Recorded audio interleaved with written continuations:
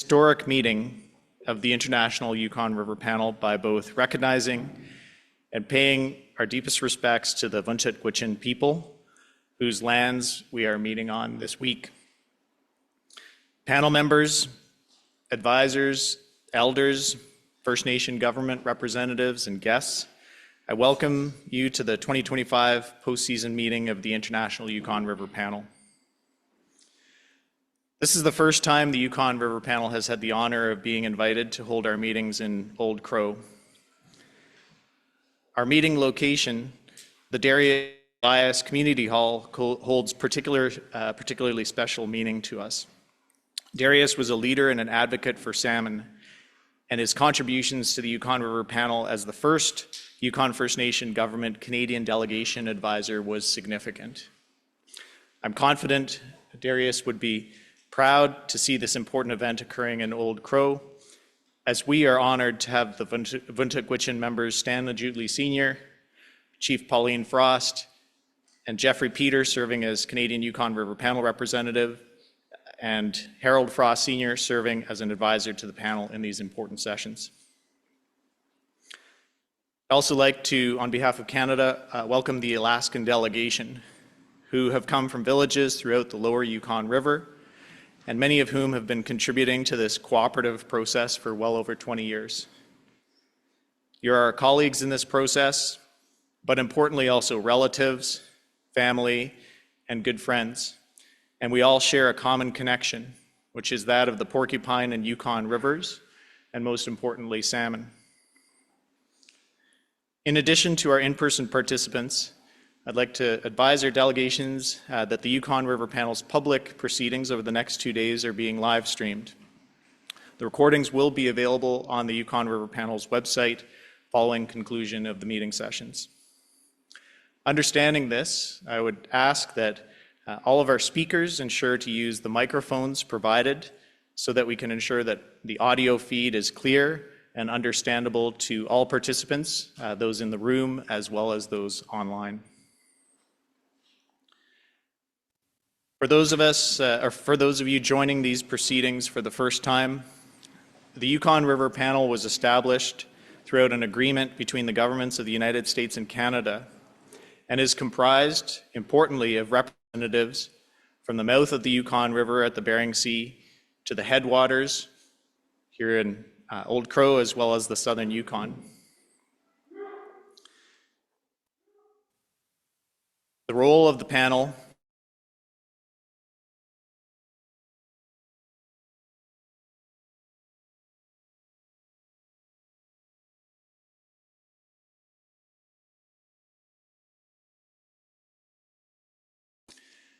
Canadian origin Yukon River Chinook salmon and chum salmon are important to the people throughout this monumentous watershed. And this is because adult fish migrate past all of the Alaskan communities on the Main Stem and Porcupine rivers as they return to their spawning grounds in Canada. The focus of our meetings this week will be on the 2025 season. We will be receiving reports on Canadian origin Chinook and chum salmon returns observed last year. We'll hear from the Yukon River Panel's traditional knowledge, communications, and technical committees. And we will be receiving presentations on recent projects, studies, and monitoring of porcupine and Yukon River salmon stocks and their habitats. As always, we'll do our best to adhere to the schedule and timelines to ensure that presentations occur as planned and testimony opportunities are provided when scheduled. And this is an important point that I would like to emphasize. Throughout the next 2 days, there will be 4 opportunities to provide testimony to the panel. These will be scheduled 30 minutes prior to lunch and at the end of each day. Testimony is an important way for people throughout the Yukon River watershed to share your perspectives on salmon with the panel. The panel values the testimony provided and welcomes the opportunity to hear from individuals who reside throughout the Yukon River watershed, including those joining us here in person in Old Crow. The first opportunity to provide testimony will be at 11:30 this morning. For those joining the meeting proceedings virtually, please visit the Yukon River Panel's website, and there's a meetings tab for information on how to register in order to provide testimony.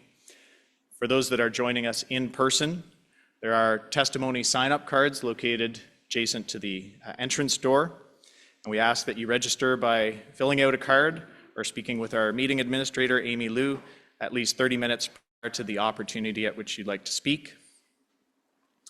From a Canadian perspective, I'm honored to be participating in this meeting session with the majority of Canadian panel members and advisors comprised of Yukon First Nation citizens and First Nation government advisors.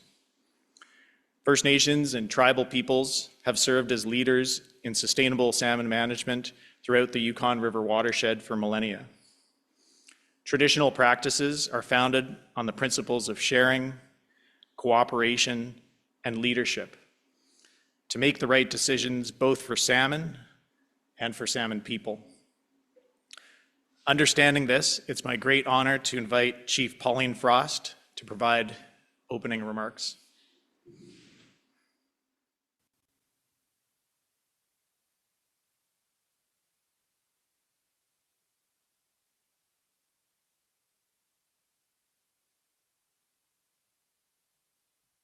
Bunguinzi, everyone. Welcome to Oak Crow. Really honored to have you all here today for the next couple of days. I want to just start by acknowledging the citizens that are here this morning.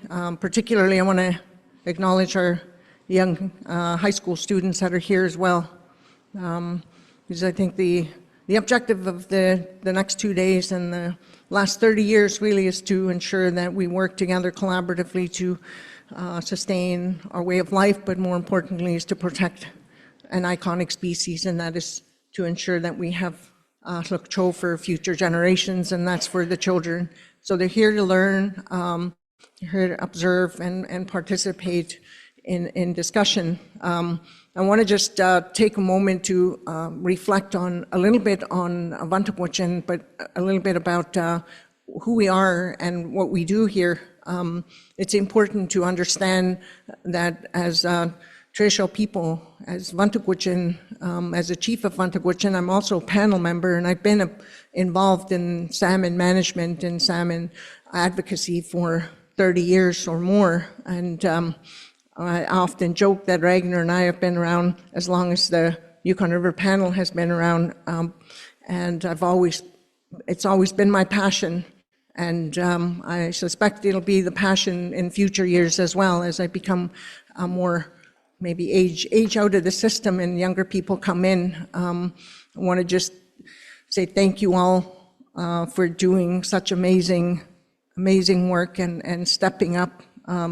The intention for the people that are here from Vantakwichin is for us to discuss salmon and Tluk Cho. That's our main objective, and it always has been. And I think I heard from one of the elders yesterday, which is kind of maybe enlightening for me, is that ahead of us is the technical teams, ahead of us is science, ahead of us is the working groups. And I want to acknowledge the traditional knowledge keepers, the people that participate in bringing collaborative approaches, not just scientific approaches to how we manage and revitalize the decline of the Chinook salmon, but keeping in mind that historical and traditional knowledge is just as important, if not more important.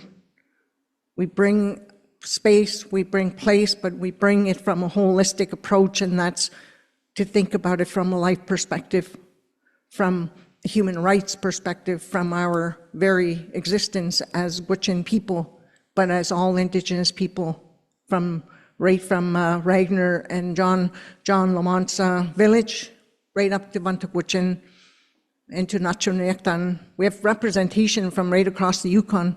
So for those that are in the room, the two inside tables are the panel members, so the people that represent each one of the interests on both sides of the border. The back rows are the technical advisors. They provide knowledge to us, historical knowledge and context. So should we go off a little track down somewhere, they'll remind us sometimes gently that we're maybe not on track. So I wanted to just share that with you, but the intention over the next 2 days is, invite our guests to our community in a healthy, holistic, and welcoming way. Share your culture, share your experiences, share your knowledge, and from a kind, respectful place.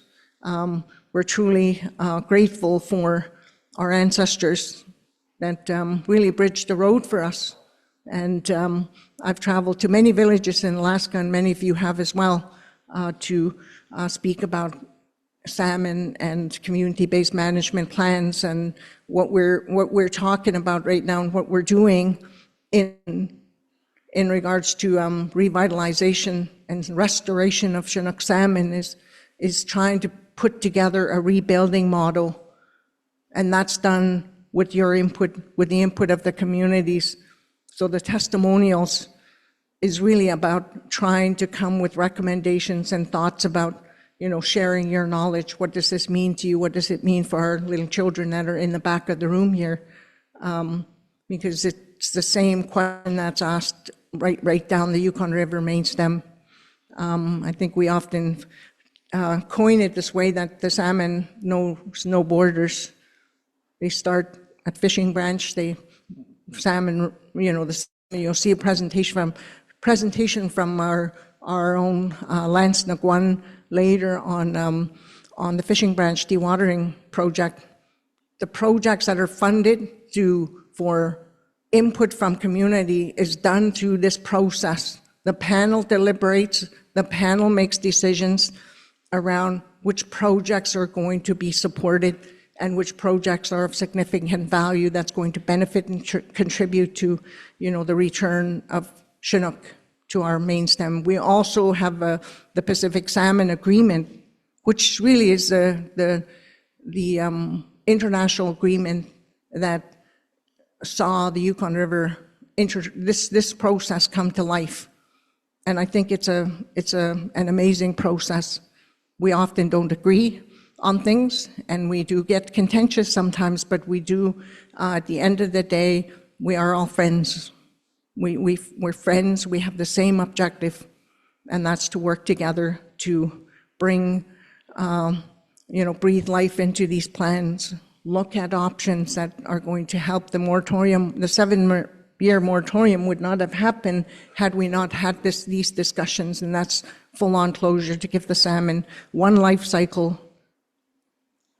So one full life cycle, and taking away the pressures, the human pressures. There are still other pressures that we're confronted with, and that's what I think we have lots of discussion about that over these days. And I just wanted to share a little bit of context with you, because I think it's important that we keep an open mind and we consider the efforts and the contribution from all of the panel members that are here.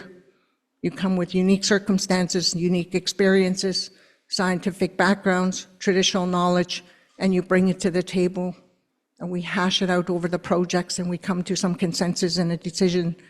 And I think that's a beautiful process. I sit at many tables, many other tables, and I would have to say that in all my years, this has evolved into something that has grown to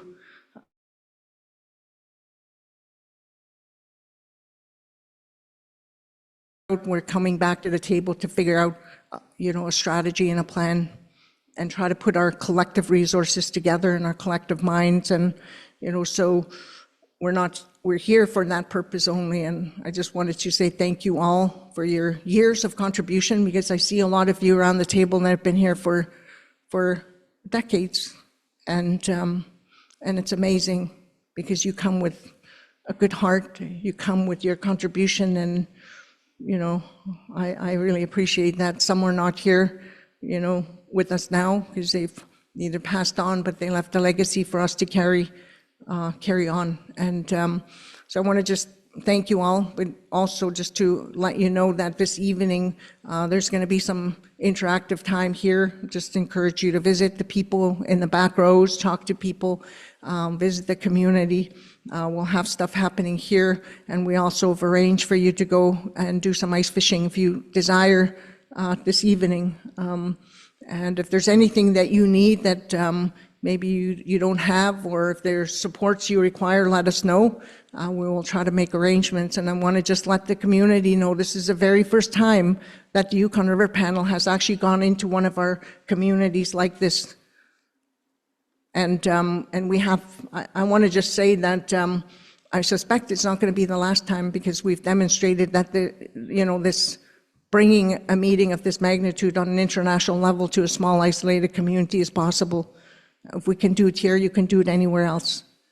And just want to thank the organizers for making it happen and making it a reality and run so smoothly, and acknowledge that we have some amazing cooks in the back cooking for us every day. Meals are going to be there for you for breakfast, lunch, and dinner.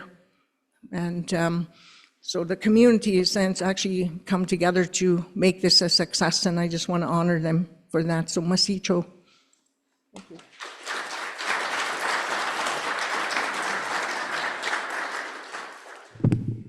Thank you very much for your words of welcome, Chief Frost, and to the people of Old Crow. Genuinely is our honor to be here today. Next, I would like to welcome Council of Yukon First Nations Grand Chief Mathea Alatini to share a few words. And I believe, Grand Chief, you're online. Are you able to hear us? I can hear you. You guys were freezing a little bit. So can you guys hear me okay? Can you hear me? No.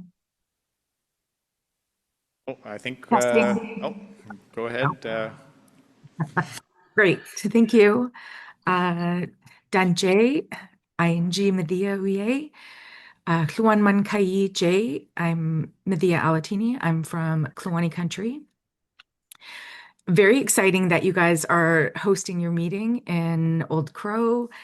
I'm zooming in from the traditional territories of the Musqueam, the Squamish, and the Tsleil-Waututh here in Vancouver.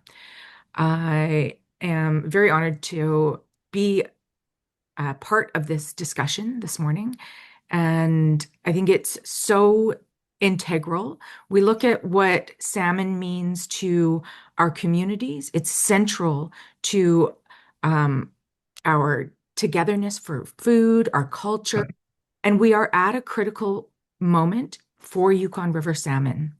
Every fish that reaches its spawning ground matters. Both Canada and US have made significant sacrifices by limiting or pausing harvests. These sacrifices can't be undone prematurely. If either side resumes fishing too soon, we risk delaying recovery or worse, preventing it. This isn't just about numbers, it's about survival. The salmon depend on us, and we depend on them for food, culture, and community. Many Yukon communities have shown leadership by pausing even ceremonial and cultural harvests, demonstrating a strong commitment to recovery. And I have to acknowledge the support of the Taku River Tlingit First Nation, because they have been providing food, fish, food salmon to most of our Yukon communities. And it's a big responsibility for them. I want to acknowledge that this work isn't happening in isolation. Yukon First Nations are advancing salmon recovery through strong partnerships, including with the Yukon River Panel, the Yukon River Intertribal Watershed Council, the Pacific Salmon Foundation, and Yukon First Nations and Alaskan Natives along the entire length of the river in both Canada and Alaska. Through CYFN, all Yukon First Nations are signatories to the Yukon River Intertribal Watershed Council, reflecting our shared responsibility to steward the river as one connected system, from headwaters to mouth. Yukon First Nation leadership has been clear and consistent with its intent. Protecting salmon means protecting habitat, water, and the river itself. That is why the CYFN leadership have passed resolutions supporting a comprehensive Yukon River management plan, interim protections for the Yukon River corridor, and the consideration of legal personhood for the Yukon River. These resolutions call for coordinated management, immediate interim measures such as staking withdrawals along the river corridor, and stronger collaboration among governments to safeguard salmon habitat before further damage occurs. At the same time, Yukon First Nations are exploring long-term solutions, including large-scale conservation and stewardship finance agreements, to ensure stable funding for protection, monitoring, and community-led stewardship on the river. All of this reflects a simple truth. Salmon recovery is not just a fisheries issue, it's a governance issue, a habitat issue, and a relationship issue. Cooperation is essential. The salmon don't recognize borders. Tensions at previous meetings highlighted how easily frustration can derail progress, but we need to focus on developing a joint rebuilding plan for Chinook and soon for chum salmon. Salmon recovery requires all of us working together. Here, I'd like to hold up the work of many First Nations in leading this, who have been tireless advocates for collaboration, keeping all partners accountable and protecting salmon for the benefit of communities today and for generations to come. Salmon are more than a resource, they are life. For many Yukon First Nations, salmon are food, culture, ceremony, and community. And I keep thinking about some of the words from one of our chiefs in Little Salmon Carmacks. They have paused some of their ceremonial work because of the lack of numbers. And it is having an effect on the next generation, the children who don't get to grow up with that, that story, the life of being salmon people. And that is so detrimental to our future generations. I really appreciate that there are youth in the room who are learning and being part of these deliberations. It is so important that we instill the responsibility and the knowledge necessary to keep this work ongoing. Sharing stories and examples of how families depend on salmon for traditional meals, or how elders teach children to respect the river and its resources. These stories show why no harvest right now is the right choice. Salmon connect communities, and every decision we make now affects generations to come. As we enter these discussions, I ask us all to keep the bigger picture in mind: the health of the river, the survival of the salmon, and the relationship between our communities. Let's work together to ensure that when salmon return, they return in abundance for all who depend on them. Thank you to the communities and leaders who have led by example in protecting salmon, and to everyone here for your commitment to this shared responsibility. I look forward to seeing the results from your work over the coming days. And thank you. Gunishchi Shonitan Masi.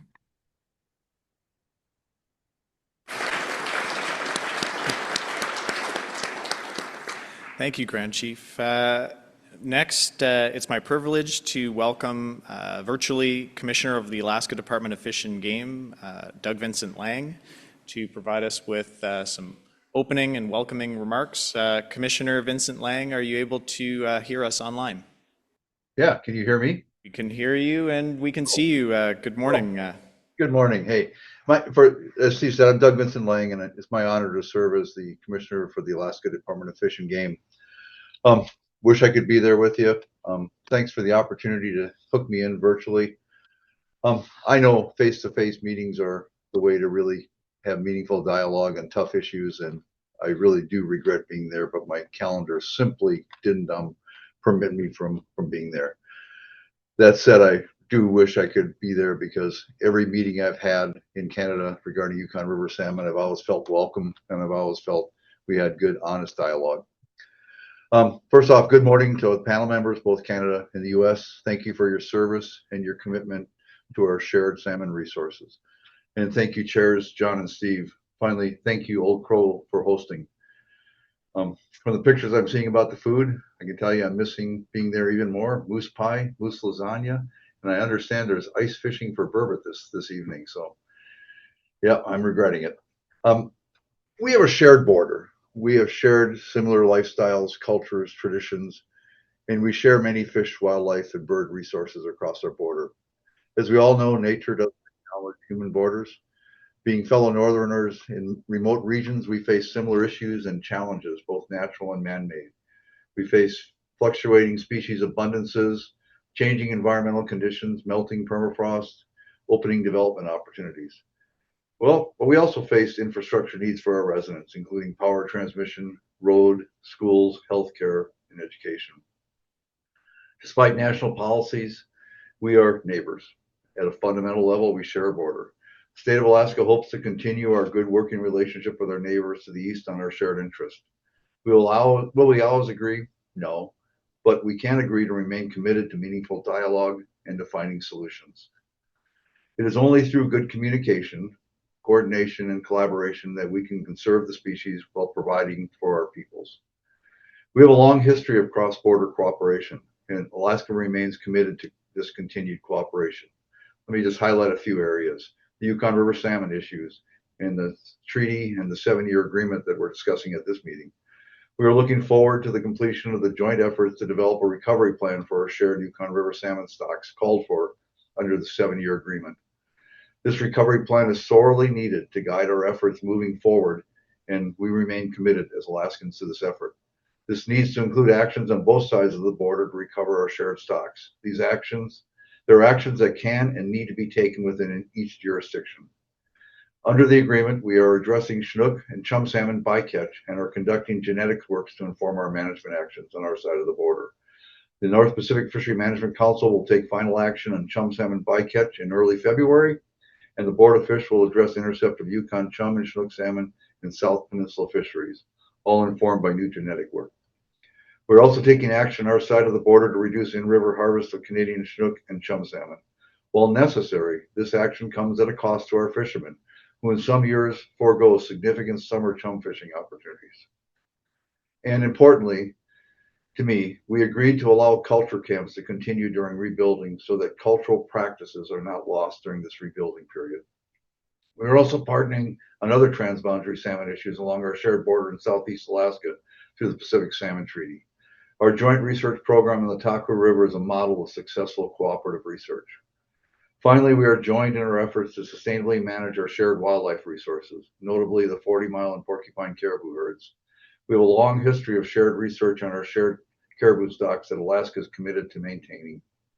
In closing, I wish I could be there with you in Old Crow. I wish you the best in your meeting. And again, thank you for the opportunity to speak. And I certainly hope somebody bring home a little dish of moose pie for me. Thank you.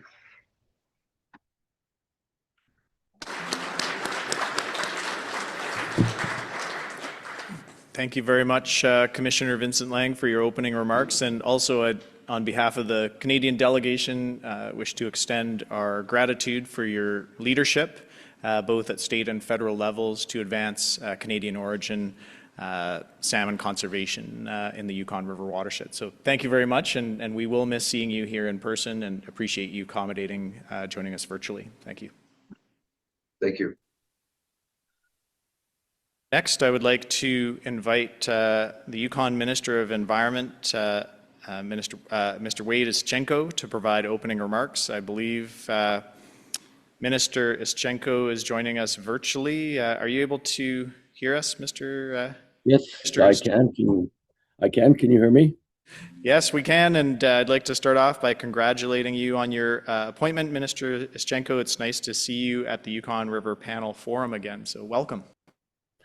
Thank you. Thank you very much, and it is an honor. I was bestowed to me to become the Minister of Environment, and it's an honor to have the opportunity to provide opening remarks here for the Yukon, as Yukon's Minister of Environment. So I want to acknowledge before we get started that while you guys are on the traditional territory of the Old Crow or Vuntagwitchin, I'm speaking to you today on the traditional territory of the Kwanlundun and Tonquitchin Council. So as Minister of Environment, I do want to affirm the government of Yukon's commitment to supporting measures to restore salmon populations.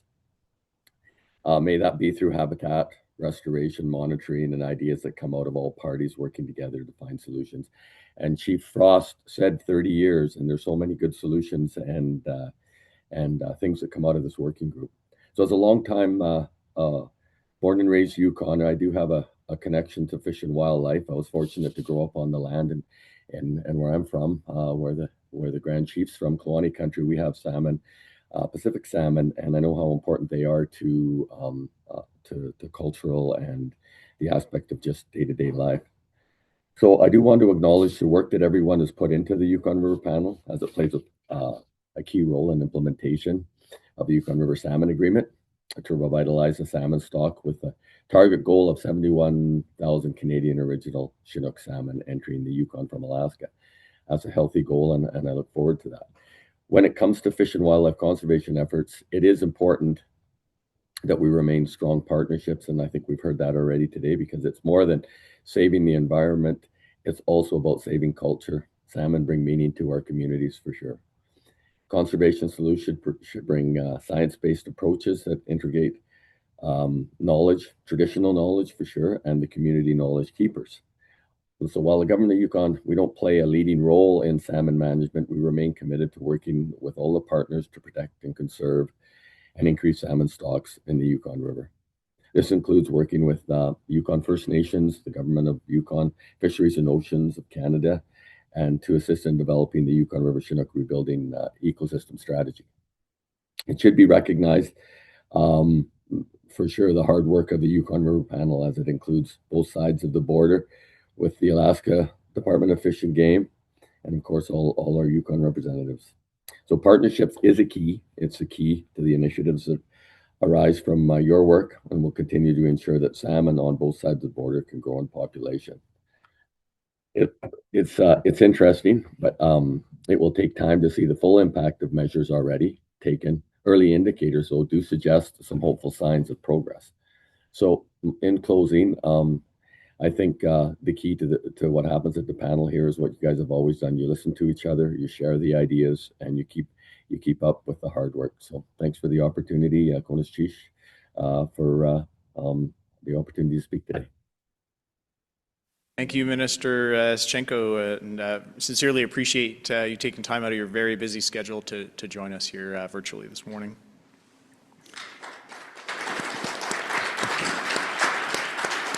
Thank you.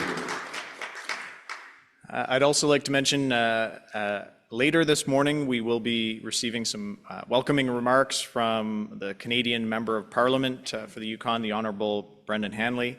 Unfortunately, Brendan is in Ottawa this week attending parliamentary sessions, but he does plan to join us at about 10 o'clock. So apologize for that, but he's very interested in welcoming the panel to Old Crow, and so we will ensure to accommodate that.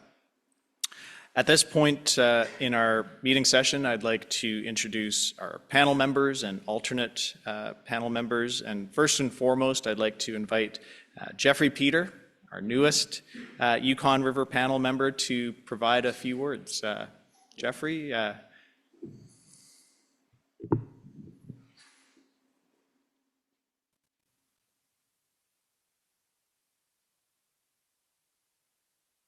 I just wanted to come to the front so I'm not putting my back to anyone while I'm talking, because I got a few words to say.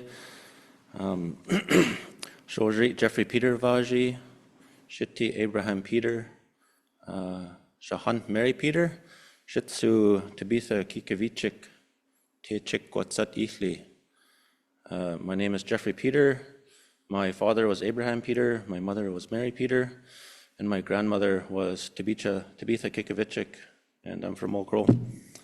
When we were working with salmon, we talk about all aspects of their life cycle, and nothing operates in a silo, so we consider the whole environment that they live in, and the ocean and the rivers, and it's the same with culture. Everything's integrated and it's connected, and I just kind of want to highlight some of the good work being done.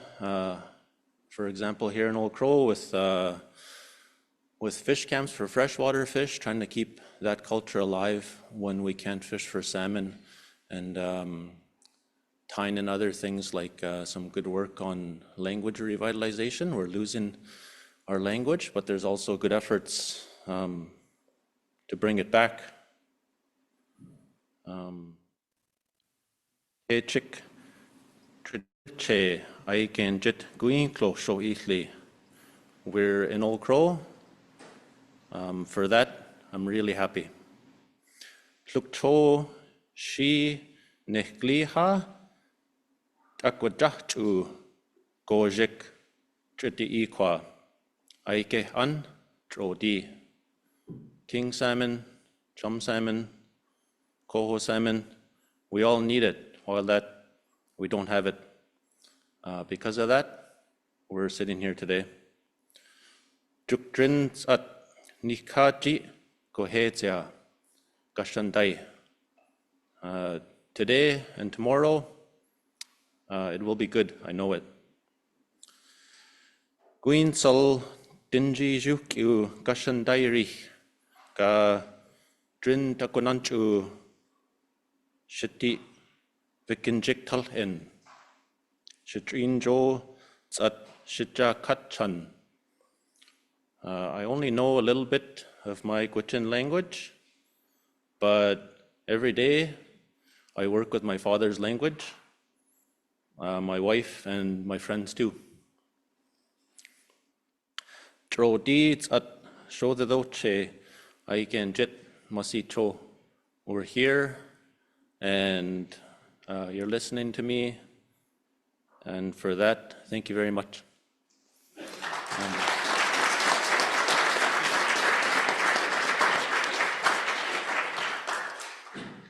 Okay.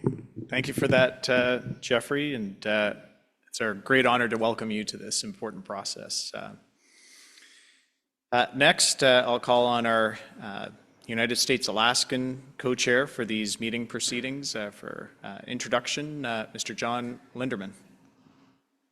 Yeah, thank you, Mr. Chair.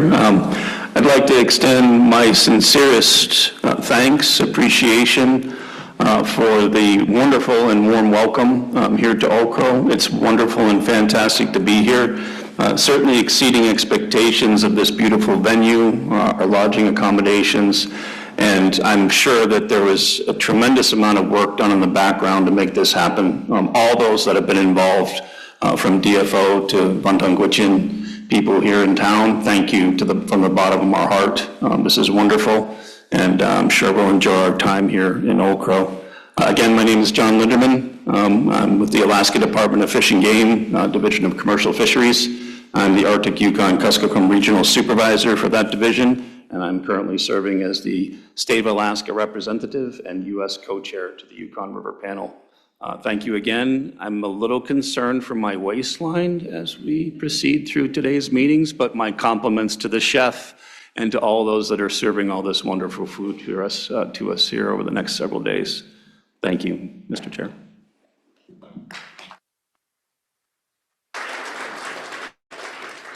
Thank you, Co-Chair Linderman, and very much look forward to chairing the meeting sessions with you this week. Next, we'll move to Canadian panel representatives, and we'll start with Mr. Stan Najutli Sr.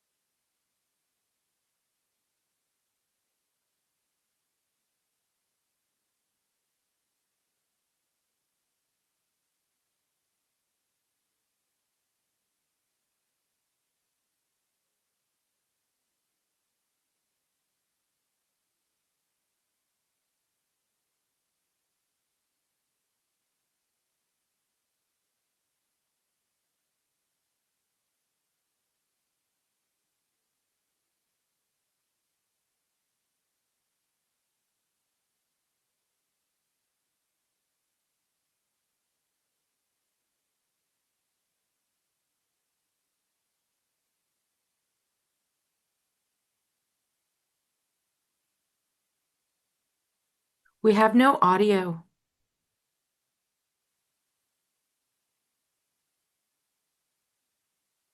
Hey, I think, was that online that they were having some audio trouble? We can hear you now.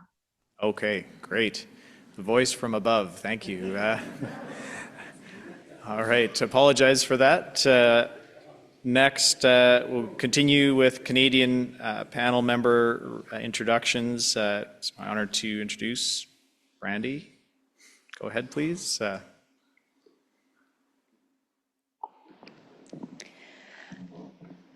Good morning, everyone. Thank you so much for having us here. My name is Brandy Mays. I'm a Yukon Salmon Subcommittee member as well as Yukon River Panel member, along with many other hats. But I want to extend my gratitude to everyone and seeing old friends and old faces. Some people I haven't seen for over 20 years. And I'm really, really happy to be here for my first time. Some of you may know my mother, Pat Joe. She was a teacher here for many years. And I just wanted to extend my gratitude for the hospitality. This place is just amazing. And I'm looking forward to our visit. And I'm looking forward to the work that we're going to get done here today. And I'm looking forward to hearing from you guys in testimony, and even just sitting and chatting at lunch or in our breaks. Feel free to come and talk to me, and I will come and talk to you. And I'm looking forward to this panel meeting. I'm really excited about this. I'm really happy to be here. I can't say that enough. Thank you, Brandy. Next, we'd like to introduce Kadrian. Go ahead, please.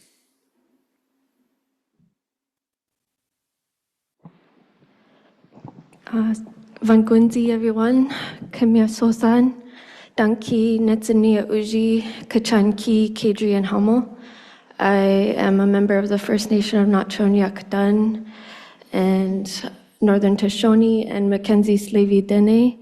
My grandmothers are Catherine Germain and Lena Malcolm, and my grandfather is Tommy Moses. My spirit feels full coming here. It's my first time in Old Crow, and I'm very grateful to be here. Masicho. Thank you, Kadrian. And next, Emma. Good morning. Good morning, everyone. I'm Emma Hoogland, and I'm from the First Nation of Natchon-Yakdan, and I work with Kwanlin First Nation and am a Yukon River Panel member. And I also just wanted to say thank you so much for having us here. I actually lived here like 18, 19 years ago, and so I'm really grateful for the opportunity to be back here. Thanks.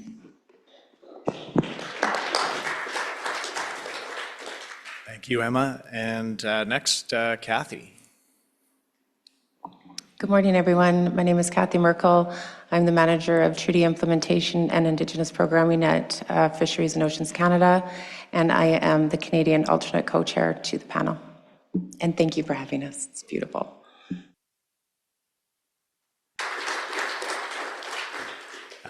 Pauline, I know you've introduced yourself, but yeah, we're good. Chief Pauline Frost. And then our remaining Canadian panel members are online, and we'll start with Danny. Are you able to hear us, Danny? Yes, I can hear you. Good morning, everybody. Danny Cresswell. I am from the Carcross Tigers First Nation. I sit on the Yukon Fish and Wildlife Management Board, Yukon Salmon Subcommittee, and ended up on the Yukon River Panel after all of that. After hearing the remarks about all the food and going fishing, I wish I didn't miss that plane. Anyway, it's great to be here in the room with our members down here, and it's good to see you all online. Look forward to a great day. Geesh. Great. Did you hear? Thank you, Danny. And I was on a roll with our virtual introductions, and I'll come back into the room. I apologize. Cameron, go ahead, please.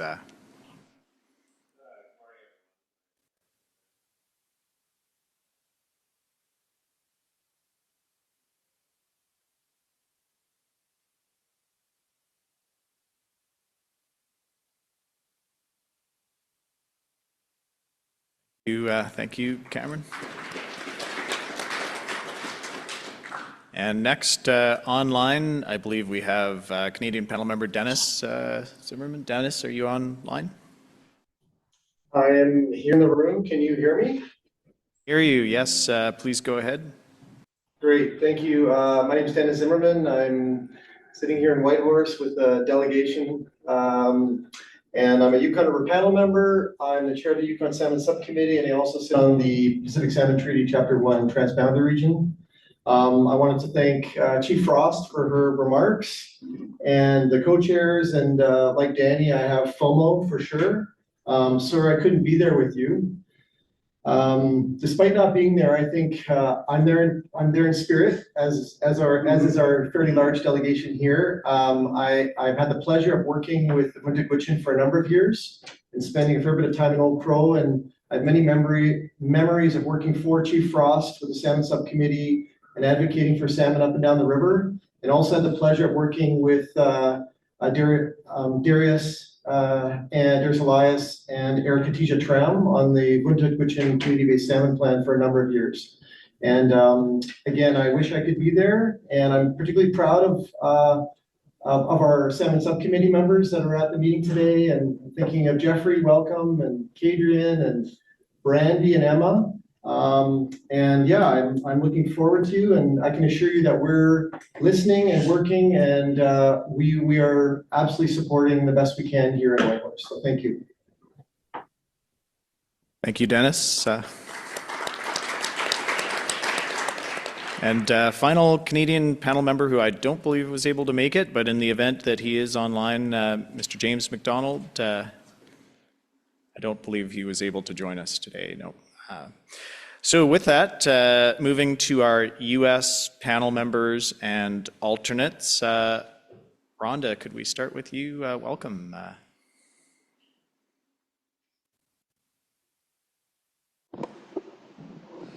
Hi, I'm Rhonda Pitt from the Village of Beaver. I've been the Chief of Beaver since 2011. I've been on the Yukon River Panel since 2016, so it's been a full decade. This is my first time in Old Crow. Our friend James Kelly was supposed to drive us up in 2016, but the wind was too high, so I'm really excited to be here, and it's good to see all the community members here. I appreciate all of the hospitality, and I thank you for the prayer that morning and including our friend Delma Fields in your prayers and her family also. Thank you.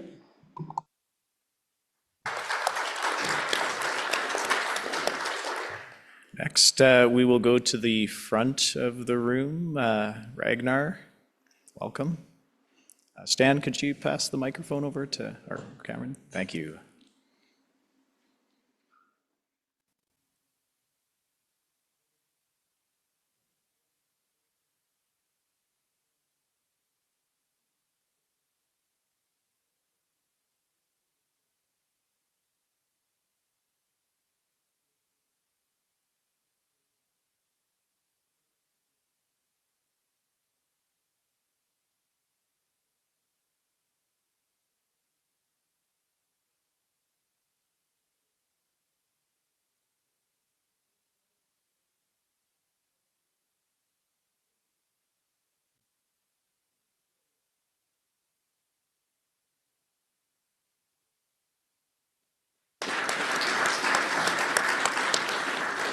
And our sincere appreciation to you, Ragnar. I know you traveled a very long way, and travel's not always easy this time of year, so we do appreciate your participation in person.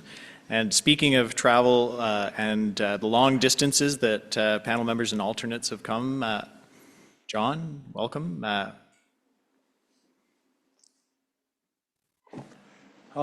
First off, thank you for sharing and being here on this land that was provided to us by our great Creator. John Lamont from the village of Imanga, but actually grew up in a place called Mumsuck, which in English now is Lamont Slough. I've always said I was from the Lower Yukon, not from one village or another, but from the whole Lower Yukon. I really appreciate being here, and this is my second visit to Old Crow. I was here back in 2013 on the education exchange flying over to Whitehorse. Thank you.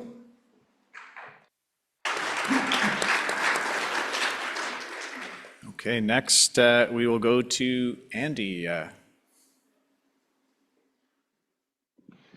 Hi, my name's Andy Bassich. I live in a place called Calico Bluff, which is very close to Eagle, Alaska. I am a U.S. panel member. I'm also the co-chair of the Communications Committee. So I'd love to speak with as many of you as possible while I'm here. It's interesting, this morning I was curious about how far I live from Old Crow, and I Googled it. Yes, old men can still Google. And it was 300 kilometers as the raven flies, but it's a lot farther on the river. And I wanted to just say thank you. I've been wanting to come to Old Crow ever since I started living in that part of the world, and one of these days you may see me in a boat on your shoreline, because it's a top priority in my life to make a trip up the Porcupine River. So I'm so excited. I've already had a chance to meet a number of you here, and I really look forward to spending some time and hearing your stories and hearing how you live here. Thank you.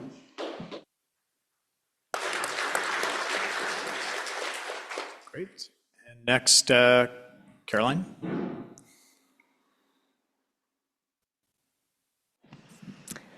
Good morning. My name is Caroline Brown. I'm the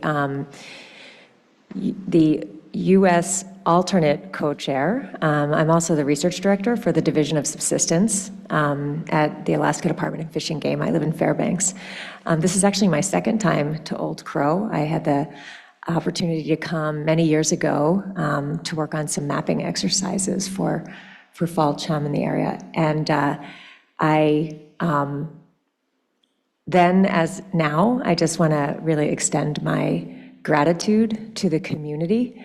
It's a lot of work to host a group this large, and I can't say thank you enough for everything that you have done to make this possible. Thank you.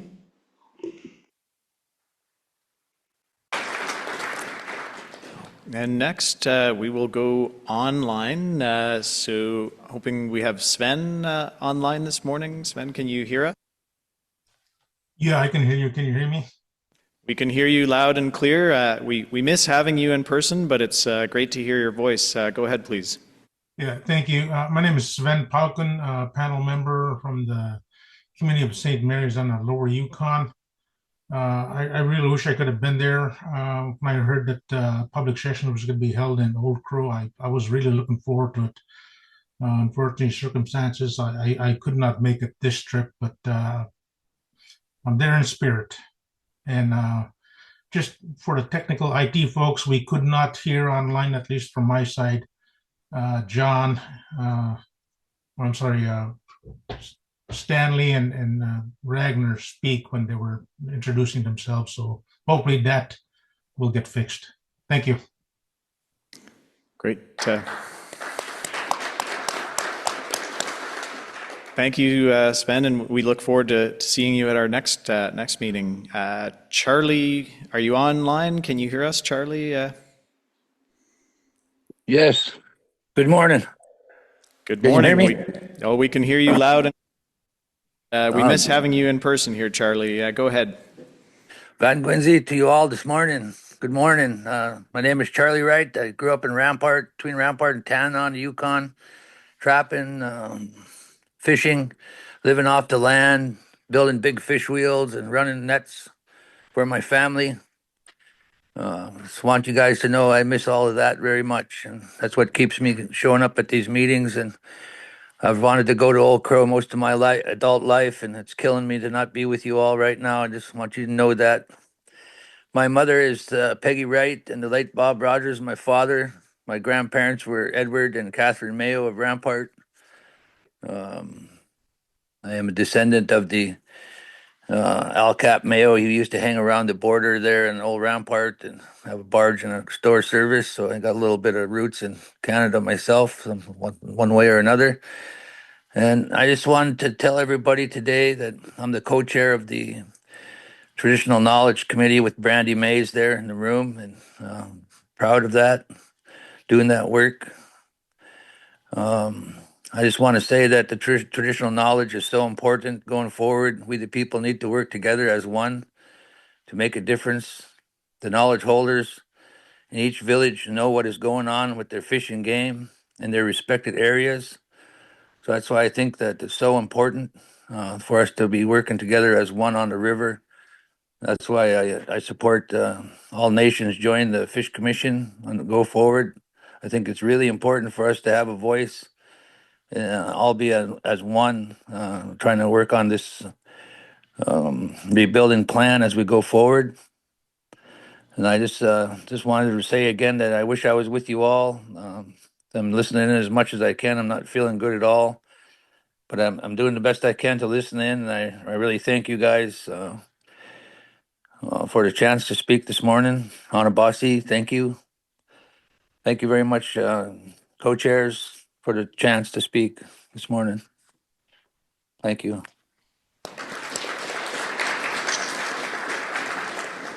Thank you, Charlie, and would like to acknowledge that, yes, we certainly miss you and look forward to seeing you again in person, but then also for your tremendous leadership in stepping up to chair the Traditional Knowledge Committee on the Alaskan side. I know that you put in a tremendous amount of time and effort behind the scenes, voluntary time, I might add, so we really appreciate all of the contributions and, as I mentioned, the leadership that you bring to this process.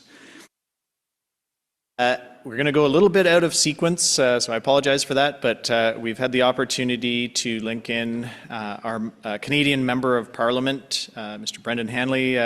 Brendan, are you able to hear me? Yes, Dennis, I can hear you well. It's Steve, but that's okay. Good morning, Brendan. That's all right. Okay. You're far enough away that we'll excuse it this morning, but it's nice to see you and welcome. Please go ahead. My audio is better than my visual, so so sorry for that, Steve. But Drinkwinzi, good day, everyone. It's great to see you all, and of course, I'm joining you this morning from Ottawa, and I'm on the traditional and unceded territory of the Algonquin Anishinaabe people. Thanks for inviting me just to say a few words. I know you've got a lot on your menu, a lot to cover. It's great to see you in Old Crow. I wish I could be there. Of course, there's lots of business to attend to in Parliament on behalf of Yukoners here in Ottawa. But it does really matter to me that the meeting is being hosted in Old Crow, and I know how important these conversations about salmon are to everyone in the room and everyone online, but a special acknowledgement of how important this is at the heart of the Gwich'in people and to the communities who are living the very realities that you're living, that you're discussing today. And certainly my recent travels around the territory continue to reinforce how much salmon, the state of the Yukon River and tributary salmon remains front and center for so many families and communities. And that includes my recent visit hosting the Minister of Fisheries and Oceans, Joanne Thompson, who I was honored to host and to hear, and for her to hear directly from Yukoners around the territory, including the Salmon Subcommittee, but citizens, community members, about the Yukon River and Porcupine River salmon. I know how serious the situation continues to be, and that's why I'm encouraged to see the bilateral work continuing. And I know that even when things are difficult, even critical, it's important that we continue to sit down together to share information and to maintain the trust that has been built over time. And I think in particular, when times are hard, even between our two countries, it's so important to maintain the partnerships, maintain the trust, maintain the relationship so that we can jointly solve these critical issues together. So just to say, as Member of Parliament for the Yukon, I'll continue to support the work however I can. I certainly am committed to doing everything I can within my role to help protect and rebuild the Yukon River, the Porcupine River salmon numbers. So I wish you all the best in your discussions today. Again, sorry I can't be there in beautiful Old Crow, But I certainly look forward to my next visit there and to my continuing engagement and discussions with panel members. So thank you very much, Steve, for this opportunity.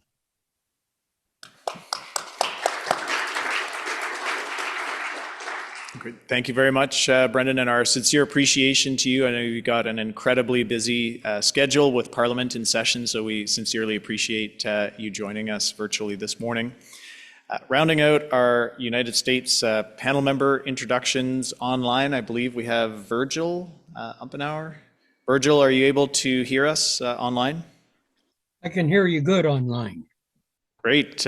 Great to hear you, and go ahead. We can hear you well. Good. No, it really hurts me that I couldn't be there. My son drove me to the airport to catch the plane to go to Anchorage and then to charter to Whitehorse. He said to me, he says, "Dad, you're too damn sick to go. You can't even quit coffee." And so we turned around and came back, went all the way to the airport and back. And anyway, after the end of the meeting yesterday, I went to the doctor. I went to the emergency room, actually, at the hospital, and spent about 3 hours there. And now I know what was wrong with me. I had the flu, and then I was told that the flu has been moving north steadily. And even though I'd had a flu shot, I still got the flu. I've been a member of this process. The first person I met on it was John Lamont. Him and I were on it in 1988. That's now 38 years ago. And I've been on it consistently since then. I'm a member of the Traditional Knowledge Committee. And my background is, well, I had a military background, Marine Corps and Army infantry and communications. And I own a meat and fish processing plant in Fairbanks. And I used to be a fish wheel fisherman. And I bought fish all the way from Fish Village, which is in Waiwang, right where the North Fork of the Yukon comes into the main Yukon, all the way to Dawson. I've even bought fish from Dawson. But this is just unbelievable what has happened. And I'm glad to be here with everyone. And as our commissioner said, we've got two things that affect our fish coming up in the next couple of months. The AREM Board of Fish meeting, which the Fairbanks AC I'm a member of, has a proposal in. There's people from all over the AYK region, not just the Yukon, but the Kuskokwim, Norton Sound, all have proposals in, along with John Lamont. And we're all going to favor John Lamont's proposal number 1. That'll be our first priority. We're only going to prioritize our proposal as proposal number 3 to get passed. But it's things that we know will put a certain amount of fish, Yukon River fish, back into the mouth of the Yukon River. And then we have also in the statewide meeting, we've got proposals addressing hatchery production, overproduction of hatchery fish, which defies common sense. And so I just wanted to point that out, that a number of us from our side are doing everything we can to get more fish, more wild fish up our rivers in Alaska. Thank you.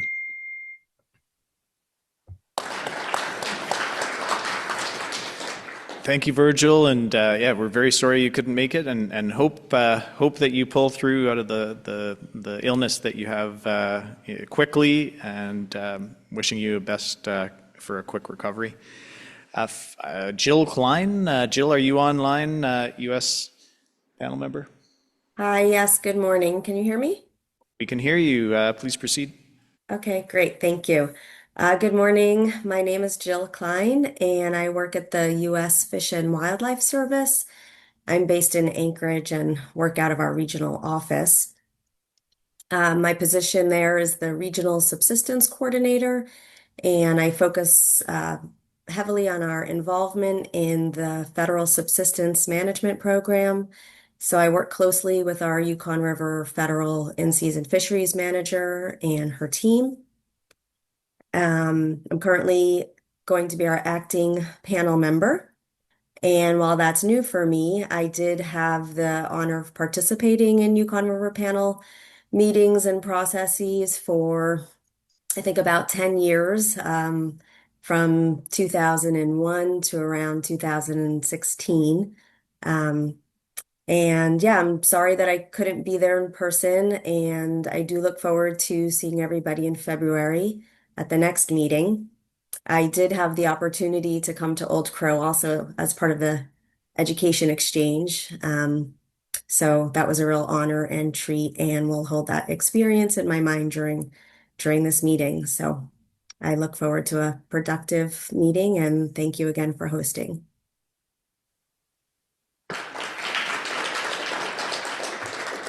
And I'll just check with Mr. Co-Chair, any additional U.S. panel members that I may have missed? Dana Hanselman. Oh. Dana Hanselman. Oh, and is Dana on line? Good morning, Dana. Go ahead, please. Good morning. Wish I could be there. My name's Dana Hanselman. I'm new to the panel. This is my first meeting. I'm the federal alternate to Jill. My job is at NOAA for the Alaska Fisheries Science Center, and I'm the lab director at Auk Bay Labs in Juneau. We do a lot of the open ocean work on salmon. So happy to be here and learning a lot. Thanks.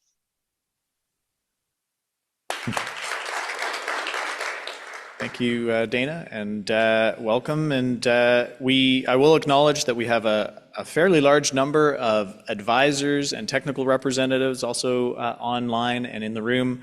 I am very cognizant of time and our schedule. So for those in the room who I haven't introduced, this is a great opportunity during break and lunch to go and introduce yourselves in person to all of our guests here in Old Crow.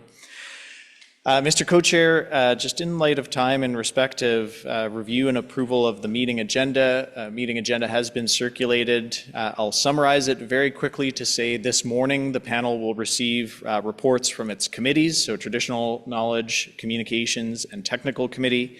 This afternoon we'll be receiving presentations on the state of Canadian Yukon and Porcupine River Chinook and chum salmon stocks, so both U.S. and Canadian presentations.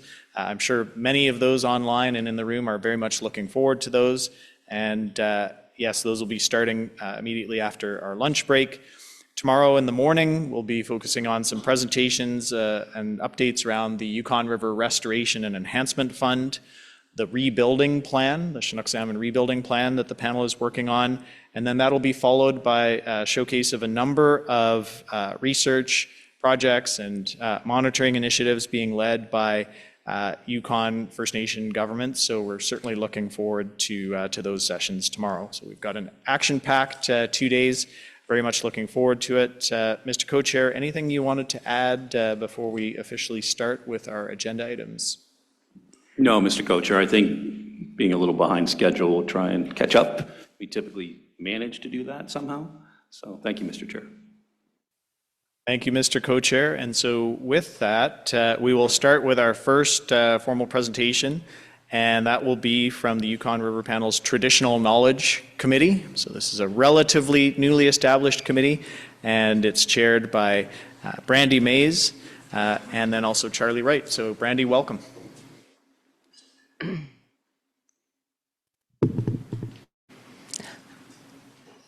Did my Florence Nitro, did she leave? She's still in the building? Florence. She's talking over there. Good morning, everyone.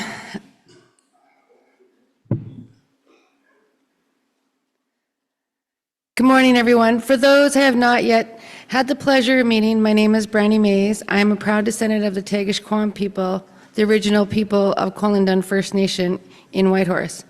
I belong to the Killer Whale Clan and the Wolf Clan, Ducklewaity,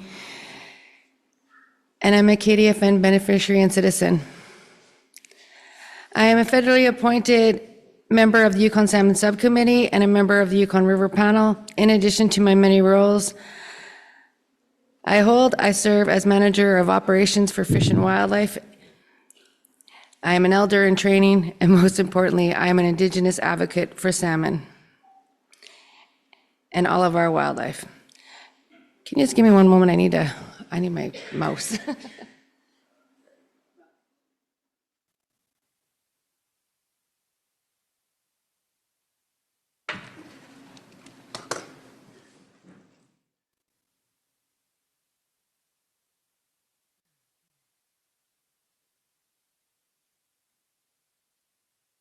Today I'm honored to present the work of the Yukon River Panel Traditional Knowledge Committee, where I serve as a Canadian co-chair. I am proud to be here on the traditional territory of the Vuntut Gwitchin First Nation, the home of the Gwitchin people. The sacred place is home of the Porcupine River, the Porcupine Caribou herd, and our salmon relatives. This is my first time in Old Crow, and I am deeply grateful in the warmth and welcome and hospitality of the community. This place is even more beautiful than the stories and photographs I've seen.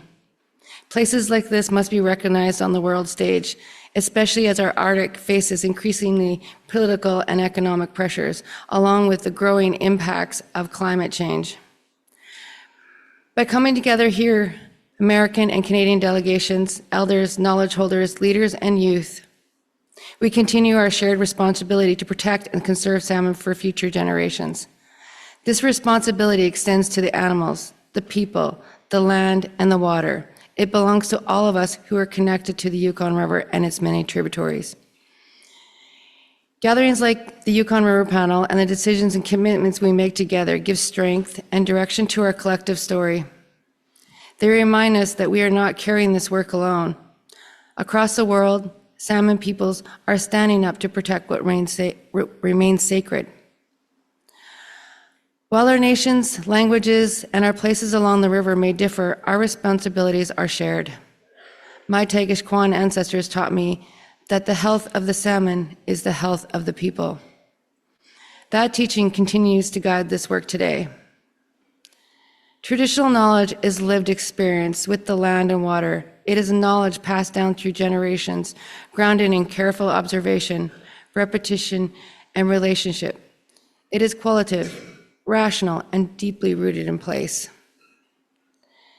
The Yukon River Panel stands apart as one of the only international bodies that truly recognize and include traditional knowledge in its management approach. And for that, we are deeply grateful. And I know the late Roger Alford would agree. I thank the elders, the knowledge holders, leaders, and my colleagues who continue to guide this work with wisdom and care. The decisions we make here carry responsibility to the river, to the salmon, and to the generations yet to come. Charlie, did you want to say something?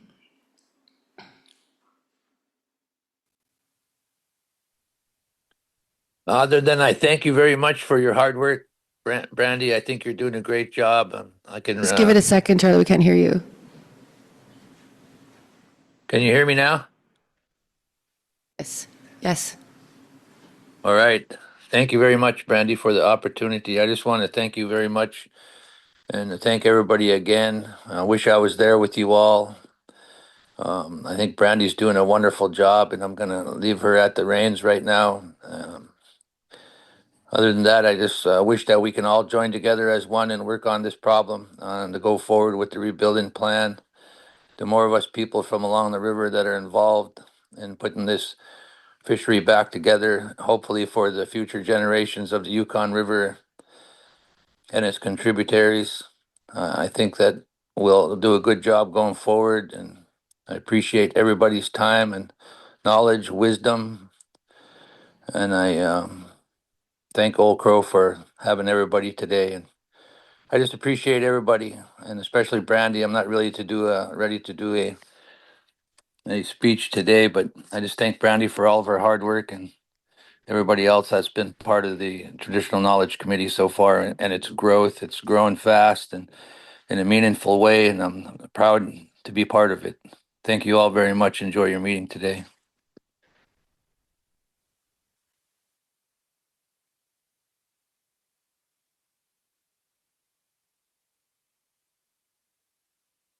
Just want to go into a reminder that this is Ethical Space is our foundation, bringing together two knowledge systems, Indigenous knowledge and Western knowledge, to make informed decisions. Next slide.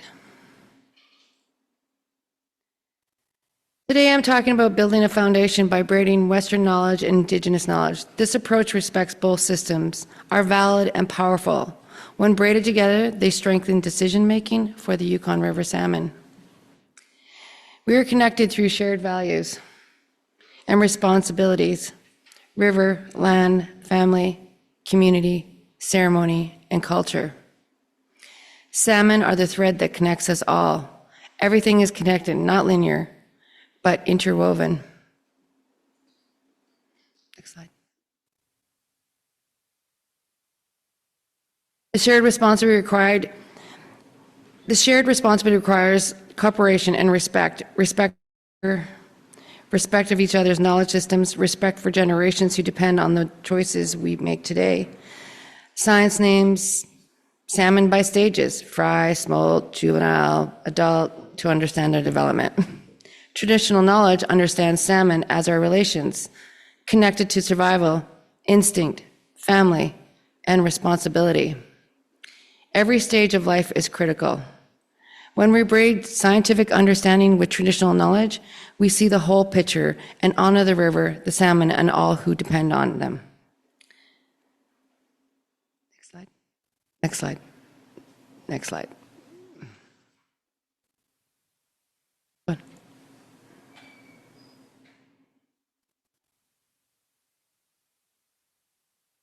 There's a light. Example, Charlie Burns, don't forget about the salmon babies. This is the late Charlie Burns, and this is part of the Connected Broken Salmon Trail. Quote from that. Next slide. Using our TKC terms of reference, principles, and virtues, review stewardship and restoration proposals. So we make recommendations to the Yukon River Panel regarding management of Canadian origin Yukon River salmon based on laws of share, care, respect, and teaching using traditional and local knowledge, laws, and principles. Review stewardship and restoration proposals under the R&E process. Undertake other assignments as may be requested from time to time in the panel. That's our responsibilities.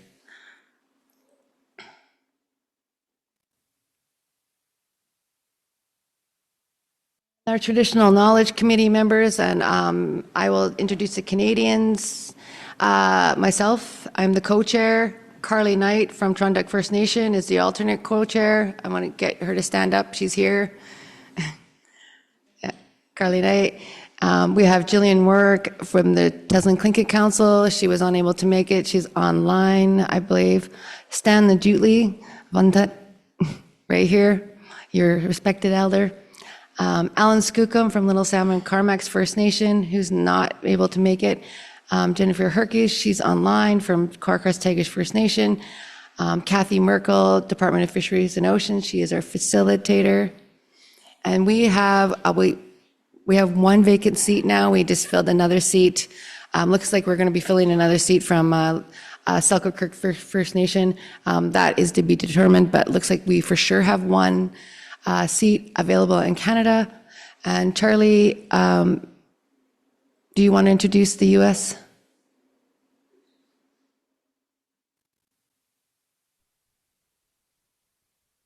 Yes. Can you hear me? Yes. Hello? Okay. Yes, we can hear you. U.S. side, Charlie Wright. Okay. Charlie Wright, U.S. Traditional Knowledge Co-Chair, Serena Alstrom, Yurdfa, Sven Pukin, Mountain Village, John Linderman, Alaska Department of Fish and Game, Virgil Umpenhauer from North Pole, Caroline Brown, Alaska Department of Fish and Game Facilitator, and we have 3 vacant seats. Thank you, Brandy. And there is a mistake that hasn't been corrected yet, but Swen is from St. Mary's. Oh yeah, we apologize, Sven. And there is 3 vacancies on the U.S. side at this time. Okay. Just a quick map. Next slide.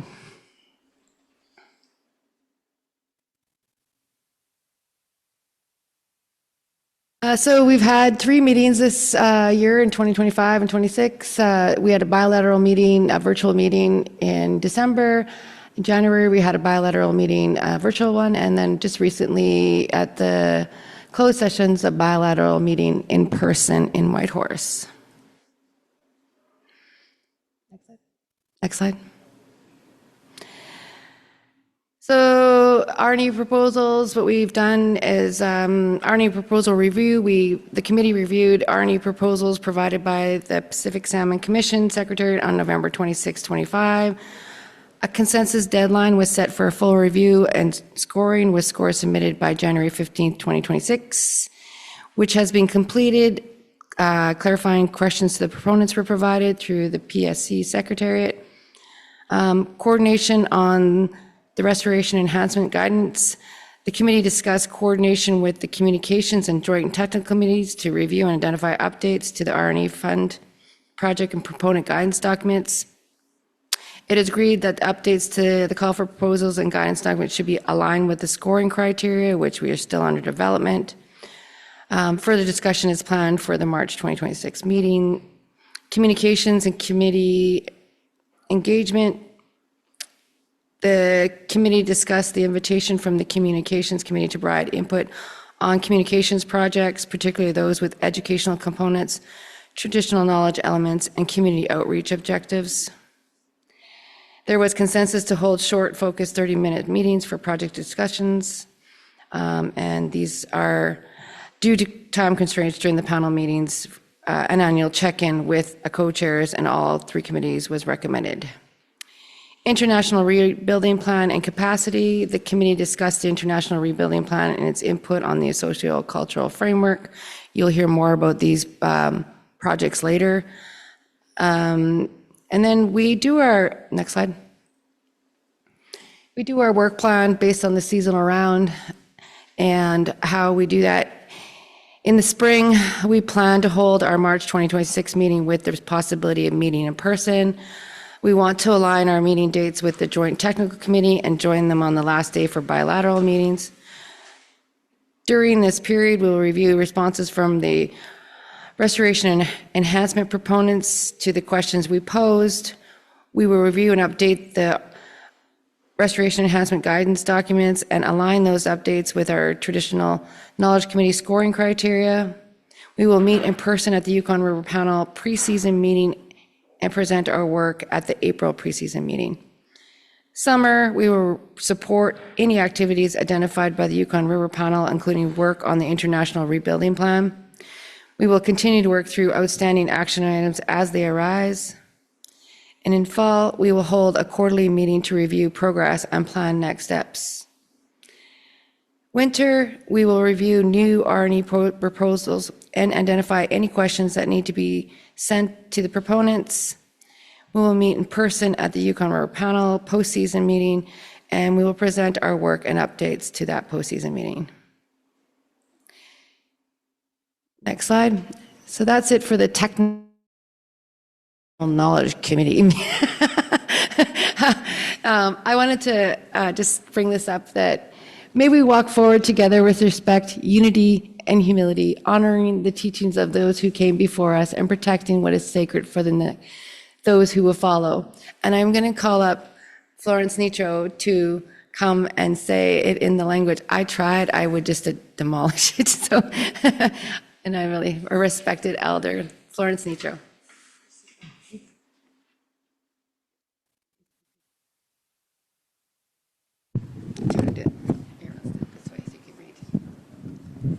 Yin Jitrahe, it's a Nisa Quincy into Heta Hashit the Chud Hetal Ya Yenon Nihuashi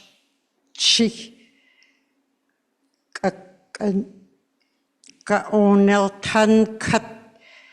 Di chiki gini jil go quitjil che chiti go chachu go kiheta and chit go ven chit go anati. I'll let you stay here for a second, please. Okay, everybody, thank you. Shonithan, Ganeshji, Smasi Joe, and thank you. For that, though, I would like to present, as part of traditional knowledge, when somebody gives you a gift of language and how we incorporate language in traditional knowledge, we always give a gift to say thank you very much. Masito.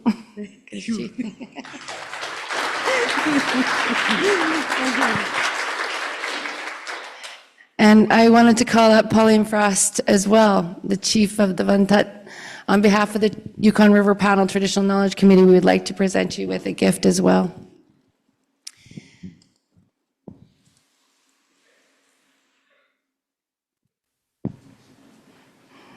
There you go. These are, I don't know if you can get it, zoom in on the camera or not, but these are salmon pins that were beaded by one of our youth in our community, Chris Awa. They've become quite famous now and well sought after. Thank you. I appreciate that. Thank you. Kanashis. Merci, Joe. God, hold on. Questions? Great. Thank you very much for the updates from the Traditional Knowledge Committee, both to Brandy and Charlie. I know it's always a challenge to compress the tremendous amount of work, time, and effort that goes into supporting the Traditional Knowledge Committee processes. So I just did want to acknowledge our appreciation to you and obviously all of the Traditional Knowledge Committee members for your hard work and your contributions to this essential process within the Yukon River Panel. With that, questions from panel members with respect to the Traditional Knowledge Committee report. We'll start with Canadian panel member Pauline Frost. Go ahead, please. Must appreciate your you and the committee's input, and earlier spoke about knowledge keepers and the importance of collaboration and emergence of customary and contemporary ways of advancing management, co-management. Can you help us better understand how the knowledge keepers and your work as a knowledge committee, the Traditional Knowledge Committee, is being incorporated into the various salmon management plans and the involvement with respect to this table? Folks often think of the Yukon River Panel as a science legislated only approach to management. So help us to better understand what that looks like for the committee and how has it been, because it's a brand new committee that's just established most recently. Let's see. And thank you for your role as co-chair, and to Charlie Wright as well. Let's see. Thank you, Pauline, for that question. Well, so far, like we said, we're a very new committee. We've been just going through the process of trying to get our terms of reference together, laying out how we're going to look at proposals, the guidance documents for proposals, where traditional knowledge fits in, the steps of how we're going to integrate and use this traditional knowledge that we're learning as we're going along, and that we have collected and put it into our work through storytelling, through ceremony, through sharing and caring. But where we're at now is we just got to the point where we are, we develop our terms of reference with our virtues and principles, and how we can apply those to when we're reviewing proposals, and how those proposals, as particular restoration and stewardship proposals, and how they are inclusive of traditional knowledge in those proposals, how they include elders and youth, how they include connectivity and community, how they include aspects of respect for fish, the river. So we're looking at those. We've come into, and this is when I put this in the technical side of the Traditional Knowledge Committee, what we're doing for our work is that we've come to a glitch that we've realized that we need to develop some more tools in order to measure that success in the proposals, where we can actually identify how we can rate a proposal based on that input. So we know that we're doing that, so we're under development. We hope to have this coming in, by the next proposal, call for proposal submissions and a guidance document. Right now, John Linderman has kindly taken the role to help us review that, and then we'll start building some tools to do that, to expand. Secondly, recognizing some of the roles that the Traditional Knowledge Committee could do in the process of the River Panel. Instead of sitting here like this, I love what Old Crow and what we're doing here is we're gathering and we're eating good food together, we're having ceremony and celebration, we're on the river in a community. This is a first step to what we were trying to accomplish, having storytelling sessions during the river panel going forward, where we could sit with the elders, hear the stories, because not everybody wants to get up and do testimony. We also wanted to put in our traditional knowledge committee terms of reference how we recognize testimony, how we take those stories from testimony and put it into our work going forward to make sure that people recognize that their words are heard, or they know that their words were heard in this process. Many years of testimony in all the communities in between Alaska and here, there's many people that have got up and told us some really important stories that apply, not just a story, but a traditional story based on storytelling, that they're giving you a lesson in that and taking that lesson and how do we use that in practice what we're doing here. And I think the number one thing that we're doing right now is that we recognize that we need to work together, that we can't do this alone, that we all are salmon people and that we all are river people. And that is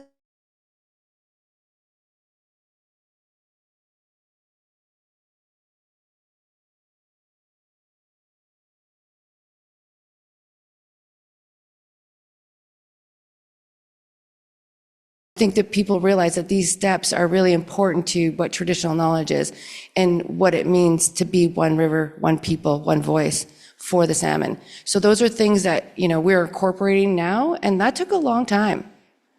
And I haven't been a part of this process as long as others. I've been a part of this process since 2018 as a First Nation advisor and now in the River Panel for a couple of years. So if we recognize what the steps we've done and the more that we can do going forward, when we look at traditional knowledge, what does it mean? It's a knowledge system. It's a meaning, it's a sense of belonging, connection, and realizing why we have that connection and realizing why this river panel was formed in the first place. I mean, at first it was probably the harvest because there was but when you go forward to turning those values around and recognizing that we are here for salmon.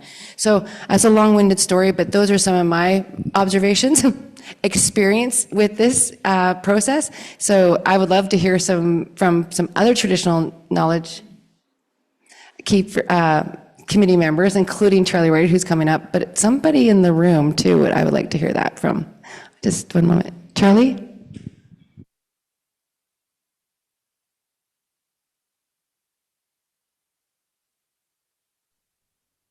Okay, thank you. I had a little trouble getting off of mute. I want to say that the reason why I say that we need to go forward as one, because our traditional knowledge holders are from each of our respected areas and communities and hunting and gathering areas. They have a visual. They know spawning areas. They know the waterways. They know where the log jams are that are blocking salmon from getting to the proper spawning ground. They know and see invasive weeds that are coming and growing in our waterways, blocking channels. So I think that our knowledge holders are most important going forward in the rebuilding plan, because we need to identify problem areas. We know that some salmon are not making it all the way to Canada and going into some streams on the Alaska side in a couple instances. And those things need to be seen. They need to be documented. We need to enhance or restore waterways to these spawning grounds. And we are going to start doing that this winter in one area near Caltech, Nulato. Start taking out the top of some log jams while it's frozen and no salmon are around, so that we don't bother the migration. So there's things that these traditional knowledge holders know and see and always have known. They know where the spawning grounds are. This knowledge has been handed down. So the people on the river, the knowledge holders, are most important going forward on the rebuilding plan. So I just wanted to add that part. I thank you, Brandy, for the great job you've done explaining. Thank you. Carly, do you have some words to say?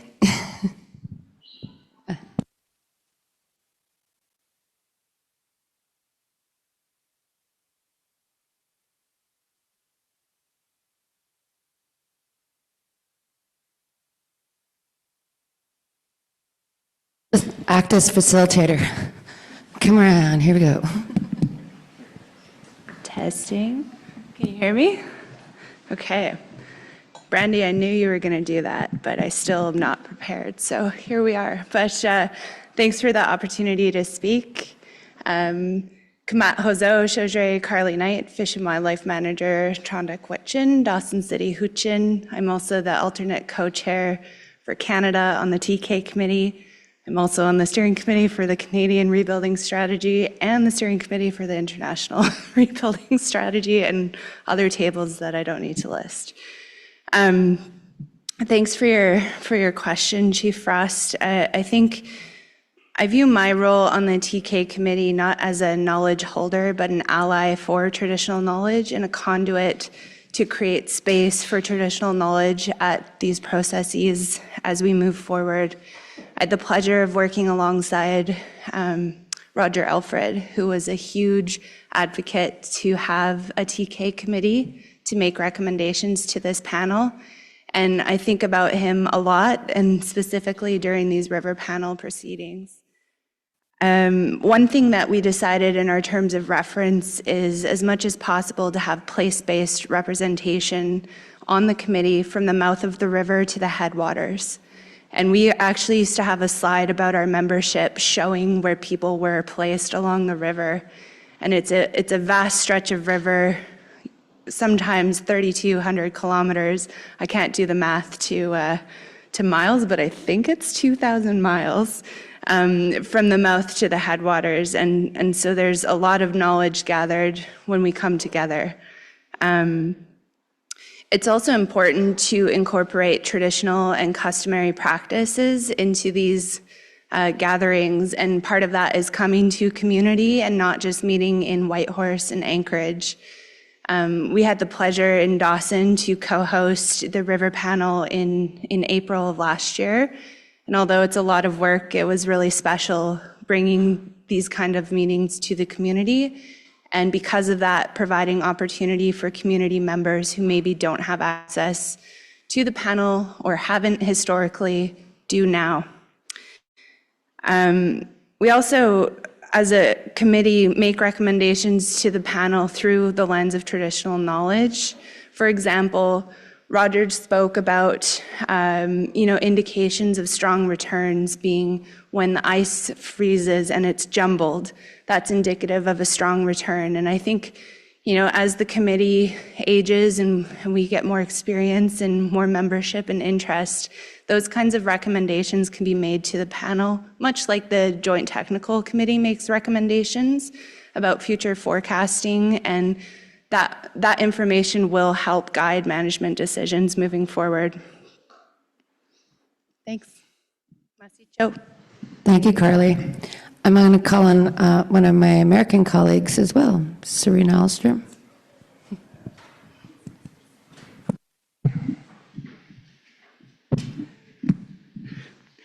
Hello, good morning. My Yupik name is Juchit Joch. I grew up in St. Mary's on the Lower Yukon River by the mouth. Not Lower Yukon, Yukon Territory, but Lower Yukon in Alaska, down by the mouth. I'm the executive director of the Yukon River Drainage Fisheries Association, and I sit on the TEK committee along with the communication committee. It's been such a pleasure to work with people both on the Canadian-US side and learn about the traditional knowledge practices throughout the Yukon River drainage. I grew up in St. Mary's. I've learned my traditional knowledge there. And as I travel throughout the river, there's a lot of similarities. It's just different timing. And so, a lot of the traditional knowledge that we learn growing up in rural communities needs to be implemented in management practices.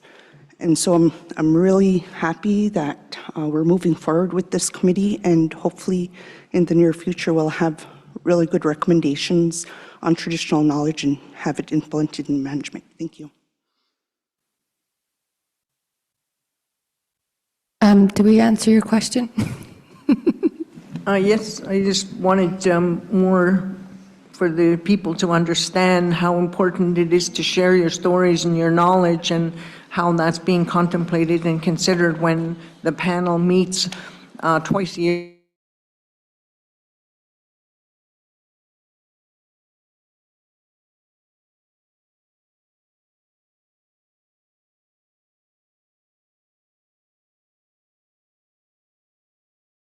Thank you also, Brandy, personally for just doing this hard work. It's not easy, but you're breaking trail and breaking trail for all of us. And I just want to thank you and Charlie for leading us in that mussy.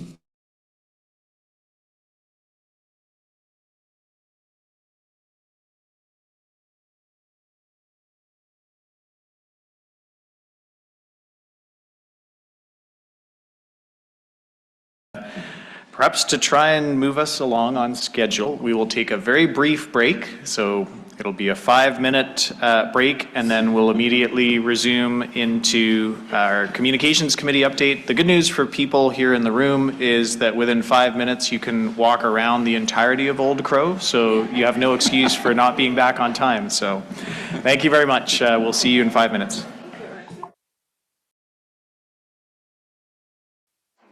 Okay, if I could ask, final call, panel members, please return to your seats, and we will continue with our Yukon River Panel 2025 postseason meeting public session proceedings.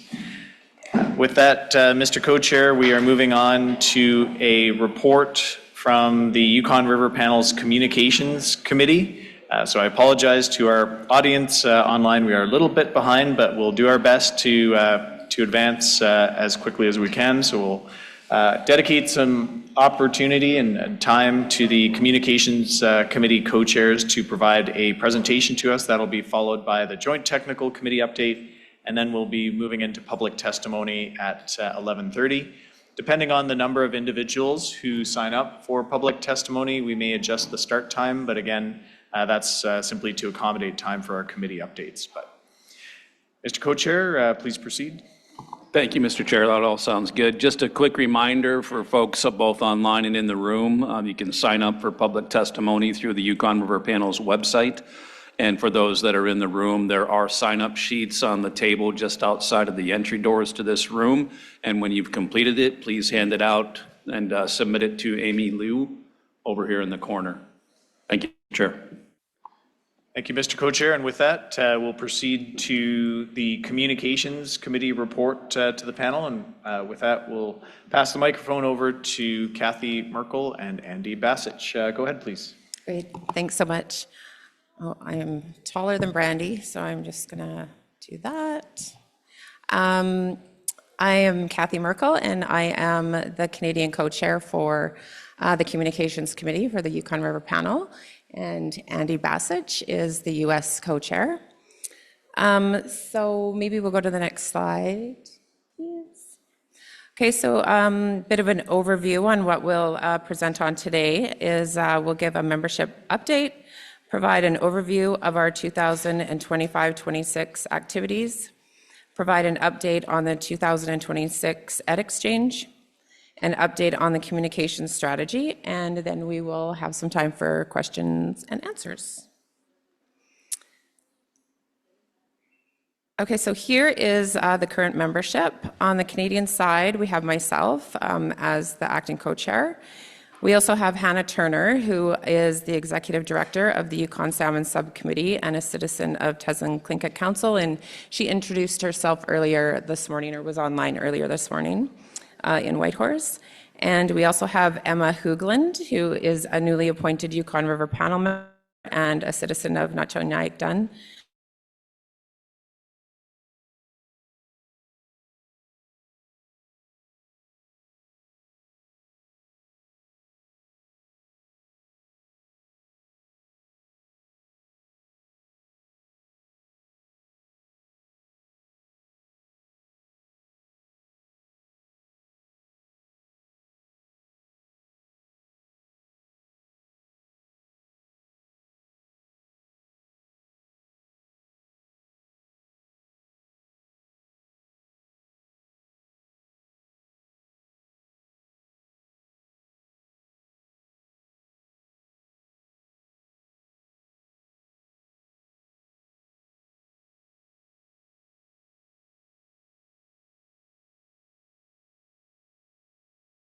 Caroline Brown, can you stand up for just a second? Caroline works for the Department of Fish and Game in Alaska.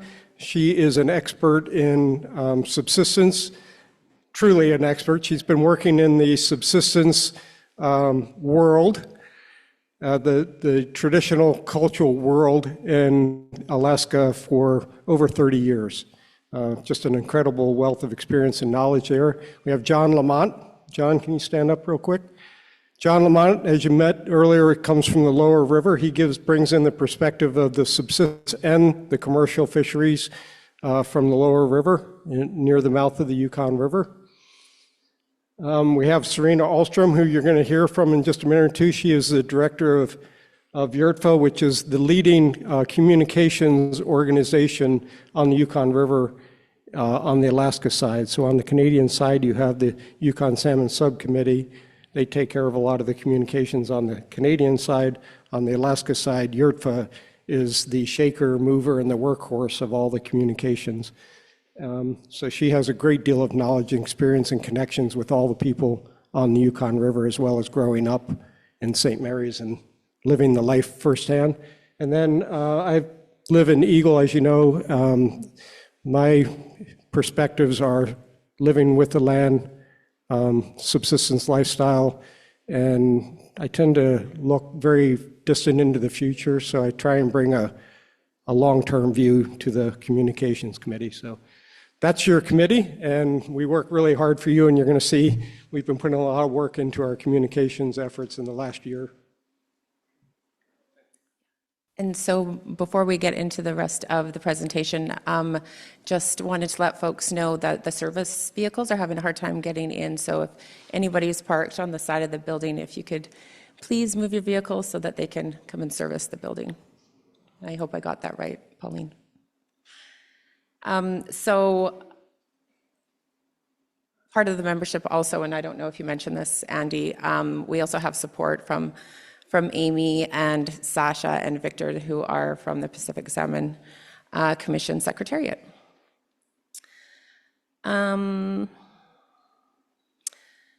So an overview of our 2025-26 activities were planning for the 2026 Ed Exchange, which Andy mentioned. Serena will come up and give a bit of information about that. Refining the communications strategy. So the communications committee has been working with a contractor over the last year and a half to come up with a communication strategy. We worked on reviewing the 2026 R&E communications proposal and reviewing the Ed Exchange program overview. We met on April 5th, 2025, and we did that in Dawson City during our Yukon River Panel preseason meeting. We also met December 10th, and that was a virtual meeting, and we met just the other day in Whitehorse on January 25th in person.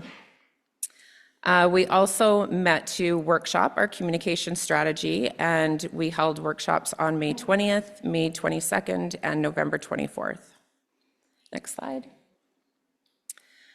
So the strategic plan identified 3 priorities, and we met to workshop on each of them individually. May 20th was partnerships and advocacy. May 22nd was education exchange. And November 24th was outreach and public awareness.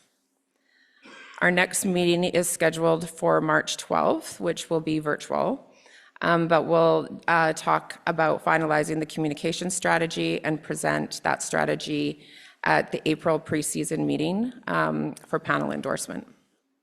Next slide. So as a reminder, the Communications Committee postponed the 2025 Educational Exchange to 2026 to focus our efforts on the rebuilding strategy and to ensure we can deliver the best possible program. So during this year off, outreach activities took place in both Canada and Alaska to build public awareness about the program, which we anticipate will increase the number of applicants we receive for subsequent educational exchanges. Because the 2024 educational exchange took place in Canada, the 2026 program will occur in Alaska. And the final outreach report is expected in early February. And the next slide. And here is a picture of an outreach event that Kelly Lynn attended to promote the 2026 Ed Exchange, and that was in Canada. And the next slide, and I will turn it over to Andy and Serena to talk about the 2026 Educational Exchange. Oh, there should be another slide.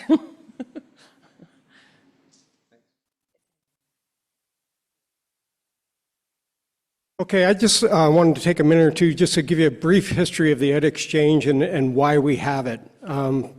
Back after signing the treaty in 2000, when the panel first started meeting and beginning to work through its processes, it became very apparent to a number of the panel members that although we all speak the same language, sometimes we have different definitions for words. We come from different places.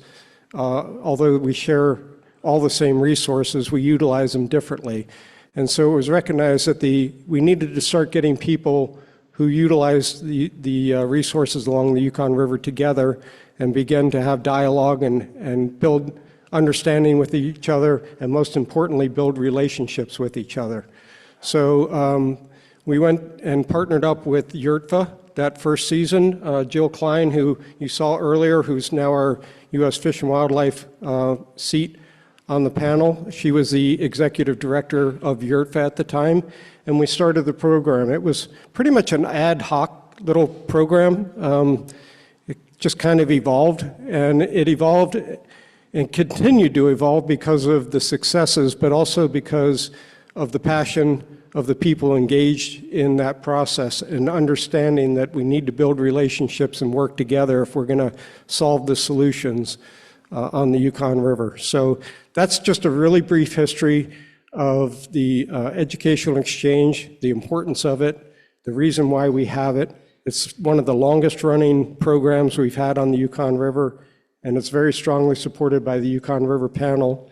And its success is because of the people, like the people of Old Crow. I know you've had some educational exchanges up here in the past. Those successes and that sharing and building of relationships is what's making it strong and what's going to help us to hopefully have a successful future. I'm going to turn the microphone over to Serena so she can talk a little bit about this upcoming year and give you a little bit more detail and insight as to the educational exchange. Serena?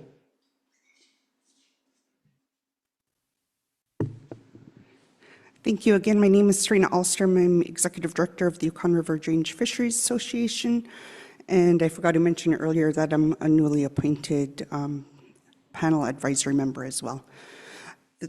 As you guys know, that we did come to Old Crow back in 2024. I brought a group of Alaskans up here, and I'm so happy to be here again in such a short period of time. I'll hopefully be here again soon. For the 2026 Educational Exchange, we will bring a group of Canadian delegates down to Alaska, down to the Lower River. We're planning to go to St. Mary's, Emonik, and Pilot Station on the Lower River at the mouth of the Yukon River. We're planning to host various activities, visit the Pilot Station sonar, visit other assessment sites in Emonik. St. Mary's is a central location where they used to have fishing processing plants there as well. A lot of knowledgeable people we'll get to meet. We're planning to go to a fish camp and spend a day with local people and really learn about how each of us have similarities and differences in how we use our traditional knowledge to learn about the migration of our salmon up the river and into Canada to the spawning grounds. So it's a very great opportunity. I encourage anyone here to apply, new panel members, community members. It's a great experience. A lot of the existing panel members and alternates have been on the educational exchange, and it's very enlightening. So I encourage anyone to apply.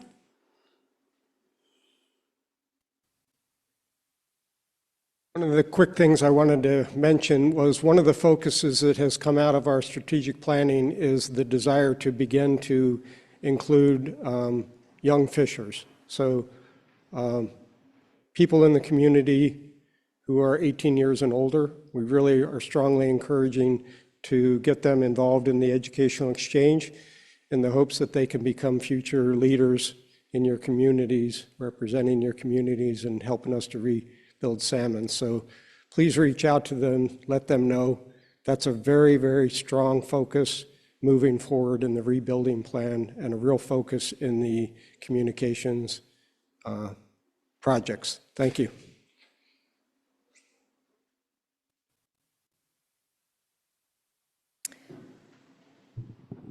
I guess I would just add that, Serena, I'm not sure if you touched on the dates. Did we say the dates? So I think it was June 16th to the 24th this year. And so the group would be leaving from Whitehorse to Anchorage and then to St. Mary's, Umonuk, and Pilot Station. And promotional materials will be going out shortly. Brandy had a great idea to put, she'll put it on her First Nations website. Will likely follow suit with other First Nation governments. So stay tuned. And like Serena was saying, yes, please apply. And I think that that's it. If there's any questions. Great. Thank you very much, Kathy and Andy, and to our, more broadly, the Communications Committee representatives for obviously all the hard work that you're doing, but importantly, I'd like to emphasize advancing the Yukon River Panel's education exchange for the 2026 season. So I'll open up the floor to panel members regarding any questions.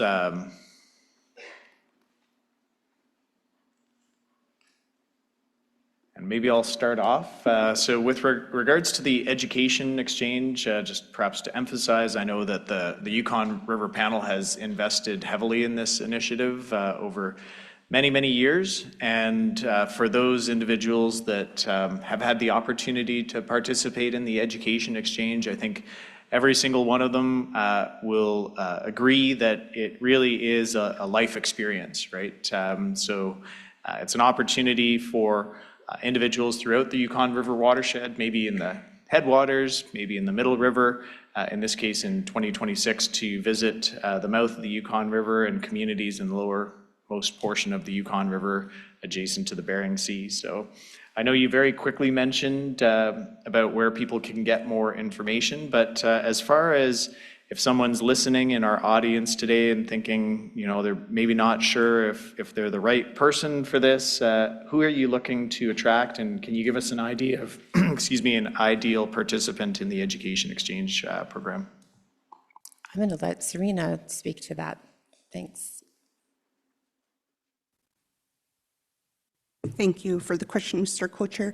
We're looking for active fishers, which is again very broadly spoken because we haven't fished for salmon for so long. We were looking for people that are really engaged in our meetings, trying to follow the process. Elders, youth, as Andy mentioned, youth, you know, they need guidance, they need, you know, experiences, and the educational exchange provides that opportunity to learn. Great, thank you for that. And if there are any of our members participating today in Old Crow and you've always wondered what the Bering Sea looks like and the conditions that salmon face there, this summer there is the opportunity for you to participate. And as far as costs to participants, are there any costs to participants with regards to the educational exchange? No, there's no cost to the participants. Great, thank you for that. Any only time, did you say, Andy? Time and calories. Time and calories burned. Well, but they'll all be well fed from, yeah. Mr. Co-Chair, go ahead, please.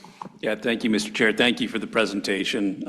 I know we're all looking forward after a year of stand down to the education exchange coming back. I just encourage the organizers to reach out to any programs or collaborators, locations, where they would like to visit as part of the exchange as soon as possible.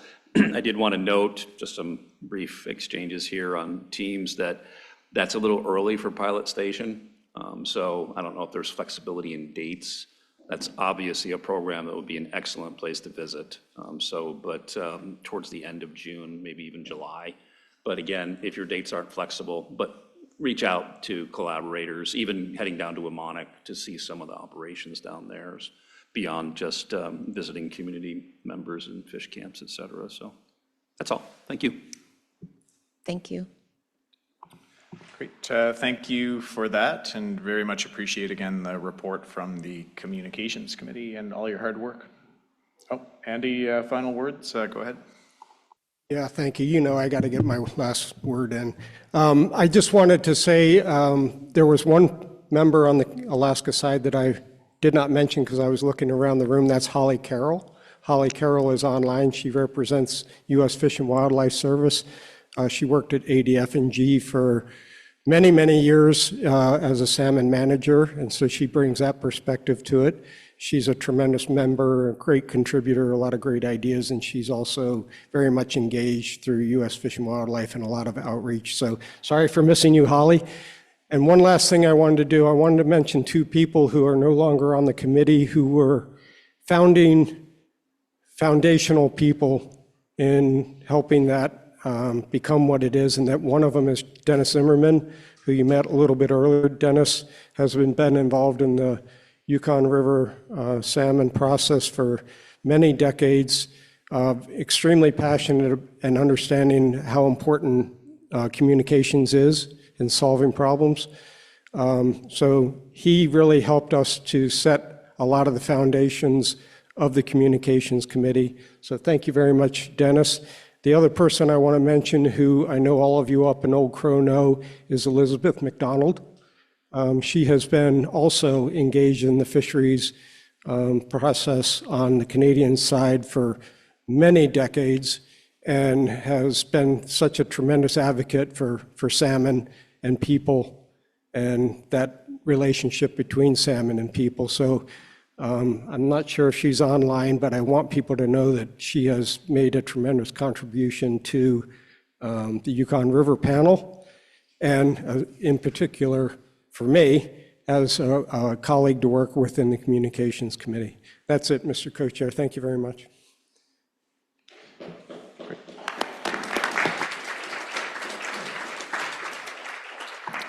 Thank you. Next, we'll proceed to a report from the Yukon River Panel's Joint Technical Committee. And for this, we'll have Jacqueline Kendall and Alita Trainer joining us. And a quick reminder that the panel will be providing the opportunity for testimony this morning. Original time was scheduled to be 11:30. We don't have any individuals that have signed up to provide testimony this morning as of yet. So we will be starting public testimony at 20 to noon approximately. And if there are no individuals that wish to speak to the panel at the morning session, we'll essentially move into our lunch break following the Joint Technical Committee report. But with that, I'll pass over the floor to Jacqueline. Please proceed. Thank you, Mr. Chair. Good morning, everyone. My name is Jacqueline Kendall. I am the Acting Operations Manager with the Yukon River, or for the Yukon River, with the Department of Fisheries and Oceans. And along with that role comes a position within the Joint Technical Committee as the Canadian co-chair. So myself and my colleague, Alita Trainer, will be providing an update on the activities for this past season of the Joint Technical Committee. We can move on to the next slide, please. So our presentation today will update you on recent activities of the Joint Technical Committee, focusing primarily on agenda topics that were covered at our recent fall meeting. And this meeting was held virtually on December 2nd, 3rd, and 4th, and included members of the JTC, along with numerous guests dialing in from Anchorage, Fairbanks, Whitehorse, Juneau, Vancouver, and close to Kamloops. So very spread out. Next slide, please. Perfect. So our JTC meeting was very well attended, as you can see by all of the people on this screen.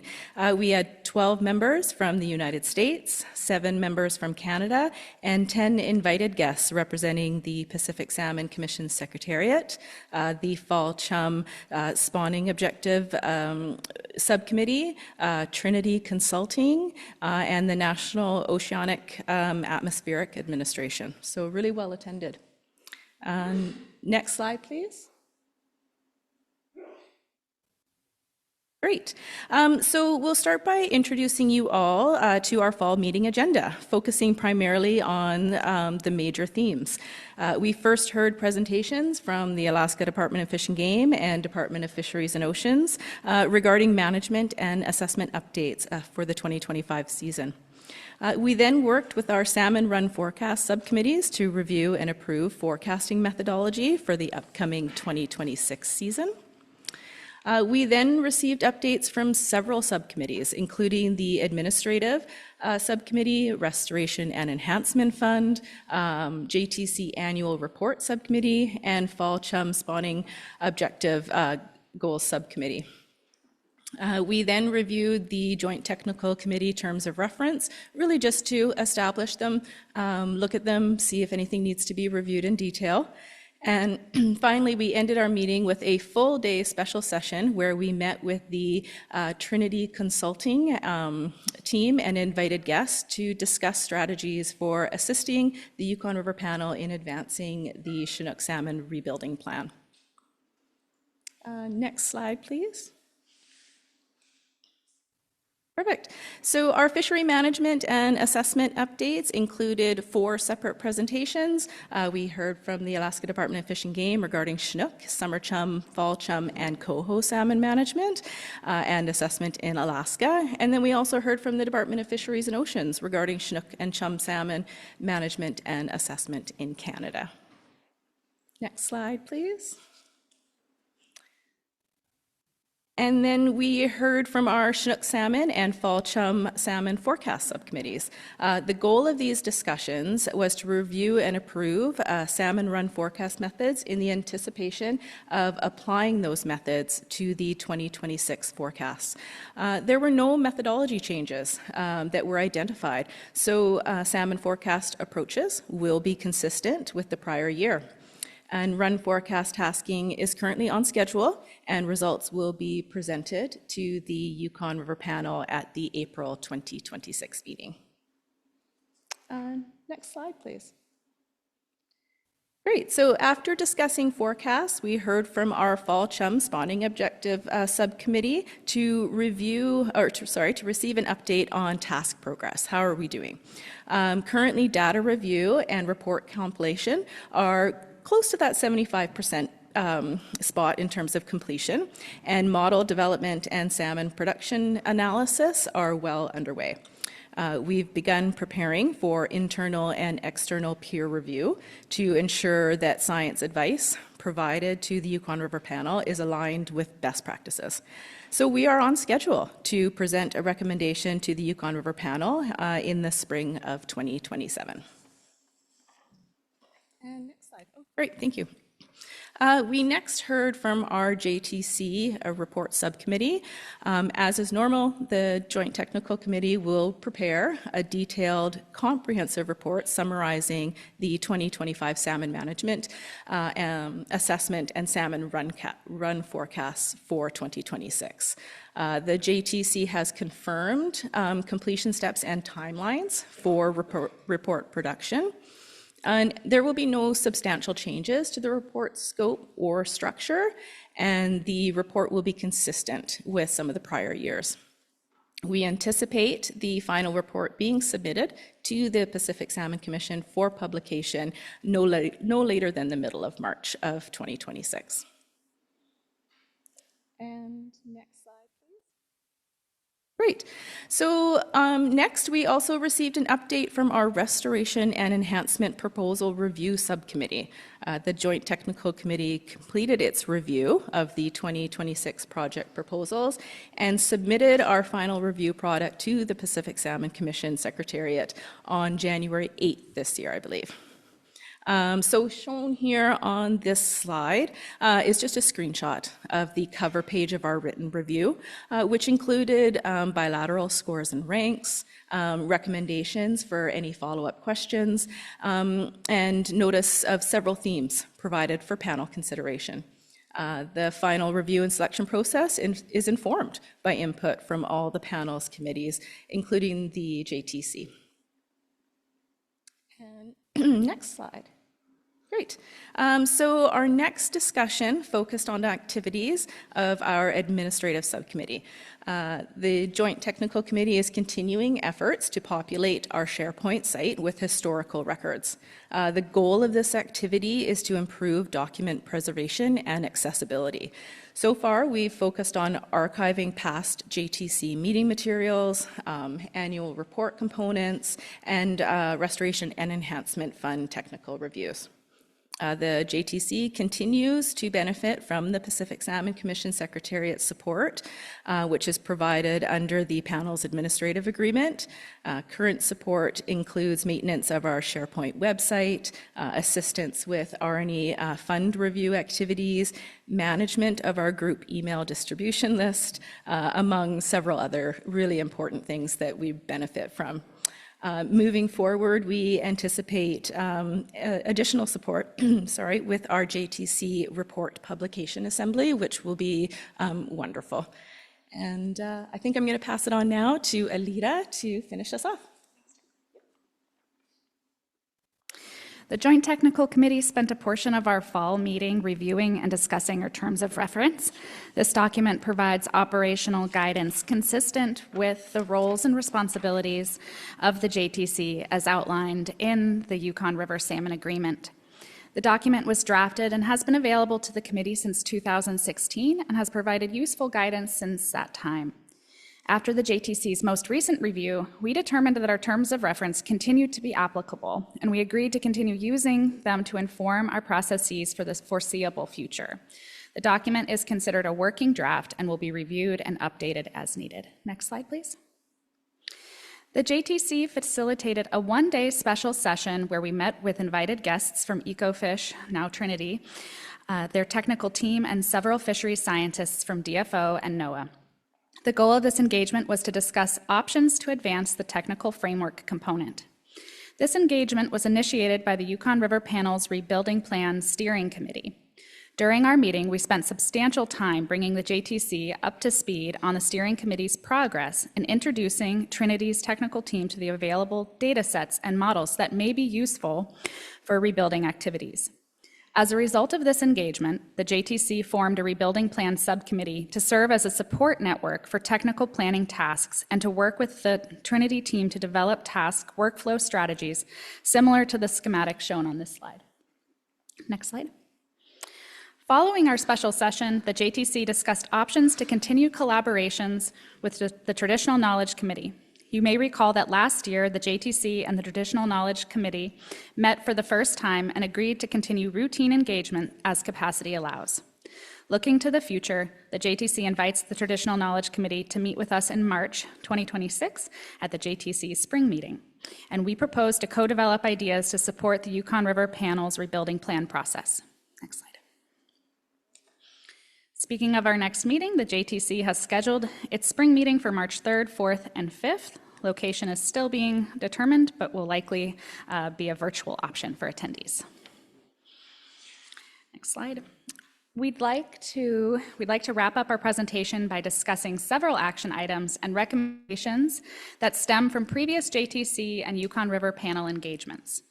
The first is an action item from the panel's 2025 pre-season meeting, which tasked the JTC with providing reviews and recommendations to revise or update Restoration and Enhancement Fund proposal documents in advance of the 2027 call for proposals. The JTC discussed this at our recent meeting and currently recommends no further changes to the R&E documents, given that they have recently undergone extensive review and revision by the Pacific Salmon Commission Secretariat with consideration of recent committee input. Next slide. The next action item was associated with the Pacific Salmon Commission Secretariat's request to publish Yukon River salmon data as part of their online run size app. Following the panel's 2025 pre-season meeting, the Yukon River Panel co-chairs approved the Pacific Salmon Commission Secretariat to populate the run size app after the JTC reviewed the associated data. The JTC completed its review, provided the necessary data updates, and currently the run size app is updated and available online through the Pacific Salmon Commission website. Our final slide is a recommendation from the JTC. The Yukon River Panel has previously approved the JTC's Fall Chum Salmon Interim Management Escapement Goal Work Plan, which included options for an escapement goal workshop. Looking ahead, the JTC requests a 2-hour closed session time slot at the panel's 2026 postseason meeting to provide a comprehensive escapement goal update prior to delivering recommendations in the spring of 2027. Next slide. That concludes our update, and at this time, we'd gladly take any questions you may have. Thank you, Jacqueline and Alida. Really appreciate the work of the Joint Technical Committee and then also the collaborations between our technical teams as well as the Traditional Knowledge Committee. Maybe we'll open the floor to questions from panel members or advisors regarding the Joint Technical Committee report.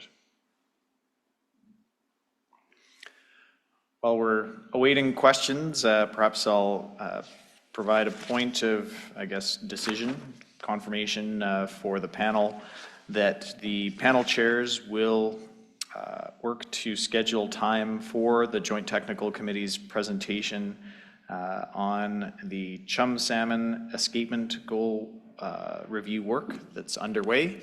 That'll be scheduled for, say, approximately a 2-hour session at the Yukon River Panel's April 2026 preseason meeting. Mr. Co-Chair, see you concurring? Yes, I think that would be very appropriate, Mr. Chair. I don't know if we need 2 hours, but we can coordinate with the JTC co-chairs in advance of that to see what will work best for all. Thank you, Mr. Co-Chair. Decision point taken by the panel. Any additional comments or questions? Oh, Brandy, I apologize.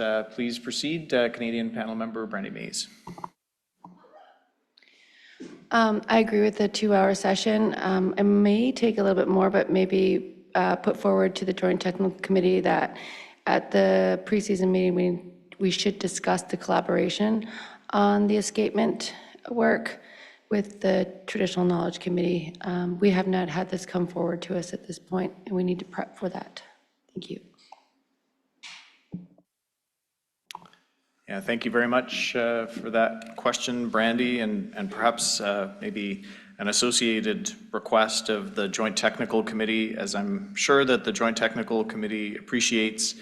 The panel has a diverse range of experience and experience with biological escapement goal and associated recommendations from people that will be introduced to that process for the first time, as well as individuals who are very familiar with the details. In that respect, I expect that each of the respective Canadian and US delegations will need to take some time in advance of the April 2026 preseason meeting session to prepare for the bilateral discussion in respect of the escapement goal review update. So in that respect, would it be possible for the Joint Technical Committee to share information in respect of that meeting session, we'll say at least 2 weeks in advance of the panel's scheduled meeting date? Thank you, Mr. Chair. I think that's a reasonable request, yes. Great, thank you for that. Any final opportunity? Stan Najutli, Senior Canadian Panel Member, go ahead, please.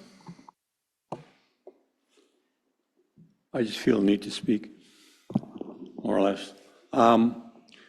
It's a question, but and I know the answer to it, but generally, for the general public and for what do we continue for the futures, looking at the question that need to be answered at some point in time is the predation on the Chinook salmon and chum and coho by in-river like freshwater fish and on the seas in terms of what the predation is, and do more research in that area and the support for it probably in-river from in reference to the agreement that we have. But if we're looking at more research in that area, how do we accommodate that with the freshwater fish on predation on the salmon itself, and with terms of reference to look at proposals that can qualify for that, because it does have an impact.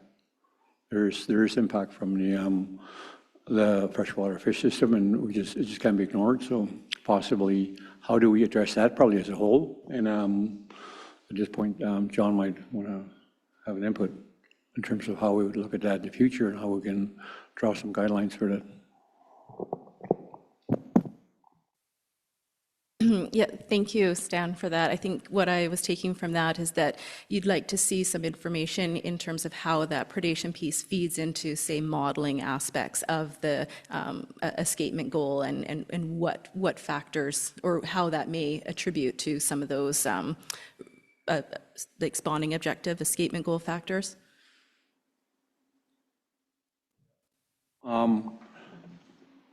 It's not supportive of any particular proposal. It's just the fact that Yukon-wide, the predations are in the river from the freshwater fish on Alaska and Yukon side. So looking at, it's been proposed before, proposals, but it hasn't been supported by JTC. But if there's any more further advanced outlook on that for the terms of reference, to at least accommodate that or have a discussion on that, other than come up with the same terms of reference as it was 15 years ago.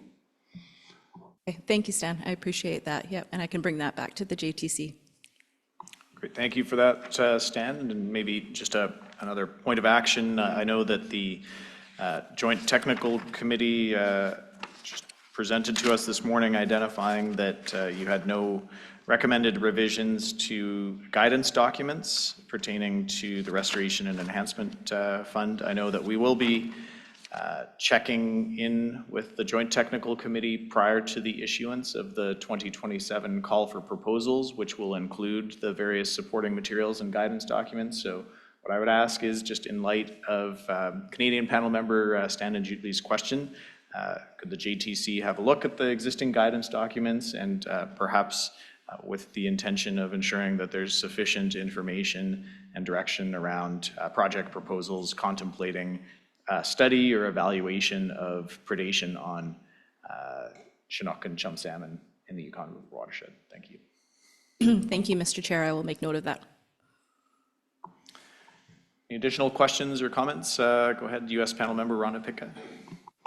Yeah, so you mentioned that the JTC formed a rebuilding plan subcommittee. Who sits on the subcommittee? I can, list everyone. We have myself and Zach Liller as representatives for like the co-chair piece. We have Bonnie Borba, who also sits on, you're thinking what we did with the workflow. Oh yeah, the Yukon River Chinook Rebuilding Plan subcommittee. It says it serves as a support network for technical planning tasks. I was just wondering who was on it. Okay, sorry. So that was myself, Alida, Fred, Zach, and I think there was one other individual, and it escapes me. But if they're in the room and can put up their hands. Just real quick, the members that I don't remember the exact names of all the Alaskan and Canadian representatives, but the subcommittee also includes the Trinity technical experts as well. It's not just the JTC representatives. So the full subcommittee is the combination of JTC representatives and the Trinity tech team representatives. Right, so Jason Kurtz, Kirsten Lyle, Wes Twardick, and I think Eric Voigt was always also there.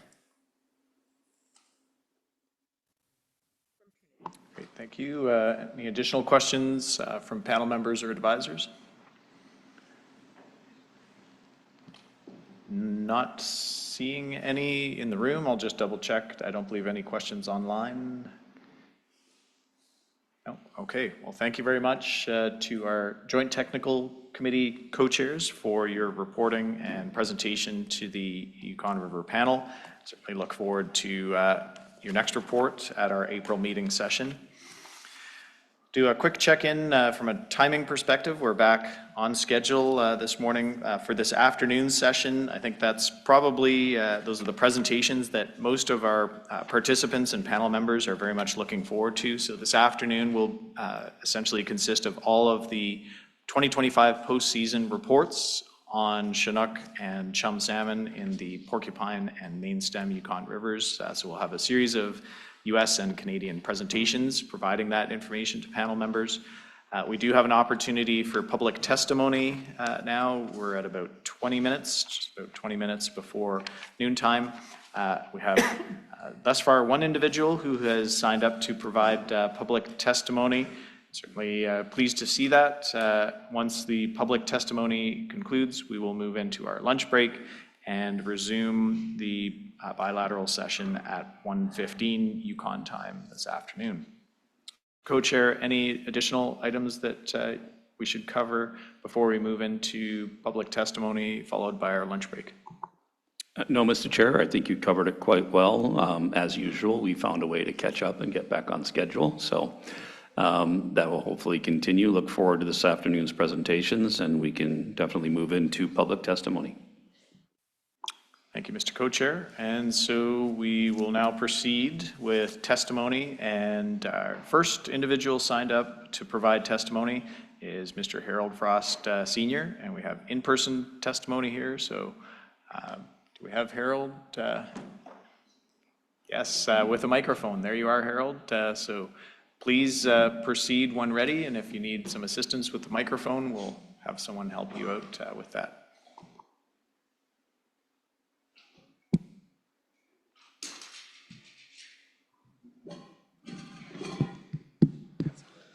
Hello. Harold Frost Sr. I am appointed, selected for Vantakuchin Advisory. And I just want to welcome the delegations from Alaska and Canada. And it's like, for me, overwhelming with all this information. And I know you guys some of you have been doing it for years, and it's like second nature for you to get up and speak. But for me, it's new. So I was told to listen in and collect enough information, and I don't have to say too much, but once I get going, I could talk all day too. Anyways, so my view, I'll say a quick view over everything I've been listening in for the last 2 days. And it's just tremendous amount of work you guys been put in over 30 years. I was, that you guys mentioned. So, again, I just want to thank you guys for doing all that tremendous work, and for the Indigenous people along the river, as well as us on the Porcupine. We have to incorporate more of our views and our stories and what we know. I know it's different along the river, and everybody has views to share, and they've been doing it for years. And me, I'm just starting. So I just wanted to say that, and I don't want to talk too much, but the thing about for me is that I have traditional rights. I have inherent right, as well as a lot of you in this room. But for me, sitting at home, doing nothing, so as the opportunity is there. So I told myself, I think it's time to engage. helping out in some kind of way. I have 5 grandchildren, 2 on the way. So for me, it's time to speak up, say stuff to what I know and what I want to share. So it's opportunity. We don't have to testify all at once. You have 2 days of listening in and talking and sharing, and thank you all you technical support workers for coming up here and giving us these information. Again, it's overwhelming. I'm glad to be here. I'll listen in for the next 2 days. Thank you very much.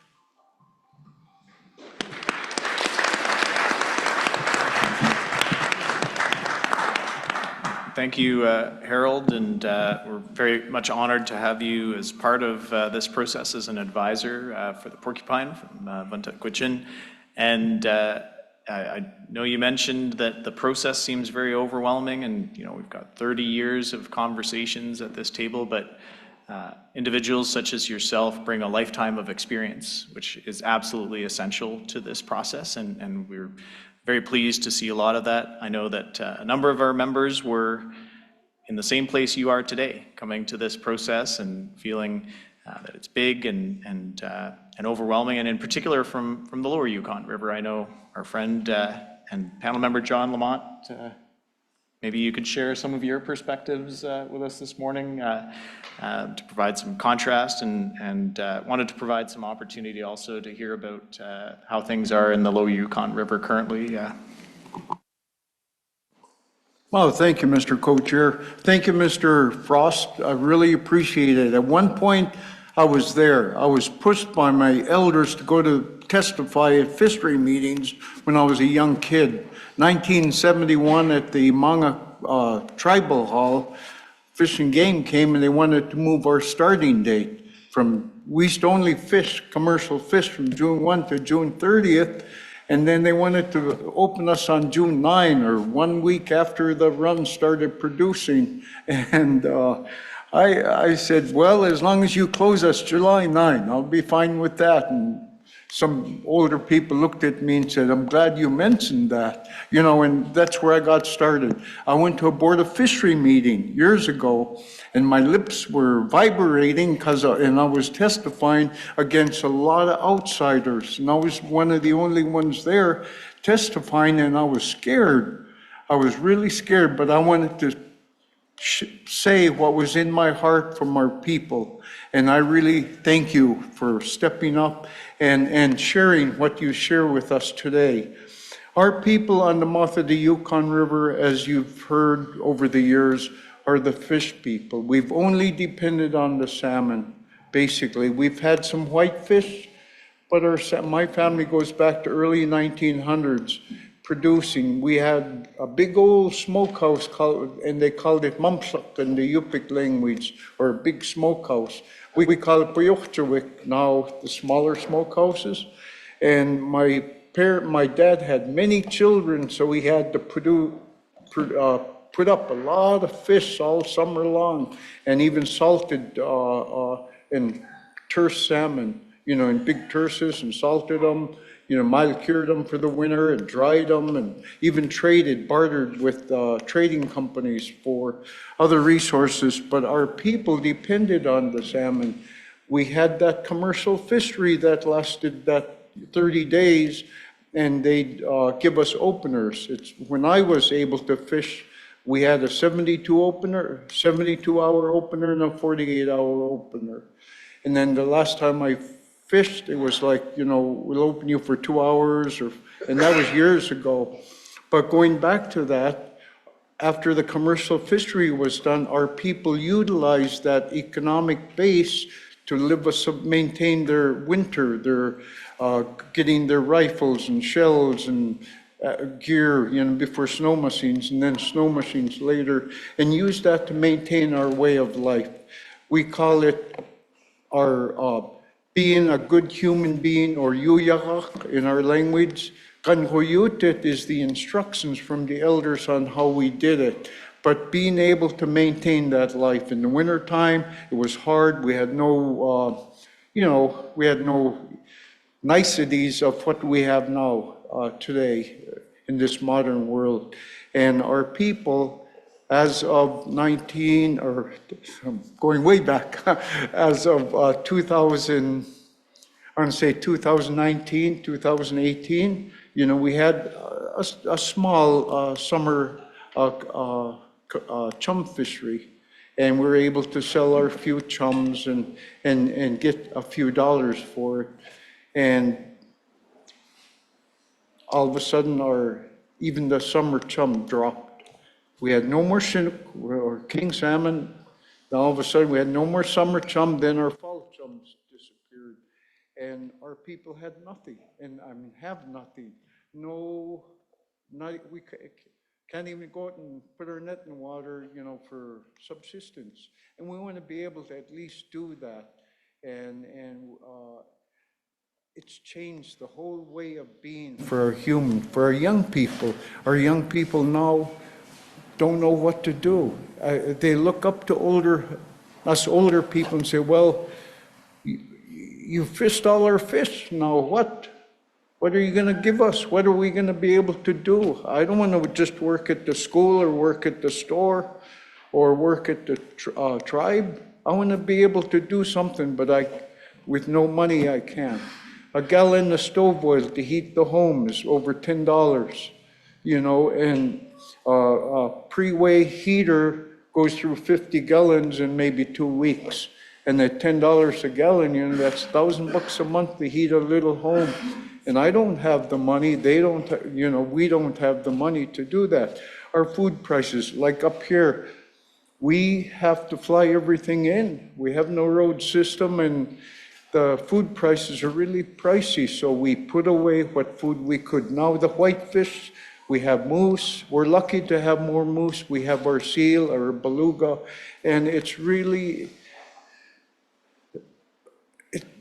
impacts not just the way we live, but the way we think, and our elders looking upon the young people saying, I wish there was something we can do to make it better for you. So luckily right now I'm involved working with high school students to be able to think about career readiness, looking out to what to do better to bring back into the community, bring some money into the community, and being able to live and still maintain our traditional way of gathering or living in the village. But I don't know how much time I have here, but I can go on for hours and hours. But a few years ago, I wasn't able to. But our people, it's really important. Our people are suffering. I don't want to say suffering. We want to be able to help any way we could. And we've been doing that for years, cutting down on our take of salmon, not fishing, being able to make sure our salmon get to the spawning grounds, both in Alaska and in Canada, and up here in the Porcupine. And we're asking our state, we're asking our government, when can we be able to fish? Even with this rebuilding plan, I want to be able to put one fish away or save it for a special occasion. But right now, as an individual, I abode or live on the road system, so when I go home to my fish camp, if they have salmon fishing, I can't fish because I live on the road system. But I grew up fishing. My Mumtluk, our old fish camp, is no longer there.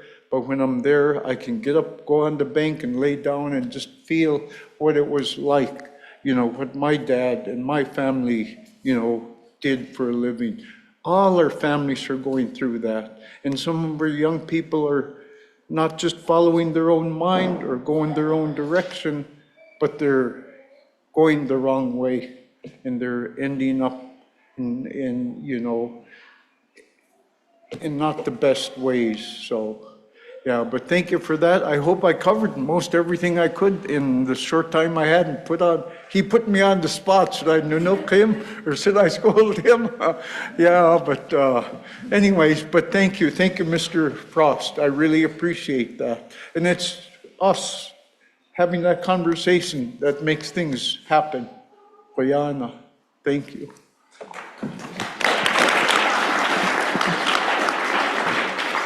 Mr. Chairman?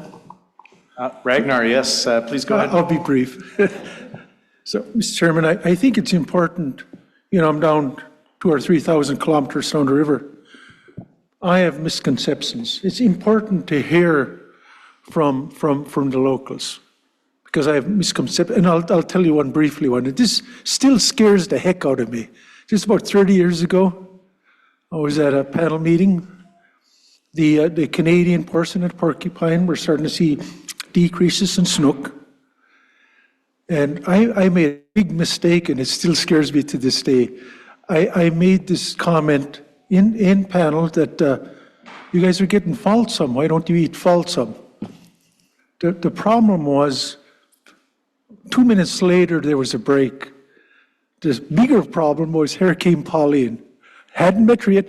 I could tell she was pissed. I wanted to run.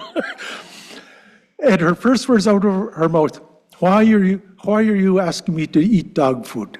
I didn't know, because we see ocean bright fish down there at the mouth. I just assumed, and that was a mistake I made by not knowing, what's happening 2,000 or 3,000 kilometers from me. And for 30 years, that stayed with me. I need to listen more, and the only way I can listen is when people speak up. So thank you. Thank you.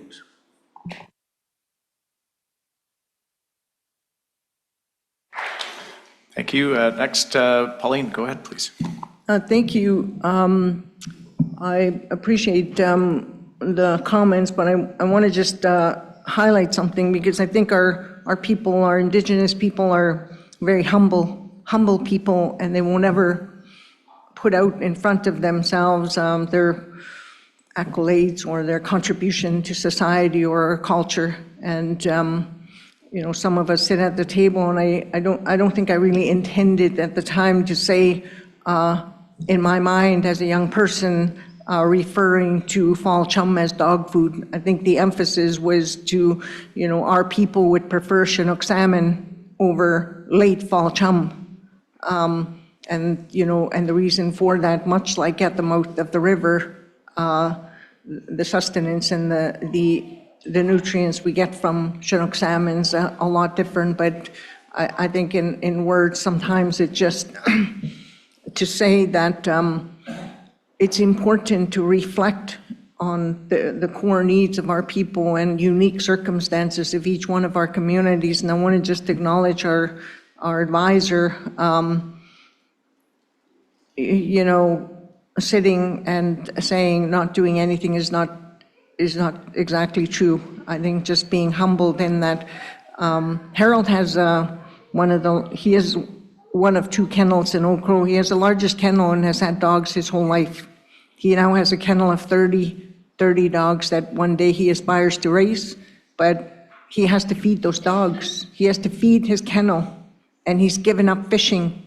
He's given up his Aboriginal right and entitlement to take out of the river to feed the kennel that he loves. He's one of very few active trappers in the community in terms of keeping knowledge alive and carrying the traditional practices of his ancestors. I think is really important. So when we listen to the people, sometimes the words are left unsaid, and people come from a humble place and don't want to really brag about themselves. They tell us, don't brag about yourself, but somebody else can. So I just want to acknowledge that Harold has done a lot for community, but he's also given up a lot with respect to acknowledging and abiding by the rules that have been in place and that we put in place to ensure that he doesn't take something out of the river that's not there, and that the few fish going by will be there for future generations, and trying to ensure that salmon the salmon reach the the spawning grounds. And so I just wanted to acknowledge that contribution and the value of all the knowledge keepers in the room and the technical advisors to the panel. Merci.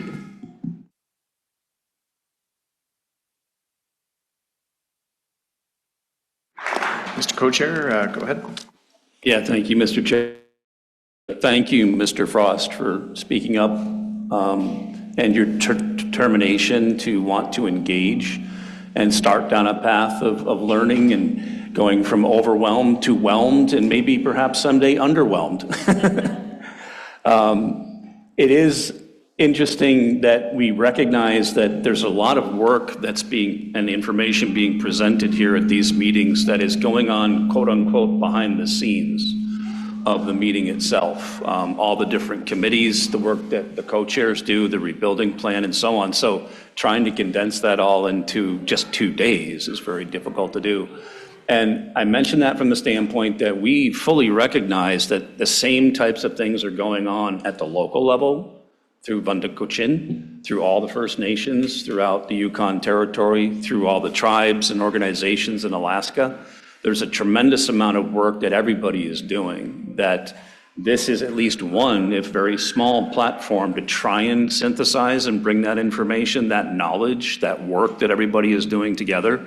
So I really do hope that folks like you, that you stick with it, you try and shift to whelmed at some point in that regard. But it can be overwhelming for us too, to try and gather and understand all the things that are going on in all the different organizations from First Nations to tribes throughout the Yukon River as well. So thank you again for your testimony, much appreciated. Thank you, Mr. Co-Chair. And with that, what I will say is this is an excellent segue, because as important as the conversations are during the panel meeting sessions, equally as important are the conversations that happen over lunch and during breaks and after sessions. So we're moving into lunch. I encourage all of our panel members and advisors to introduce yourselves to some of our hosts in the community, the guests in the room, and really have those conversations and learn a little bit about each other, share where you come from, your perspectives, your understandings, because that's really what brings value to this Yukon River Panel process. For those of us joining online, we'll resume in public session at 1:15 Yukon time this afternoon. And I'd like to thank our hosts of Wundagutchin for the lunch that's about to be served here in the room. So 1:15, thank you, Mr. Co-Chair.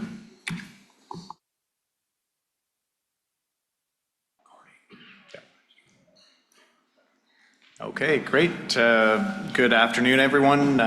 We will resume in our Yukon River Panel 2025 postseason meeting. This is our second session of day one for the afternoon. This afternoon, we will be receiving many of the presentations that I believe most of our panel members, advisors, and audience members are looking forward to. And those are the 2025 postseason reports. We will start with Chinook salmon, both U.S. and Canadian presentations. Then that will be followed by chum salmon, main stem stocks, U.S. and Canadian presentations, and then chum salmon porcupine river stocks, U.S. and Canadian presentations. We will have another opportunity for public testimony from 4:30 to 5 p.m. Yukon time this afternoon. So again, quick reminder for those that are joining us online to visit the Yukon River Panel's website and click on meetings, where you'll find additional information on how to register for public testimony.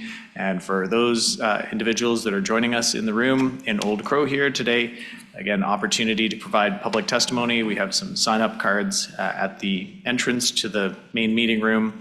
And then also you can speak with Amy Liu in the corner of the room in advance of this afternoon, should you wish to address the panel.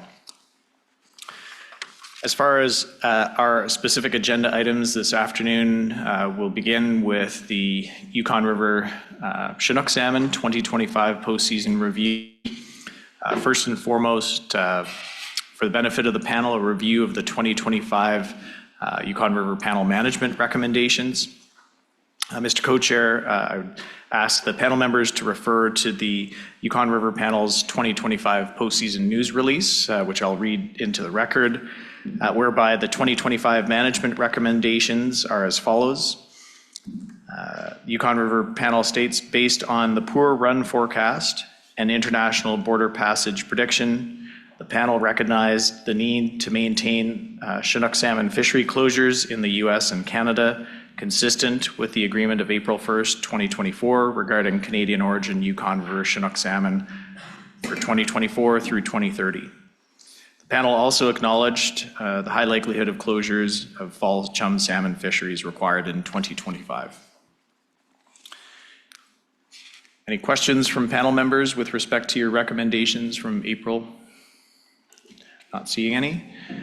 With that, we will then proceed with the US 2025 Yukon River Chinook salmon summary. And for this, we'll welcome Dina Jallin and Fred West from Alaska Department of Fish and Game. Good afternoon. Thank you, Mr. Chair. Can everybody hear me okay? All right, thank you. I'm Dina Jallin with the Alaska Department of Fish and Game, the Yukon River Summer Season Fishery Manager. It is a tremendous opportunity to be here in Old Crow. We're very thankful for the invitation and the opportunity to be here. It's beautiful and it's been a great meeting so far and will continue to be for the rest of the meeting. With me is Fred West.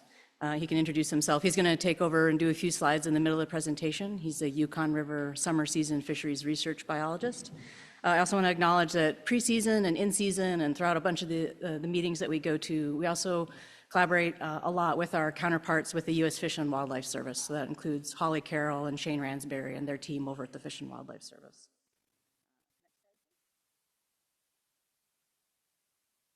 So heading into 2025, our outlooks for run sizes for last year were for a drainage-wide Chinook salmon run of 58,000 to 88,000 fish, with a Canadian origin Chinook salmon run size of 24,000 to 37,000 fish, with a border passage expectation of 12,000 to 32,000 fish. And so our run outlook was obviously smaller than the new border passage objective in the 7-year agreement of 71,000 fish. So we anticipated that fishing closures would be necessary to protect escapement of Chinook salmon as they made it upriver.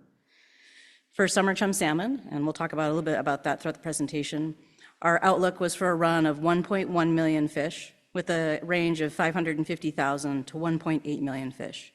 This outlook was the same as we had in 2024 and was within our drainage-wide escapement goal of 500,000 to 1.2 million fish for summer chum. Next slide, please. I'll just very briefly show this slide. It just kind of basically reiterates what was just outlaid as the management strategies for this year. We talked about the outlook and the strategies a lot at our preseason meetings, including the preseason panel meeting, also the YERDFA preseason meeting, meetings of the Intertribal Fish Commission, other stakeholder meetings. And we published and sent out an outlook flyer to households throughout the Yukon side of the drainage in May, and also published a news release. And this presentation was taken from the meeting up in Dawson, the lovely view of the river. Next slide, please. So heading into the 2025 season, due to the anticipated low run sizes, we announced fishing closures starting on June 1st in District 1 and the Coastal District. And then all the Yukon tributaries and districts were closed based on Chinook salmon travel timing. And I'll go over this a little bit more when we get to a map slide, which is the next slide. Also, when we closed fishing for salmon, we restricted the non-salmon gill nets with 4-inch or smaller mesh to 60 feet or less in length and required that they be operated as a set net, also starting on June 1. And then during the run of the Chinook salmon run, all gill nets, so including those 4-inch or smaller mesh gill nets, were removed from the water for a 2.5-week period from about the first quarter point to the third quarter point of the Chinook salmon run. Throughout the summer season, other gear types such as fyke nets, hook and line, spear, etc., were allowed for non-salmon species. And then fishermen could also use selective gear types, including dip nets and beach seines and hook and line, but they had to let all king and chum salmon go and could keep any pink and sockeye salmon and non-salmon species. So next slide. So I'll go over this slide in a little bit more detail. So especially for folks who are new to these meetings or new to this, new to this process. So these are showing some of our main assessment projects in the Yukon side of the river. Our management area starts down here in the coast. And so we actually started closing fishing down here on June 1 before fish were even getting to the river. Our salmon migrate up the coast. They go past Chivak and Hooper Bay and Scammon before they even get to the mouths. Up here in the mouths of the river, we've got communities like Alukkanuk and Amonik, where John Lamont and Ragnar Ahlstrom are from. The fish go by our Lower Yukon Test Fishery here in Ammonok. We've modified this project in recent years. It used to historically be a project for kings and summer chum. We would drift for summer chum and drift and set net for kings, but we've stopped all fishing for kings at this project to help get more fish upriver, and we just modified operations to have fishing for summer chum this season. And then as the fish go upriver, they get up towards the Andrieski River up near St. Mary's, where Serena and Sven are from. Some of the fish go up the Andrieski River, like kings and summer chum. However, this project did not operate this year. It's operated by the U.S. Fish and Wildlife Service, but they pulled it due to recent years' high water affecting the ability to have that weir safely in the water and actually get fish counts. And then a little bit further upriver is the pilot station sonar project, and that's where we do estimates of all the species as they go by, salmon and non-salmon, that operated as normal this year. And then both the kings and summer chum keep heading up the river. A lot of the summer chum turn up the Anvik River and go past the Anvik sonar, which operated pretty much as normally, but was affected by high water and didn't count for the entire season, but got pretty good counts. In recent years, we've seen kind of low runs of summer chum in these systems, but we have seen some pretty high counts of pink salmon that come in a little bit later. But then the summer chum and the kings continue to go upriver. Some of them peel off into the Kayakuk River and go pretty far up north. They keep going upriver. Around here in the middle part of the river, where Charlie Wright is from, near the communities of Tanana and Rampart, the summer chum kind of stop going up that far upriver, and they do keep going down to the Tanana River. We've got spawning populations of kings and summer chum salmon in the Alaska side. In the Chena and Salcha rivers, they go past Fairbanks, where Virgil's from. These projects mostly operate for king salmon. As the fish go upriver, the kings swim faster than the chum, and the chum kind of get left behind. They get here later. So these projects operated mostly for kings, and they did have some days of high water, so they didn't have full counts for the full season for summer chum. But this is just one of the tributaries along the Tanana River. Back up on the main stem, the king salmon keep going upriver, both US and Canada stocks. They go past Beaver, where Rhonda is from, past Fort Yukon, all the way up to Eagle, where Andy Bassage is from. And those Canadian origin kings keep going up past the Eagle River sonar into the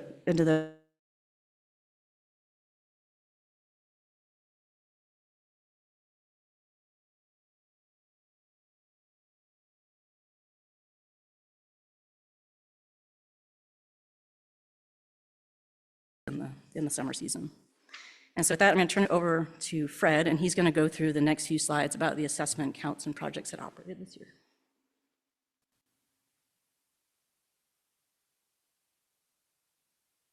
Yeah, so this is the pilot station passage of summer chum from the last, since 2019. And the upper line is showing the historical average or median passage, and that's like roughly 1.6 million. And this year we saw a similar, I guess, a late entry pattern that we've seen in recent years. And we ended up with a count of 347,000, which is well below average. And I think it's only like the second lowest count that we've seen at that on the pilot station. And there are we do have genetics that are taken at pilot, and but our official end date for counting is on July 18th, and that before we switch over to fall season. But we do estimate that there's roughly another 67,000 fish that may have entered the river after that date. But the count doesn't include those fish. Next slide. And so these are the official counts that we had some projects on. We have a drainage-wide estimate of 357,000, and that's based on a run reconstruction model. And that's well below the historical median run size of 1.6 million. And it's also below our escapement goal of 500,000, 1.2 million. The Anvik sonar was well below the historical median at only 48,000 fish. And the Chena and Salcha were well below their historical medians as well. And we do have some aerial surveys that are also take place, but those were all below average and below their medians. And as Dina mentioned, the Andrievsky, the Gisasa, and the Henshaw did not operate. And there is an escapement goal on the Andrievsky, but that wasn't able to be assessed because that we didn't operate that project. And yeah, that's good enough. Next slide. And so this is a chart of the drainage-wide run size since 1995, and these are based on the run reconstruction model. And the 2025 count was below the escapement goals and also the second lowest count observed, or the run size observed.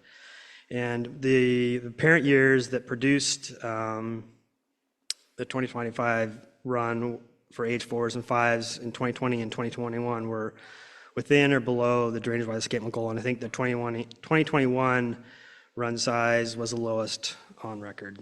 So that had a factor. And switching to Chinook, these are the passage estimates for that pilot station for Chinook. And we have the upper line, or the black line with the red diamonds, showing the historical average of all years, and that's roughly 173,000 compared to this year's run size in the red line, and that's around 60,000 fish, and that's similar to last year, and I think it's the fourth smallest that we've seen, and it's also well below the run for late years of 125,000. So, but we have been seeing, similar to Chum, we've been seeing kind of a late entry pattern for Chinook as well. All right, next slide. And this is showing the age composition we have for Chinook salmon at pilot station sonar. And the proportion of age 4s and 5s were larger than average, and compared to the age 6s were considerably below average. And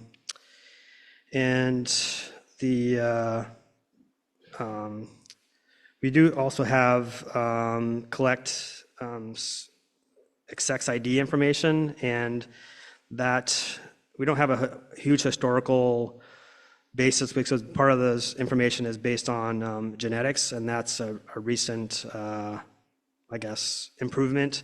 And so if we have internal sex, then we will use that, but then we have a mix of, we collect a genetic tissue from each of those fish, and so we can get a genetic marker for sex ID. And then if we don't have either of those, then we take we have the external sex ID. But anyway, it ended up being 27 or 25%, sorry. So it's hard to say, it may be a little bit below average, but we don't have a historical data set based on genetics that go back that far yet. And as far as run, or I guess size or average lengths, this year the average length was 695 for all age classes, which is below the average of 732, and that may be a part of because we saw so many, or more than a higher number of age 4s and 5s, so that brought the overall average length down. And let's see, next slide. And now this is the Eagle sonar passage since 2019, and we also have the, I guess the historical average is in the black line with the red diamonds, and that average is around 51,600 fish, and This year, our count of 23,863 was well below that average, but higher than it has been in a couple of recent years. They also showed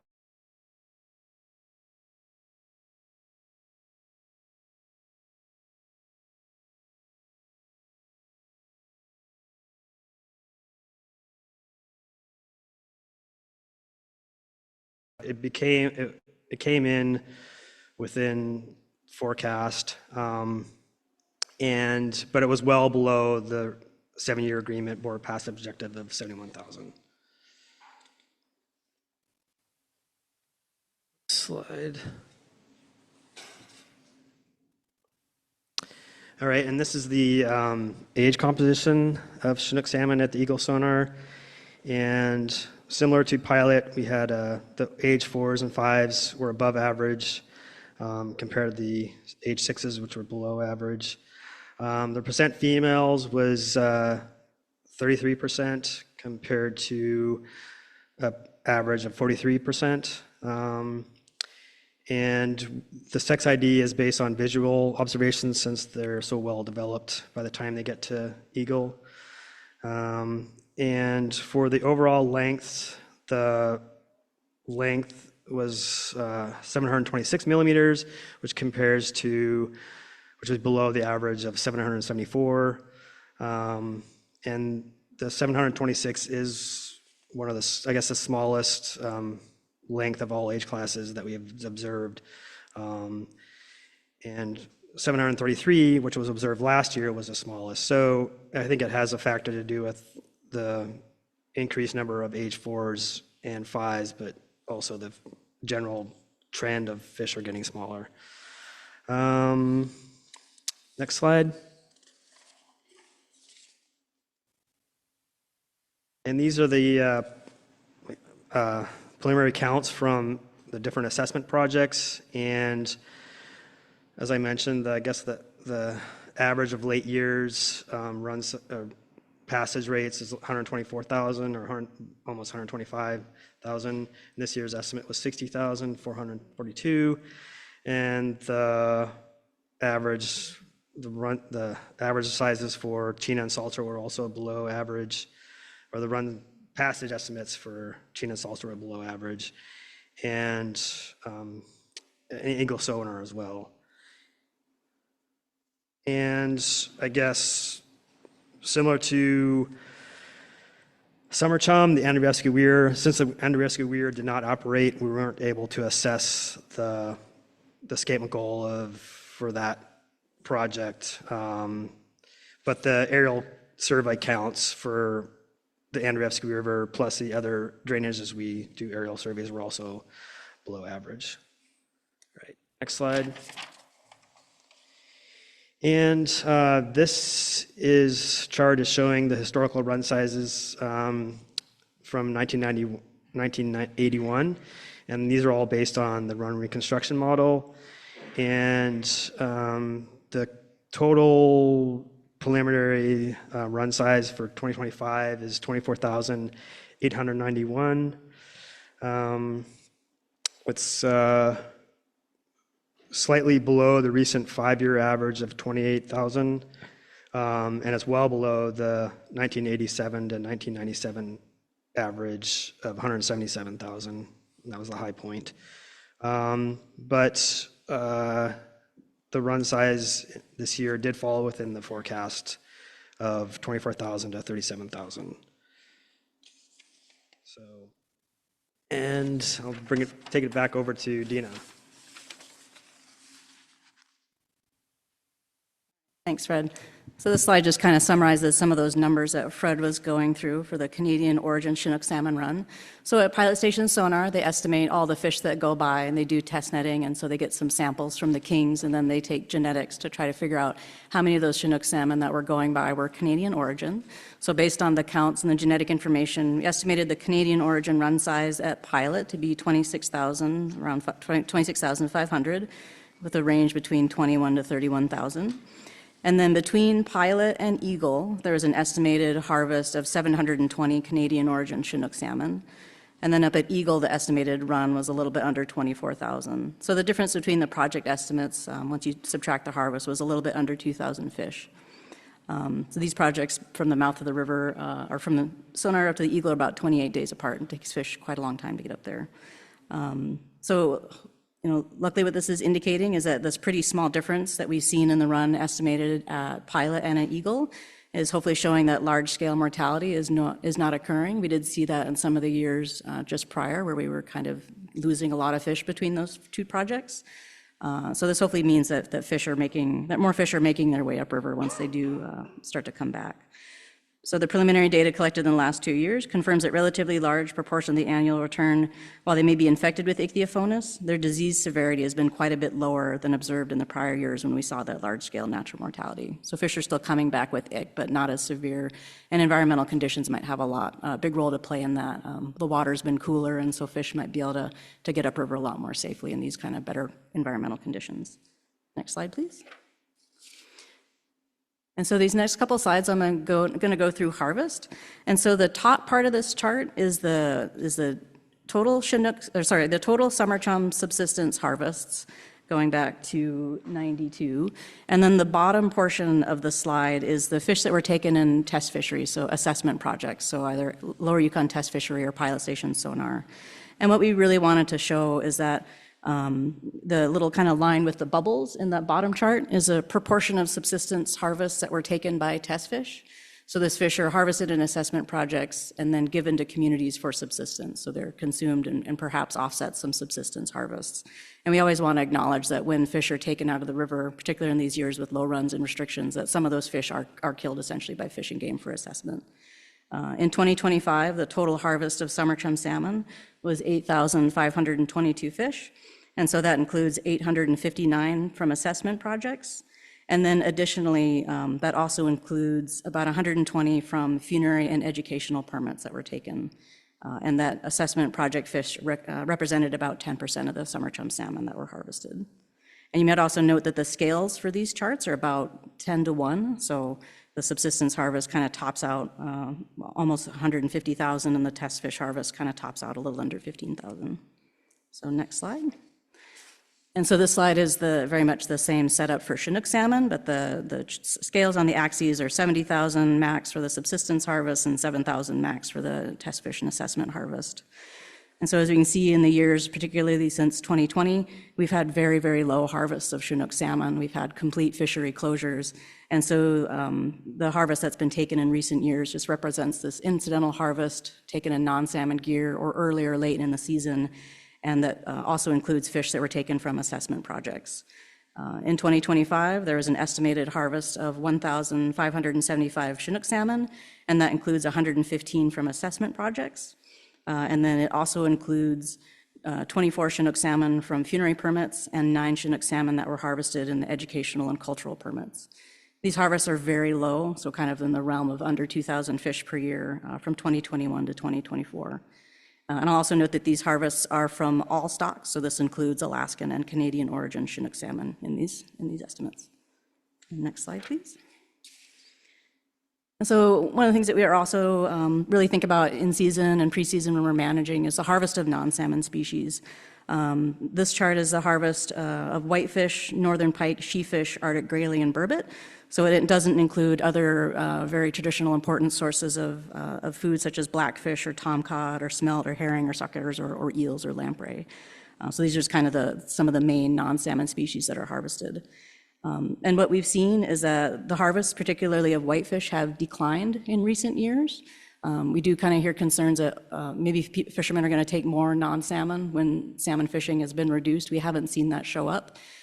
This could be due to numerous factors. It may not be worth the time and money and gas to go out and fish if you're only going to fish non-salmon. These are a lot of times traditionally harvested with salmon.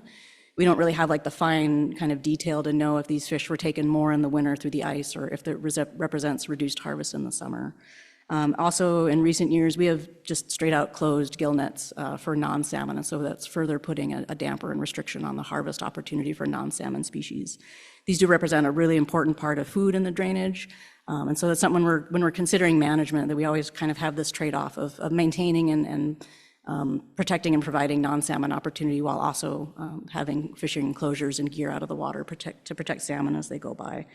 And these non-salmon are very important to contributing to fishing traditions and also to food security throughout the drainage. So, next slide. I guess one last thing on this slide. I will note that the harvests of pike and sheafish have actually remained pretty consistent. It's really the whitefish that have gone down.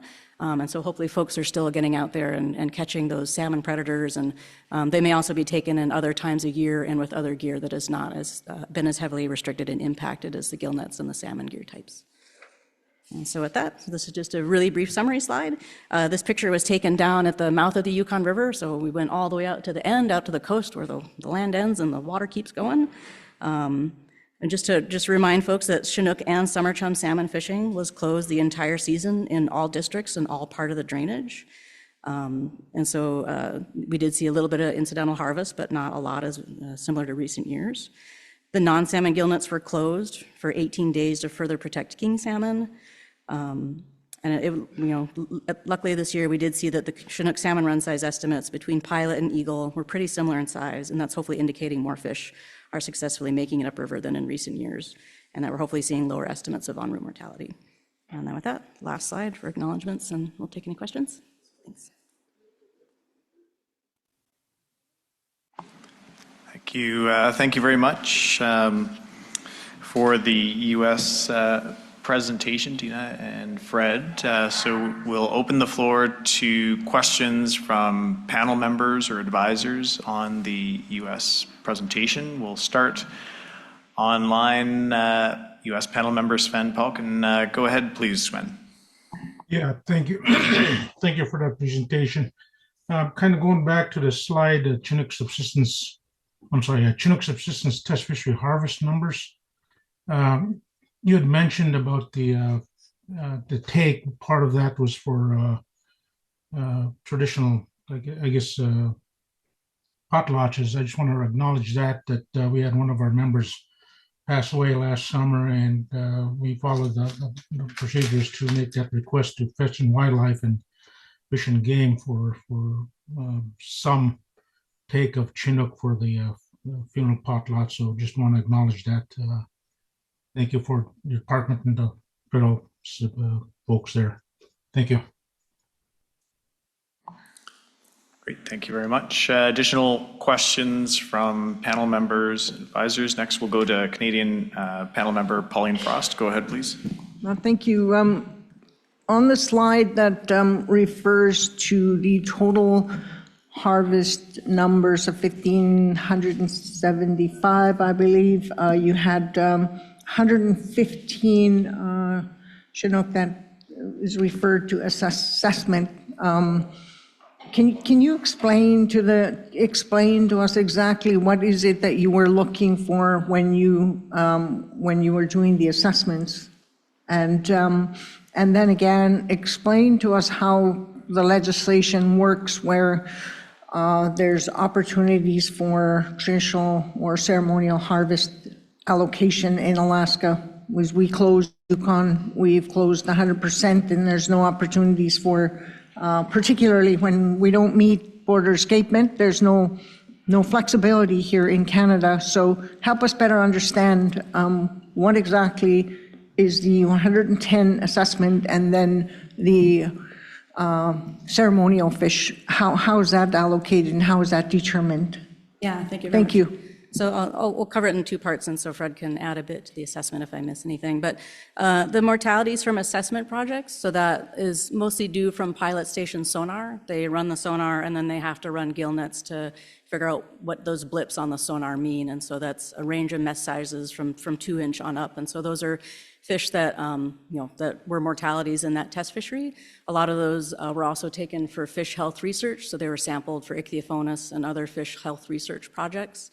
There were a few, I think maybe 5, that were also incidental mortalities in the lower Yukon test fishery when they're fishing for summer chum. Usually a lot of that project uses a 6-inch mesh gill net, and a lot of those chums are able to be released alive. They try to release alive any possible, but there were a few mortalities from the lower Yukon test fishery. I don't believe there were any mortalities up at Eagle this year, but there's occasionally, 1 or 2 Chinook salmon mortalities up at Eagle. So this year, most of those mortalities would be from pilot. In recent years, when we're doing the more robust ichthyophonus sampling at Fort Yukon and other parts, or I think Fort Yukon and Eagle prior to that, there were, Rapids and Fort Yukon, there were mortalities of Chinook salmon for ichthyophonus for the sampling to try to set up that surveillance for the fish health part. Anything to add about the test fish mortality? Quick clarification, that did not occur this year. Yes. Last year was the last year of ichthyophonus. But there were some samples that were taken at pilot for fish health for kind of a really robust fish health sampling efforts. And then to move on to the second one for the traditional educational permits, there was new regulations that went through review process and were finalized this summer in June. Those came out of the wording in the 7-year agreement recognizing the importance of traditional harvest and maintaining that traditional harvest. Those regulations were finalized, and we had we made permits for the educational permit process. They're modeled after some other fish and game permits that we already were used for other purposes. And so to get an educational permit, there's some stipulations in regulation where it has to be, an educational a camp or an event where the proponent will come to us and say, we're going to have this event, we want to catch number of fish. The number of fish is capped. The total number of fish that can be harvested for educational purposes is capped. And then they could apply for the permit, and then there's kind of 3 parts. There's kind of the application, we're going to have this event, this is what's planned. These are the, kind of the number of attendees, the activities are going to take place, the cultural education that's going to take place. It might be preparing the smokehouse, how to select your wood, how to set up your smokehouse, how to catch the fish, cut the fish, prepare the fish.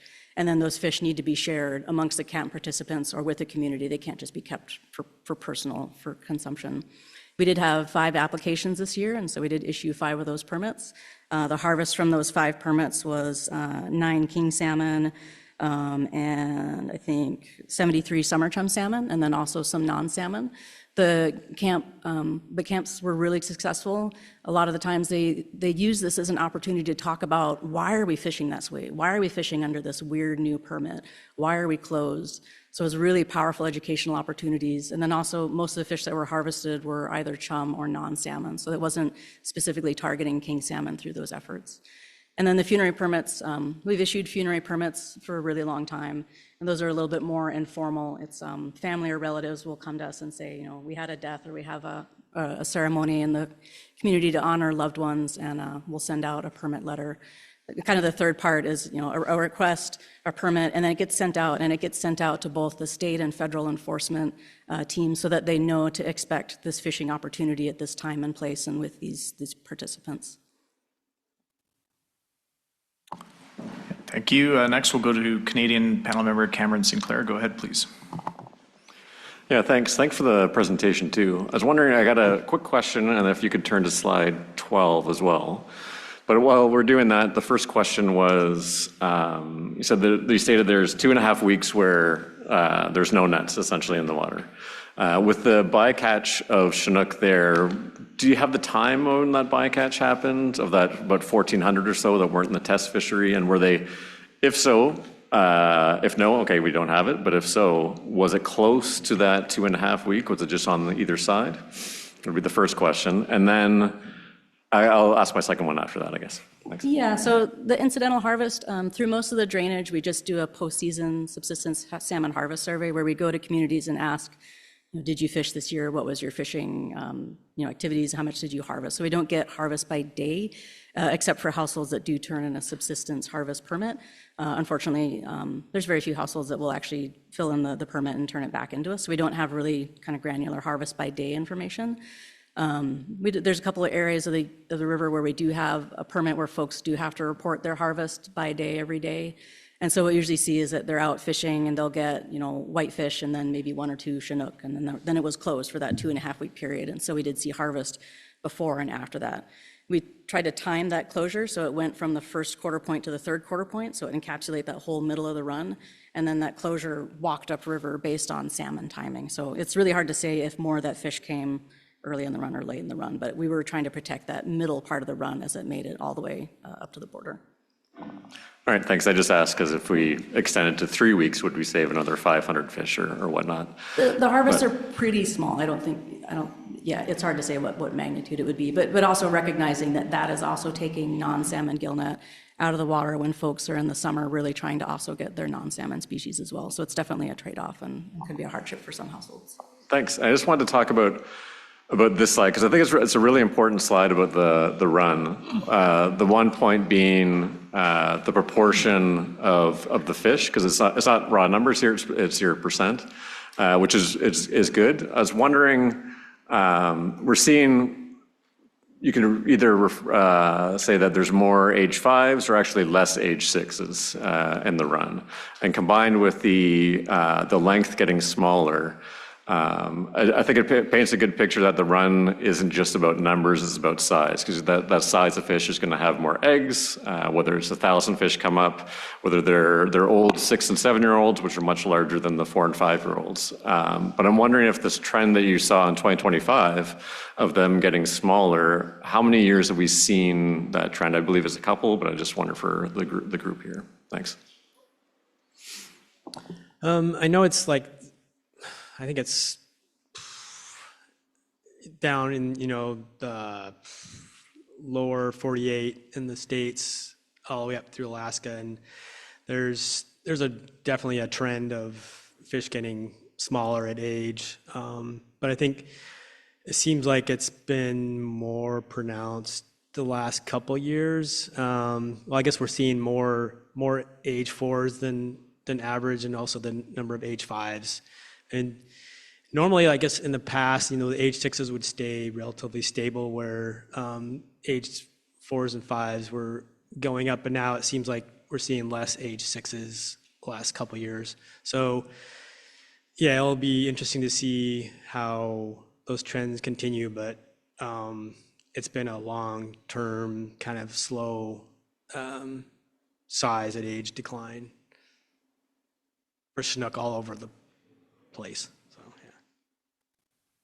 yeah. Okay, we have a couple follow-ups in the queue in respect of this question specifically. So first we'll go to U.S. co-chair, Mr. John Linderman. Go ahead, please. Thank you, Mr. Chair. And just to follow up on the size of fish question, we have documented information specific to the Yukon that the size and age of king salmon has been declining since the 1960s. It's ebbed and flowed. It's gone up and down over the course of that time frame, but the overall trend leading up to the current day is a decline. So sometimes it's declined quicker than others, et cetera, but there's a documented information that we've seen the size decline over that time frame.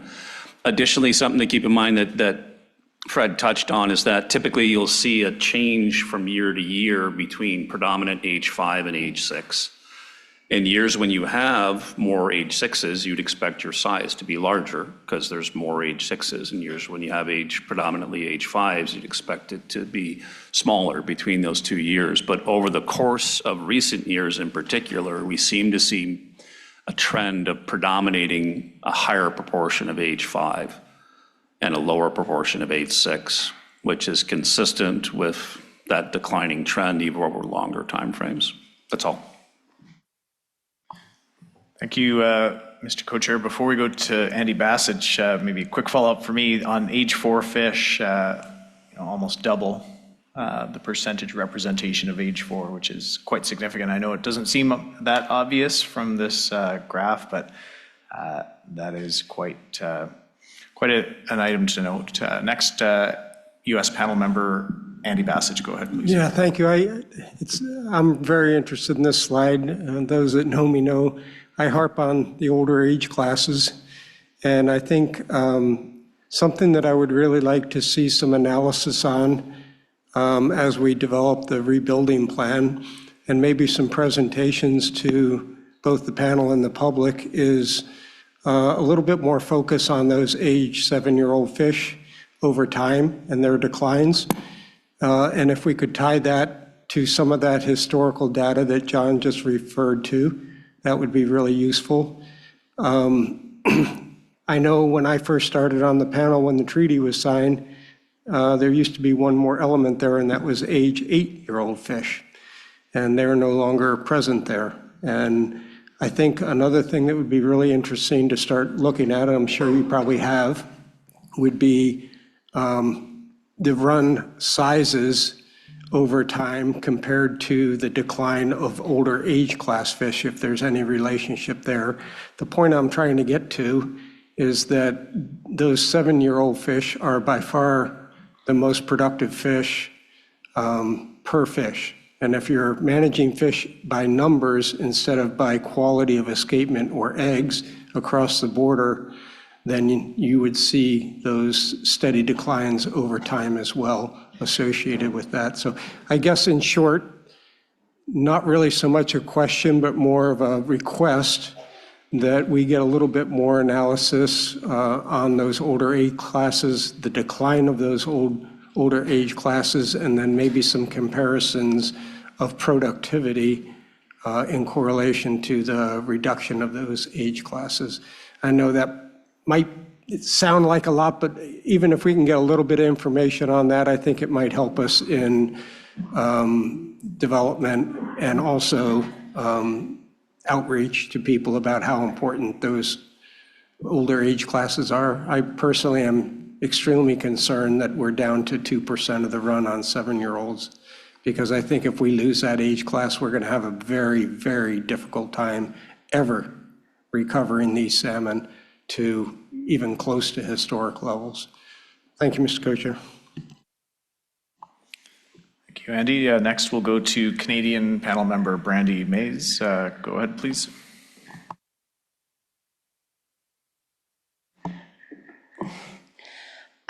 Most of the answers were, or most of the questions that I was going to ask were answered, but like everybody that doesn't understand this whole process, I'm even having trouble with this a little bit.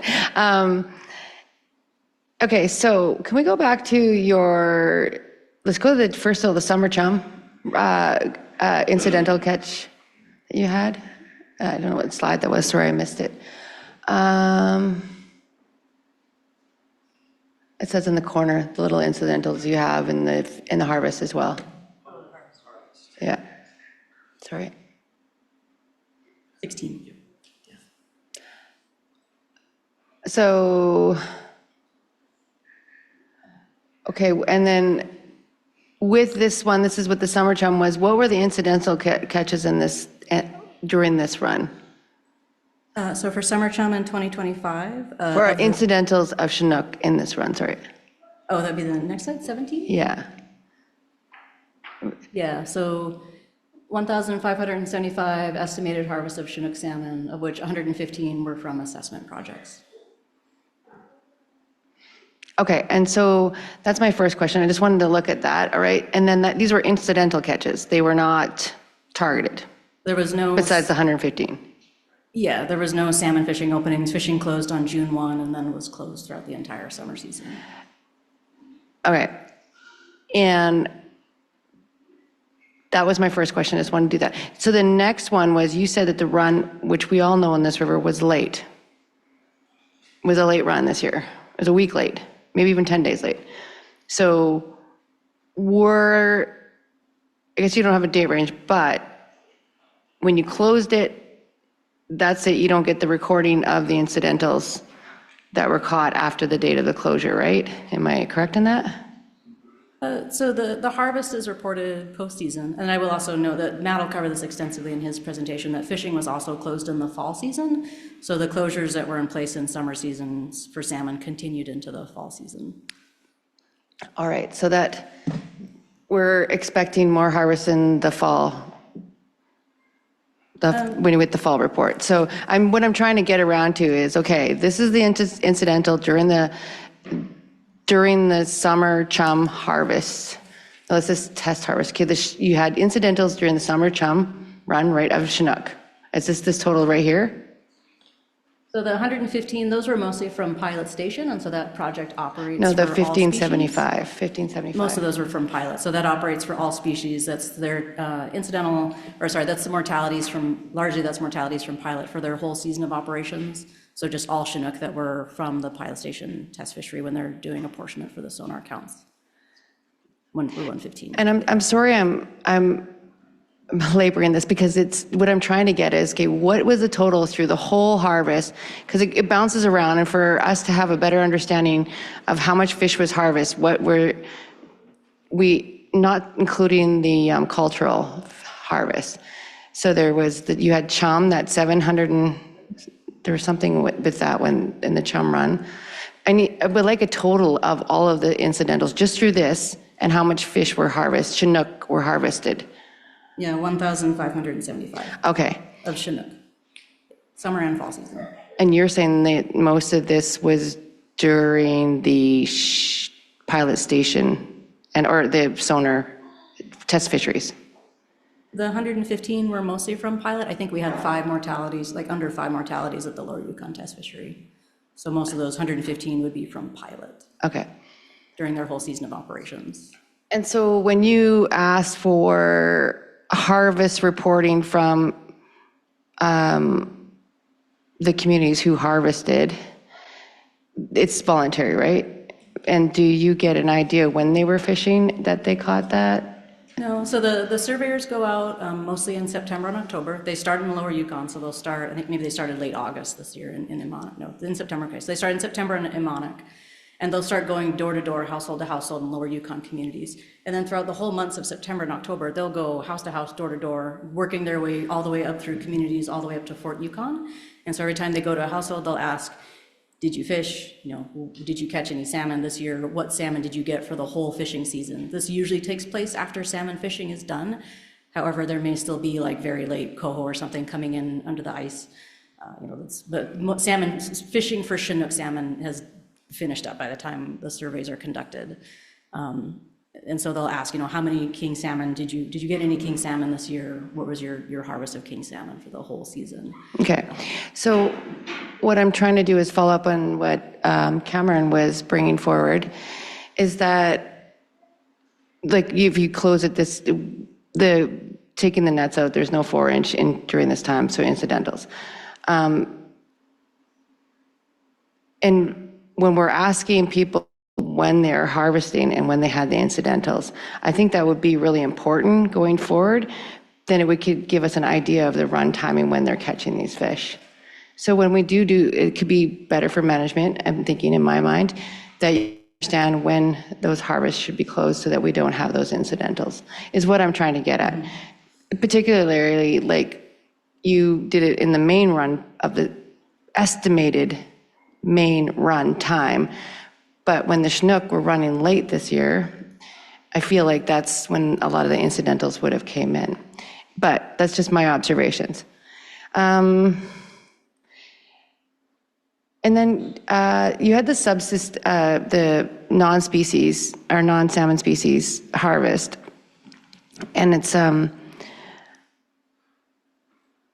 for whitefish particularly, and based it on predatory fish that we were talking about. Was that, you said something about that? I'm just kind of trying to follow up on that. Oh, yeah, so while we've seen whitefish, so whitefish, that includes large and small, so broads and humpback and cisco are all kind of lumped into whitefish.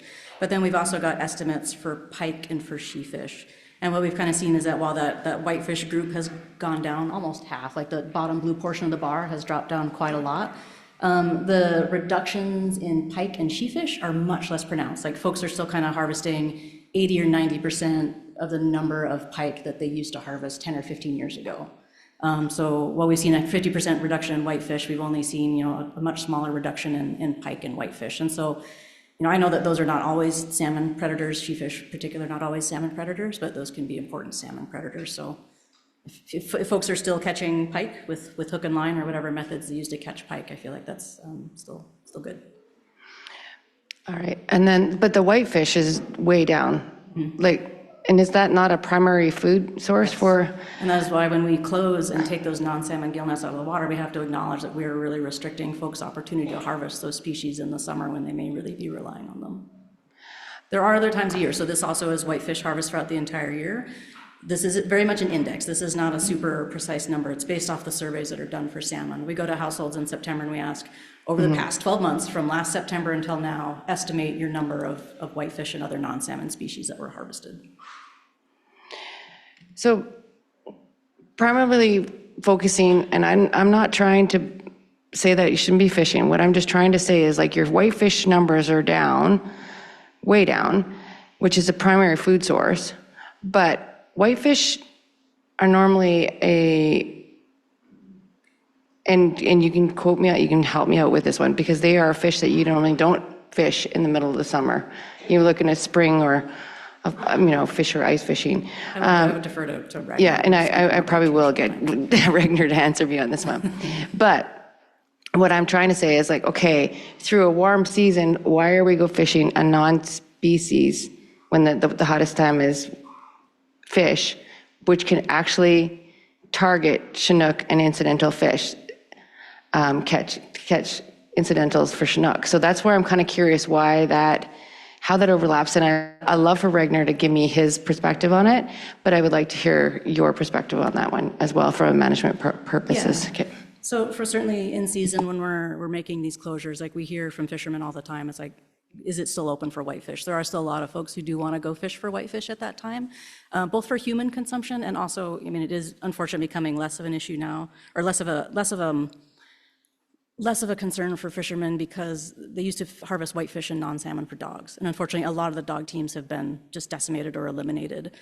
So that, unfortunately, that traditional harvest that may also take place to supplement feeding a dog team is not there. But that is important throughout the summer because dogs always have to eat. But there are a lot of folks who call and they want whitefish, all summer. They ask about the fishing opportunities for whitefish all summer for human food. And so it's an important human food in the summer. And I'll definitely defer to Ragnar to talk about if you want to add anything about the whitefish harvest.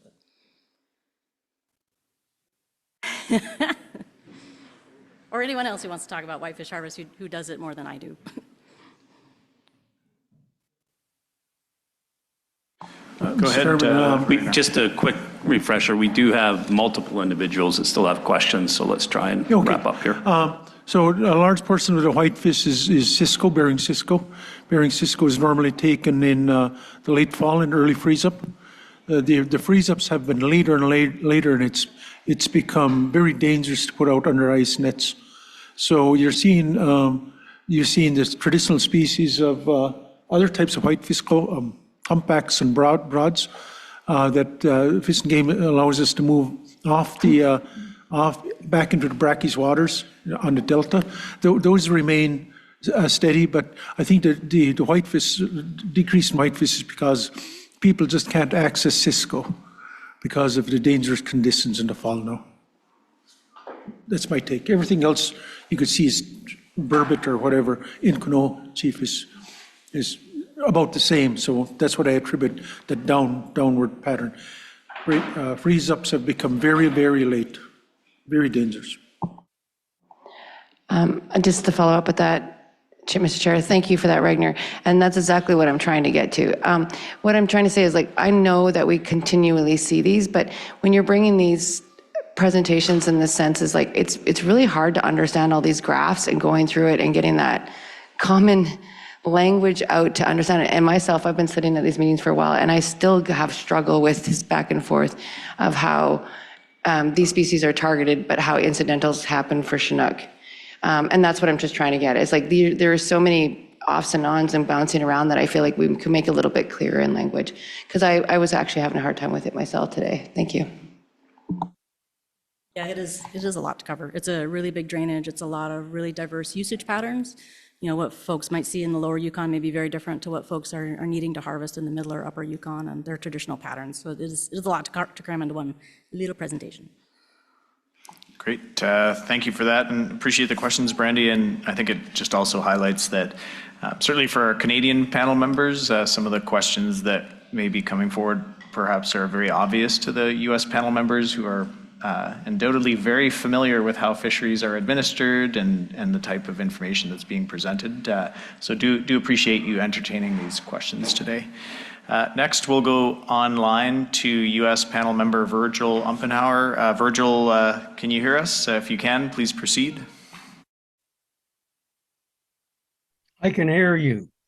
And I was busy going through a Yukon River Panel Shaky Sea book, trying to figure out where the brood tables were, and I never could even find them. I think there was a 4-year period in the early 80s I'm not sure exactly what years it was, but that the percent of 7-year-olds, this is on ASL data from the ASL commercial harvest, that in the lower Yukon, the percent of 7-year-olds in the commercial harvest was 28%.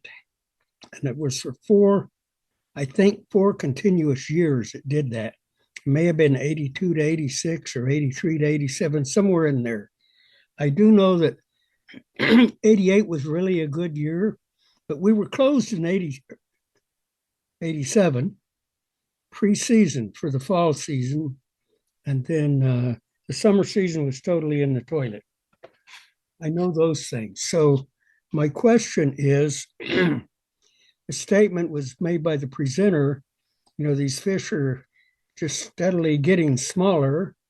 And so that average of 733 millimeters, so someone that doesn't really use millimeters and kilometers and kilograms so much, that's 28.91 inches is how long it is, which is probably an 11 or 12 pound fish, maybe.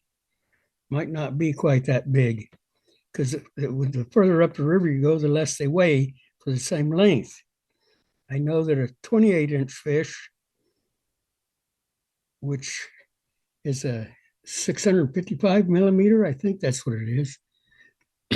Anyway, the one that's that size, that has to be that big, and that if you're in Southeast Alaska to be counted in king salmon escapement or Chinook salmon escapement, they have to be over that, which is only about, if by the time they get up to the middle Yukon, those fish will only weigh about 9 pounds or so, most of them. So my question is of you, and you probably can't answer the damn question, but I'm going to ask it anyway. Is there anything the department can do or the managers can do to get those fish sizes to be bigger? Because I think the problem is too damn many fish in the ocean pasture, because between 5 and 6 billion a year get dumped into the ocean. And of course, that's multiple countries doing that, but the country that does the absolute most of them is the United States. And Alaska does most of those. And so, you got my question? You understand it? Is there anything we can do?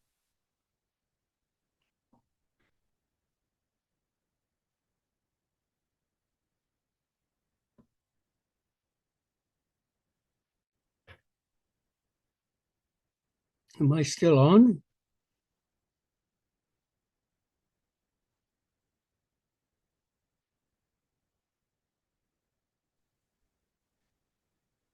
I can hear you, Virgil. Oh, okay. I'm online though. I don't know. And I can hear you as well, but I'm also online. Yeah, I think Yukon River is frozen. The feed is frozen. I can hear you, Virgil. Okey doke. Yeah, so they probably didn't even hear my question. Virgil, sorry, it's Steve here. Are you able? We can hear you now. Online people could hear me, but I Great, guess you thanks. couldn't. Virgil, I can confirm that in the meeting room, we did hear your question, the entirety of the question, so you did not drop out for us, but I presume you may not have heard the response. So if I could go back to Fred, please, I apologize. Fred, could you repeat your response to Virgil's question? Yeah, that's a good question. We've already done as much as we can with reducing mesh sizes or not fishing or fishing much at all, or fishing right now incidentally with the 4-inch gear. So yeah, I can't really, I mean, survivability in the ocean is a big factor. And so if there's anybody who has ideas about increasing survivability in the ocean, that'd be good. But yeah, I don't really have an answer for that. So it's a societal decision to be made. And if the United States doesn't lead that, we'll never get Russia or Japan to do anything. Japan has already done something. They've cut way back on their hatchery production, but there's no way in hell we're going to get the Russians to do a damn thing unless we do it first and really put pressure on them. Okay, that's Board of Fish crap, and then Department of Interior stuff. Thanks. Thank you, Virgil. Next, we have a question from the Canadian delegation meeting room in Whitehorse. So if you can hear us, if we could have the speaker introduce themselves and proceed with your question, please. Hi, it's Dennis Zimmerman, panel member. Just want to make sure you can hear me. We can, Dennis. Please proceed. Okay, thank you, Dina, for that presentation. I really appreciated the detail in which you provided the incidental harvest, the 1,500, roughly 1,500 fish. So a question I have is, it sounded as though the educational and cultural and funeral related, potlatch related permits were quite low, but I guess I'm wondering if there's been any discussion as to what an upper end of incidental harvest might look like. If we're at over 1,500 Chinook, and my understanding is 46% are Canadian origin, has there been a discussion as to how many might be too many fish? And I'm thinking in particular if the uptake of educational and cultural may increase. I guess that's the first part of my question.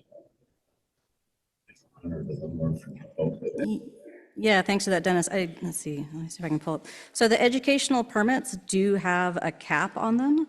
Only so many educational permits can be issued for a harvest. Let me see if I can find it. I don't know if I have it in front of me, but the educational permit harvest is capped up to, I don't think, up to 300 Chinook salmon can be taken for the educational purposes. So that would, potentially be 30 permits. And this year we had 5 under that fishery. For funerary permits, there is no associated cap in the new regulations that were finalized. However, we typically only get between, 10 and 15 funerary permit requests a season. And so those are kind of limited just on the number of the requests. Sorry, I don't know if that kind of fully answered your questions. I guess in terms of incidental harvest, I mean, ideally our goal is for incidental harvest to be as low as possible, but we're always trading off the severity of the restrictions that we've already taken to non-salmon species. And so I think to further try to reduce that might be a big hardship for some folks, and might, we're always kind of searching around for ways that we can do that and still still provide that harvest for non-salmon while keeping that incidental harvest as low as possible. And that includes a lot of outreach and messaging, and anyone who can play a part in that, encouraging folks to, we say it on the teleconferences and in every phone conversation, like, set your nets where you're not going to get salmon. If you get a salmon and it's alive, let it go. But it always helps to hear those messages from other people as well to help make that fishing opportunity for non-salmon with as low as incidental harvest as possible. Great, that really helps, Dina. Thank you. That it seems like you do have a good, there's a good handle on it. You can predict year to year how many. That actually brings me a lot of comfort. I guess the second part is probably more of a comment, and it's probably a bit more to a domestic Canadian audience. And I may be going a bit rogue here, but if you look at the 1,500 fish that are incidentally harvested, and I'm applying something which is probably going to be a little bit cringy for Co-Chair Gotch, but if you look at a 25% harvest share, you're looking at maybe 300 to 400 Canadian fish if we were to apply the same logic that we applied to the treaty to incidental harvest. My point being is that we also have the same provision in the 7-year agreement as the US does. I'm not advocating for harvest by any stretch in Canada, but I am saying, and I think we all realize that there are roughly 1,500 Chinook being taken in Alaska for, I recognize they're not all Canadian origin, but I just kind of encourage our Canadian audience. We have a 7-year agreement. We have a provision for cultural fisheries in the Yukon, and I think it would be a good idea, I would suggest, if we started having dialogue around that and what that might look like. We have some incredible examples with First Fish that don't take Chinook and they take other species. And we have a lot of other culture camps. We've already talked about the Taku River and, you know, the pressures we're putting on those fisheries right now and obtaining commercially caught fish. So all to say, I thank you for the transparency. I appreciate you aligning it with provision number 4. And I'm encouraging Canada, whether we choose to or not to, we may forego like we normally do for conservation, but I just wanted to, I think it would be good for us to have that dialogue, and I'll just leave it at that. Thank you. Great. Thank you for that. Next, I believe we have a question or comment from U.S. panel member Sven Pauken. Sven, are you able to hear us? Yeah, I can hear you. I had a question going back to the age-sex length composition graph there. And John had mentioned that from the 60s or 70s, we're seeing the Chinook size getting smaller. I'm wondering if there's any studies or anything done to correlate what's happening out in the ocean, because we only see the Chinook come in when they come into spawn, and then we don't even see them go out, but they are leaving following the next year. Those are the only 2 times they're in the river. Is there, and they spend the majority of their lifetime out in the marine environment. I'm wondering if there's been any studies or any look into what's happening out in the ocean environment that affects the length of when they come, how big they are when they come back, and kind of maybe hopefully maybe be able to answer maybe part of Brandy's question as far as the incidental harvest with the 4-inch gear and the non-salmon species that are taken. The graph, and I think Ragnar summed it up pretty good. That's an all year long deal. Folks are using the nets to catch the whitefish and whatever the non-salmon species all year round. What the department has allowed Lower Yukon folks is to use 4-inch nets and to harvest. And we're not targeting the Chinook or chums like we would normally do with a 6-inch mesh. The 4-inch mesh, we're using those to target the pink salmon. And these 4-inch mesh gear, they're 60 feet in length, I don't know, 5-6 feet depth, close to the bank. So we're trying to get some salmon, the pinks that come in closer to the bank, to at least try to help, you know, folks get by in the summer. Hopefully that'll maybe answer part of Brandy's question as far as the 4-inch gear and the incidental harvest. I think what's happening, and I probably bet my whole PFD next time that the incidental harvest that's happening during that 4-inch gear season is the smaller males that come in that are getting caught. I mean, the subsistence harvest surveys don't specifically state whether they're male or female and the ASL type stuff, but I would bet that most of the incidental harvest that's coming in are the smaller males, Chinook males. Anyway, that's all I had. If someone can answer the marine environment question. Thanks. Yeah, I can take a stab at it. I mean, we do have the surveys that go out in the ocean they're collecting juveniles and first year fish for getting information about, I guess, abundance of juveniles to kind of look at future returns. And they were also doing some in-river fish health, like collecting information on thiamine and fat content and all those things. And so there is research on kind of the size and fish quality when they're entering the river. And so there's, yes, there is research going on to kind of get at maybe why fish are coming back earlier. Normally, you know, a fish would stay out 4 or 5 years in the ocean, but why is it coming back a year earlier or 2 years earlier? And so it in a sense, it's smaller, and also size at age is also smaller. So yes, there is research about, you know, the abundance of food and how much fat they're putting on. So yes, there's a lot of that going on. Next, oh, did you have anything further, Dina, to add? No, I just want to note that John Lamont also has his hand up. I don't know where he is in the queue. Okay, we've got a long queue underway here, so rest assured we have time and we will get to all of our panel member questions, so appreciate everyone's patience. Next, Canadian panel member Jeffrey Peters, go ahead. Thank you. If we can go to slide 18, the one that speaks to harvest of non-salmon species. There's wording in here that talks about less fish being caught because people aren't out catching salmon and the increase in fuel costs and the cost of people to go out. I heard that there might be a program in place in Alaska to help compensate people and help get people out as a result of the loss of subsistence opportunities. Is there a program in place now, or is there thought towards providing more opportunities or compensation to get people out there catching fish? Thank you.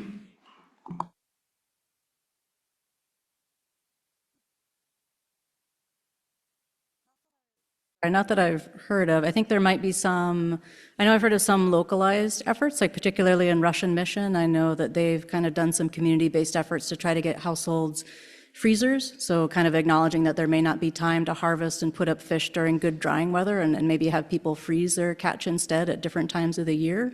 There's also been maybe some efforts to get more gear, like 4-inch mesh out. But other than, I would definitely defer to other community members if there's been other efforts to get fishing. Mr. Co-Chair, go ahead. Yeah, what Dina said definitely applies, but what you might be thinking of or what may have been heard about here in Canada is that there was consecutive multiple federal fishery disasters declared for Yukon and other systems, but Yukon in particular, for both Chinook and Chum in that regard. And there's been multiple recent years since the huge crash of everything in around 2020. And that does then result with each declaration, once it's affirmed by Congress, they will appropriate funds for each subsequent or each individual year of a declaration. Some of that funding will go directly towards affected fishermen for compensation, especially it's designed predominantly for commercial and loss of economics. But maybe about 10, 15 years ago, it did start to incorporate subsistence impacts in Alaska as well. So the lion's share of the funding that would get appropriated will go for those purposes. But then a certain amount of that funding is also reserved for research assessment purposes to try and investigate and better understand why these crashes and disasters are occurring so that you can better manage to either rebuild or prevent those disasters in the future. Next question, Canadian panel member Pauline Frost. Go ahead, please. Thank you. Thanks for the presentation. So I'll maybe come at it from some information you shared, but more specifically a food insecurity question. So the objective of the Yukon River Panel mainly to review and look at the decline of Chinook, Yukon River main stem Chinook, and fishing branch Chum. So we try to manage in that range to meet border escapement. As you see, we haven't done that in quite a few years. But we are looking at, there's been quite a bit of studies with respect to analyzing why the salmon is declining. And interestingly enough, the trend's kind of rising a bit with respect to what we're seeing, just given the closures. And that's great. Everyone's sacrificing, but at the same time, when you look at disaster relief funding in the United States to help offset food insecurity, we don't really have that in Canada. You know, and I think that's up to us to repair or fix and try to influence our politicians. We had a presentation this morning from two ministers, Wadyschenko, but also from our MP with, you know, not trying to politicize this, but, you know, I think it's important to consider that what I heard you say with respect to observations on the non-salmon species when you're doing the assessment. So identifying on one of the slides that I raised earlier, it's 1,575, the number, and then there's an extraction of 115 for assessments. But it's what I heard also is there's a decline on the alternative harvest, which would be sheefish and whitefish and such, but that's specific to that tributary. So the question, if we're seeing declines in specific areas, that's going to compromise a way of life or historically a way of life of the people in that region. Because obviously they're going to see further declines with respect to food insecurity. Here, that study, I'm curious, as an international board, if you are studying that there and your observations are true to that area, what is it that we're doing here in Canada to analyze that? Because we're all looking at regional plans, co-management plans, and specific to our regions, and we're always just looking at the rebuilding plan, stock rebuilding plan for Chinook, and for us here is the fishing branch chum, right, the fall. But what is it that we're doing with respect to observations and data, scientific data that you're seeing? Because you made some pretty broad statements, and I'm curious to know how that is reflected here in Canada. Maybe not for you to answer, but of course we have GFO delegation here. Perhaps they may be able to shed some light on that for us, because that's just as important to us as it is to the lower river, right? And we need to put that, or at least tie that option or some alternative option into our regional plans, our local salmon management plan here in Vantaguchin Traditional Territory. Because we're now fishing hard for whitefish, we're fishing hard for alternatives, right? And if we're seeing decline, is that consistent throughout the main stem? I'm kind of curious if that has been even analyzed or assessed. Mussy. Yeah, and I think one of the things I always try to show with this chart is that I do hear from a lot of folks that we might expect that we would have seen whitefish harvest increase, but we haven't seen that. So while some folks may be fishing harder, overall, a lot of folks are just not fishing more for whitefish. And I think that is because of the costs, and maybe people aren't even going home to go fish at all. If they can't go fish for salmon, maybe they're not going back to help their families fish for whitefish. And so we haven't seen that increase in harvest and reliance on non-salmon fish. It's particularly not for whitefish, but we have at least seen harvests of other resources like sheefish and pike stay steady. And then you've got kind of like the really kind of niche species, like maybe blackfish. Presumably the household that usually typically goes out and catches blackfish is still getting the same amount of blackfish, or eels if they can go out and get lamprey. But we haven't seen that increase in whitefish harvest to compensate for this decrease in salmon. I think a lot of that is just due to restrictions and lack of opportunity, and not being able to get out on the water in the summer as much. Okay, great. Thank you for that. And we may have some follow-up information in the Canadian presentation following this. Next, we'll go to U.S. panel member Rhonda. Go ahead, please. I was just going to also indicate that the Federal Fisheries Assistance Disaster was an application process, so only people who filled out that application got that particular assistance, and this is, I think, the first time that it's been given out since the fisheries disasters have been declared. Before this, we really never got any type of assistance from the state of Alaska or the federal government. Those are definitely federal considerations for the National Oceanic. I'm trying not to use acronyms, but it's called NOAA. I can't even remember the rest of the words. As for the non-salmon harvest, that's domestic. That's a domestic fishery, and those are, Alaska fish. So it's very difficult to sort of conflate that domestic fishery with the escapement goals, because they're fishing for something completely different at a different time. I just wanted to be clear about that, because it's not like people are going out there during Chinook salmon run and fishing.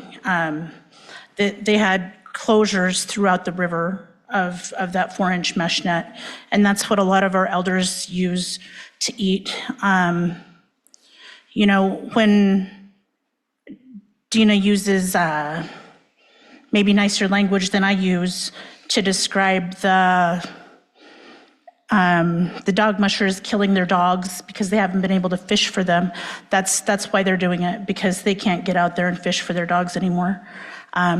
I know what Pauline was talking about when she was talking about dog salmon, because that's what we used to have to do in the fall, and it was cold as hell.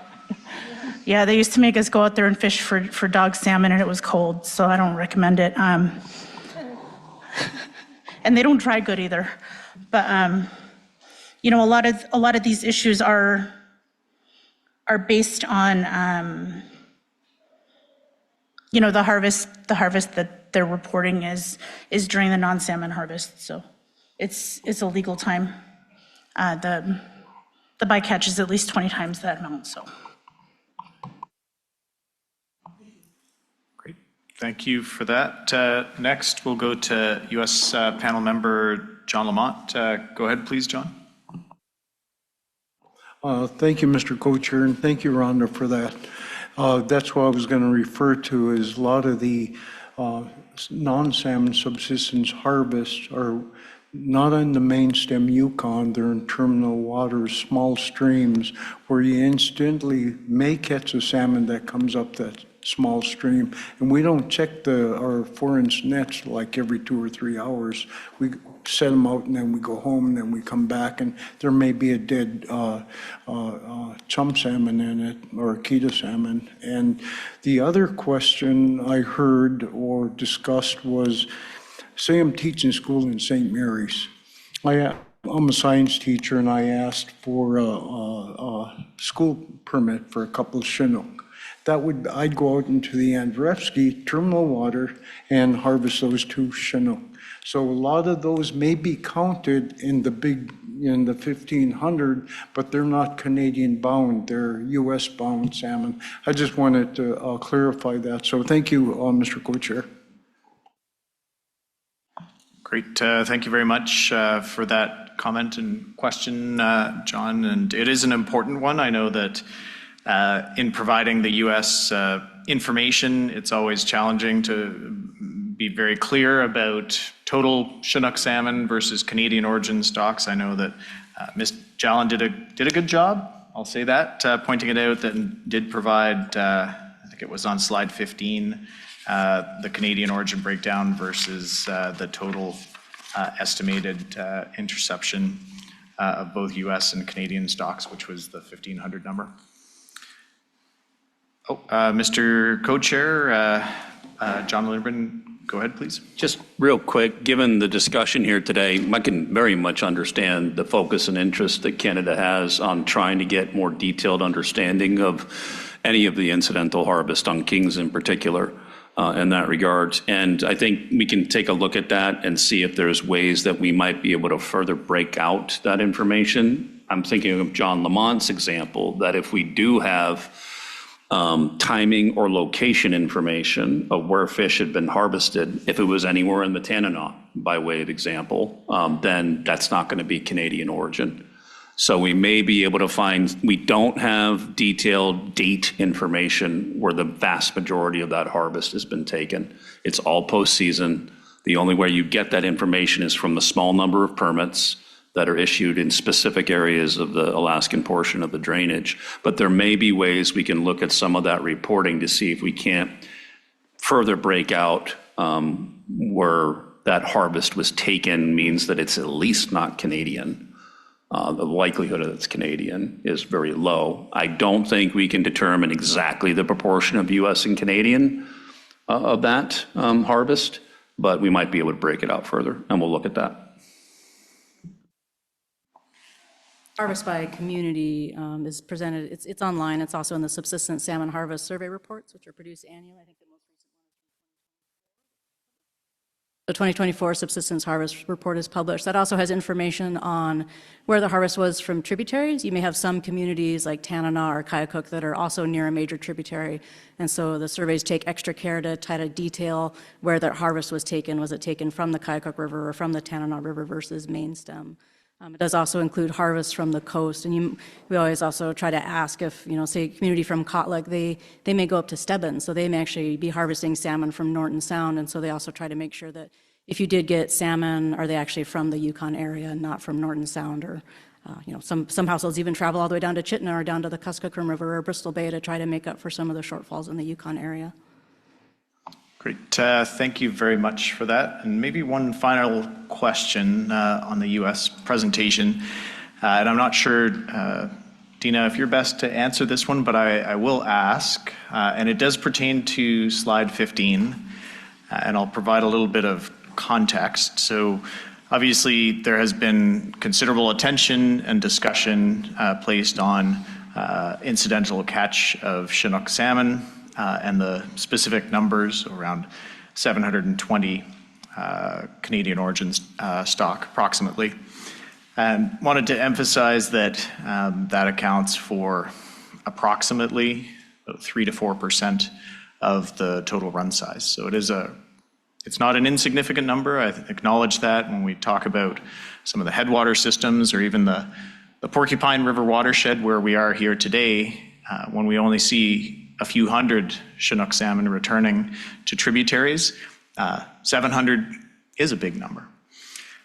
But that's not my question. My question is focused on the last bullet on this slide. And for the panel's benefit, a number of years ago, the panel was struggling with accounting and essentially loss of a significant proportion of the Canadian origin return annually, from the point when the return entered the mouth through its migration to the headwaters. And in certain years, it was 30% or more. And that was a significant discussion point during those years. And I'm noting that we're talking about 10 times the order of the discussion points around incidental catch here. The final bullet on slide 15 makes reference to some of the preliminary data collected, and it references ichthyophonus infection. And so for those that may not be familiar with ichthyophonus, it's a parasite that's present in Chinook salmon, and at times, in certain life stages, can cause a very high degree of mortality, in particular pre-spawn and during the migration life stage.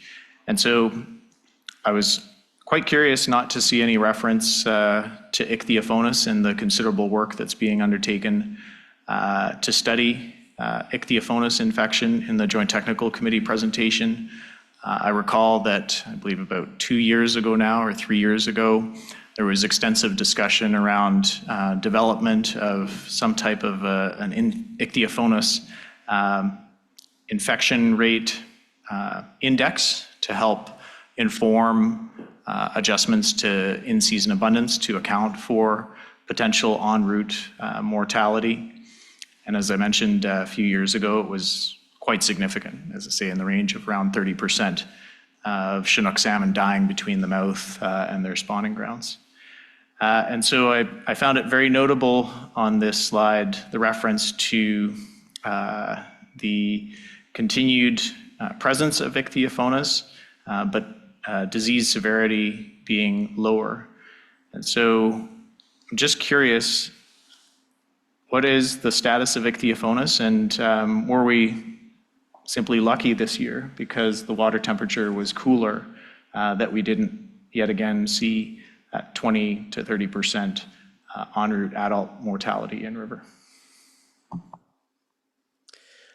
For the last 2 years, I mean, I guess starting in like 2021, 2022 is when we saw the high levels of ichthyophonus. So the prevalence was high, but also the severity of the disease was high. So the fish that were infected had high disease rates.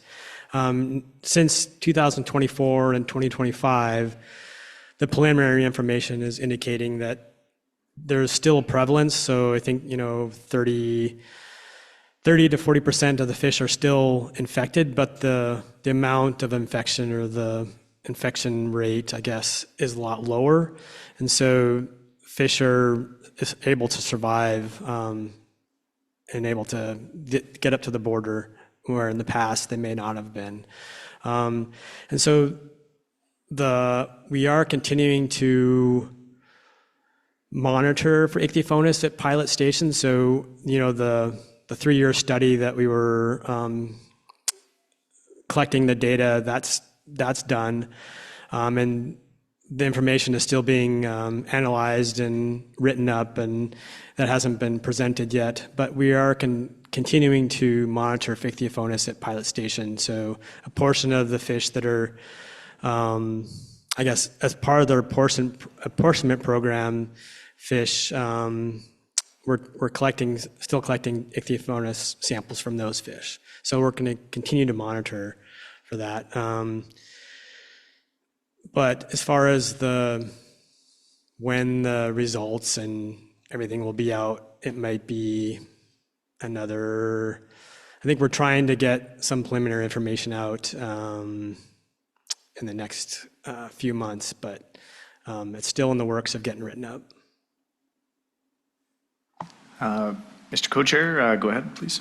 Yeah, and just to add to Fred's summary there, so there is additional work that's going on that's working with USGS to evaluate juvenile infection, and then as you raise those juveniles, how they are affected by ichthyophonus. So there's ongoing work that's not in river, essentially, that's happening in that regard.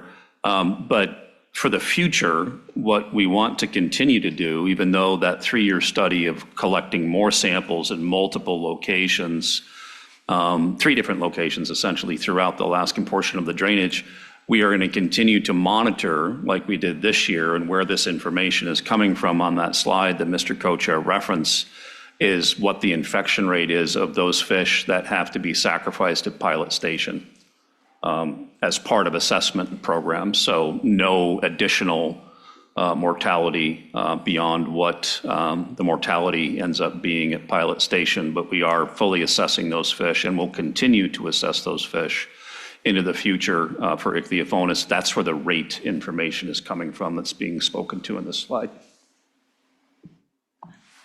Thank you, Mr. Co-Chair, and I very much appreciate the clarification.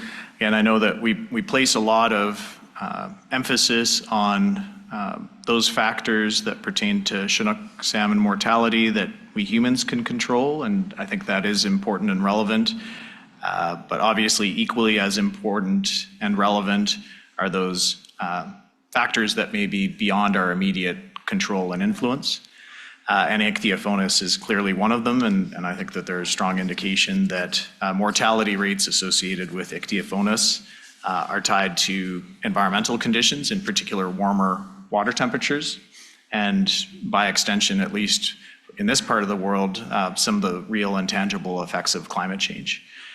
And so I'm just curious I'm guessing this is appropriately directed perhaps to ADF&G or to the US, but would it be possible for the Yukon River Panel to receive a presentation on the ongoing work that is being undertaken at state and federal levels in regards to ichthyophonus? I appreciate that we won't necessarily have all the answers. We're not necessarily at the end point of these studies, but would that be possible to accommodate for the April 2026 preseason meeting, Mr. Co-Chair? Yeah, thanks for the question, Mr. Chair. I think we're definitely quite interested and want to come to the panel with a fulsome and wholesome report in that regard. The main thing is the nexus, for lack of a better term, between the in-river work that's generally completed besides the ongoing monitoring, and then the nexus of that information with the lab work that is ongoing. The better time frame, I think, to target a presentation, as you described, would probably be at the spring meeting of next year, perhaps in January, but I'm being a little hedgy there because just to give some timeline flexibility. So in other words, the April 2027 preseason meeting, I think we're fairly confident we could have a fulsome amount of information to report out to the panel. Okay, thank you, Mr. Co-Chair. We'll capture that as a forward planning action item. Appreciate that. Next question will go to Canadian advisor Carly Knight. Go ahead, please. My mic working? There we go. Thank you for your presentation. I was just looking online at some of the harvest numbers that are reported, and I noticed a substantial increase in harvest in the Tanana area in District 5. Particularly, it's around 700 fish. And so I noticed in the lower Yukon, we're looking at about, of the 1,500 reported, about 1/3 of those fish were harvested in the lower Yukon and 2/3 in the upper Yukon, and 700 of those fish Tanana section alone. And it's interesting to me to see the trend, even just in the last 5 years. It's been, kind of between 100 and 200 fish in Tanana, but in 2025, there was 700. And I'm wondering if you could speak to that a little bit. Thanks. Yeah, I don't have the subsistence numbers in front of me, but I think in general, we do tend to see less harvests of kings in lower river because they've also got access to chum, whereas you move further upriver, those summer chum salmon go away, and then you've only got king salmon after that, especially in the summer season. For the community of Tanana, so those are based on the postseason subsistence harvest estimates. We go out and talk to households and then estimate for that community. So that is an estimate for the community. It's driven by the responses that they get. An increase in number might be more households and families going back to Tanana to fish. I don't know if Andy or Bonnie wants to weigh in more on any of the particulars they saw in the data this year, but do also note that harvest is really, really low compared to their historic harvest, where many, many more king salmon were traditionally taken in that community. I don't know if Charlie Wright is online. He's from near that area. He's not necessarily in Tanana, if he's got anything to weigh in on if there were any differences in harvest this year.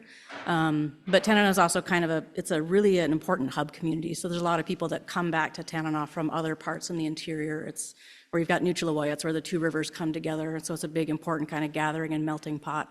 So some of those might be kind of artifacts and issues with estimates from people either going back or kind of conglomerating in that area to fish. It is a large number, it is a large estimate, but it is a lot smaller than the traditional harvest of kings in that area. If there's specifics about the community estimate, those would be better directed to Andy Padilla. He does the harvest. You could for sure reach out to him with an email, and he might be able to provide more context for that estimate and if there's what sort of considerations they saw this year in particular. Thanks for that response. I was just curious that we've kind of been in this trend and the situation that we're currently in now, especially with the 7-year agreement. And it's quite outstanding to see, a number of 700 rather than 100 and something in the previous 4 years.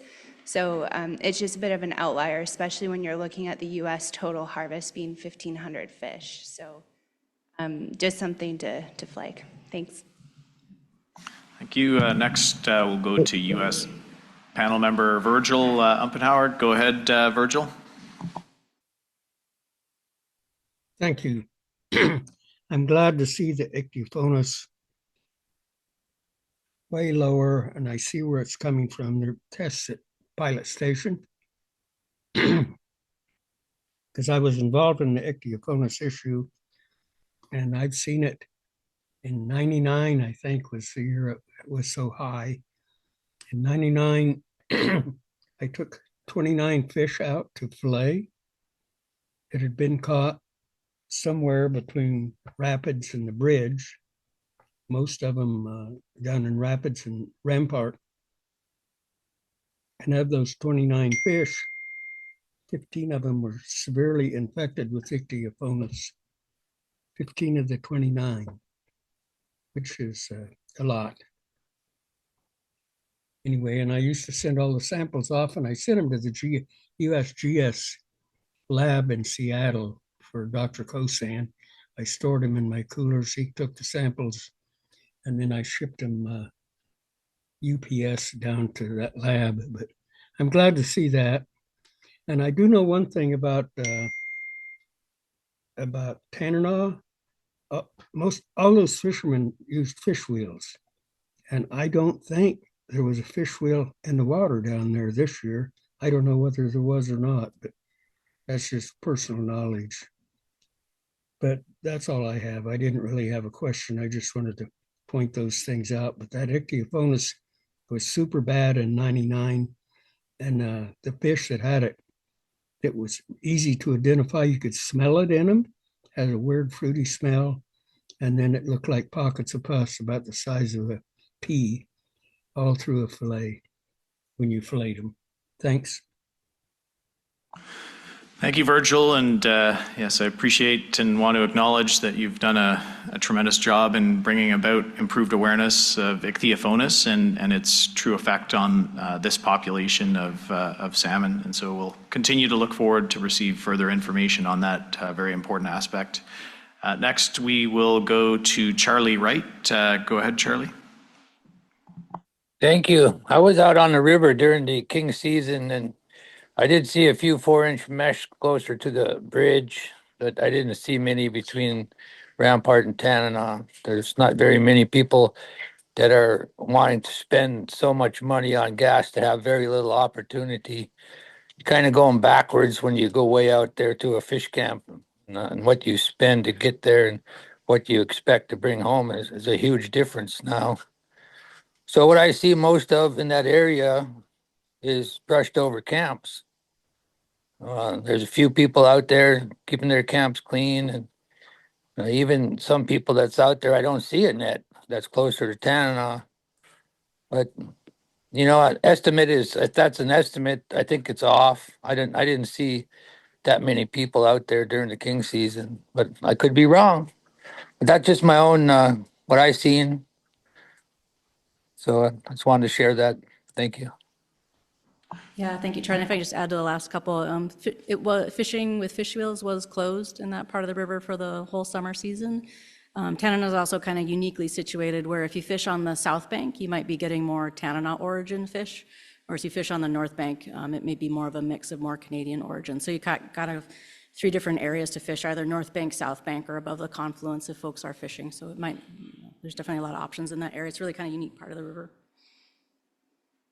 And thank you very much, Charlie, for your in-person account. I know that as much as the numbers, the graphs, and the figures are important, equally as important are the observations of people like yourself from throughout the Yukon River watershed. So I do appreciate you sharing that information with us.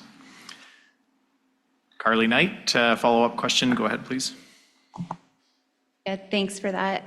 Can you just speak to if the number reported online is an estimate or if it's actual reported number? Because my understanding is it's reported.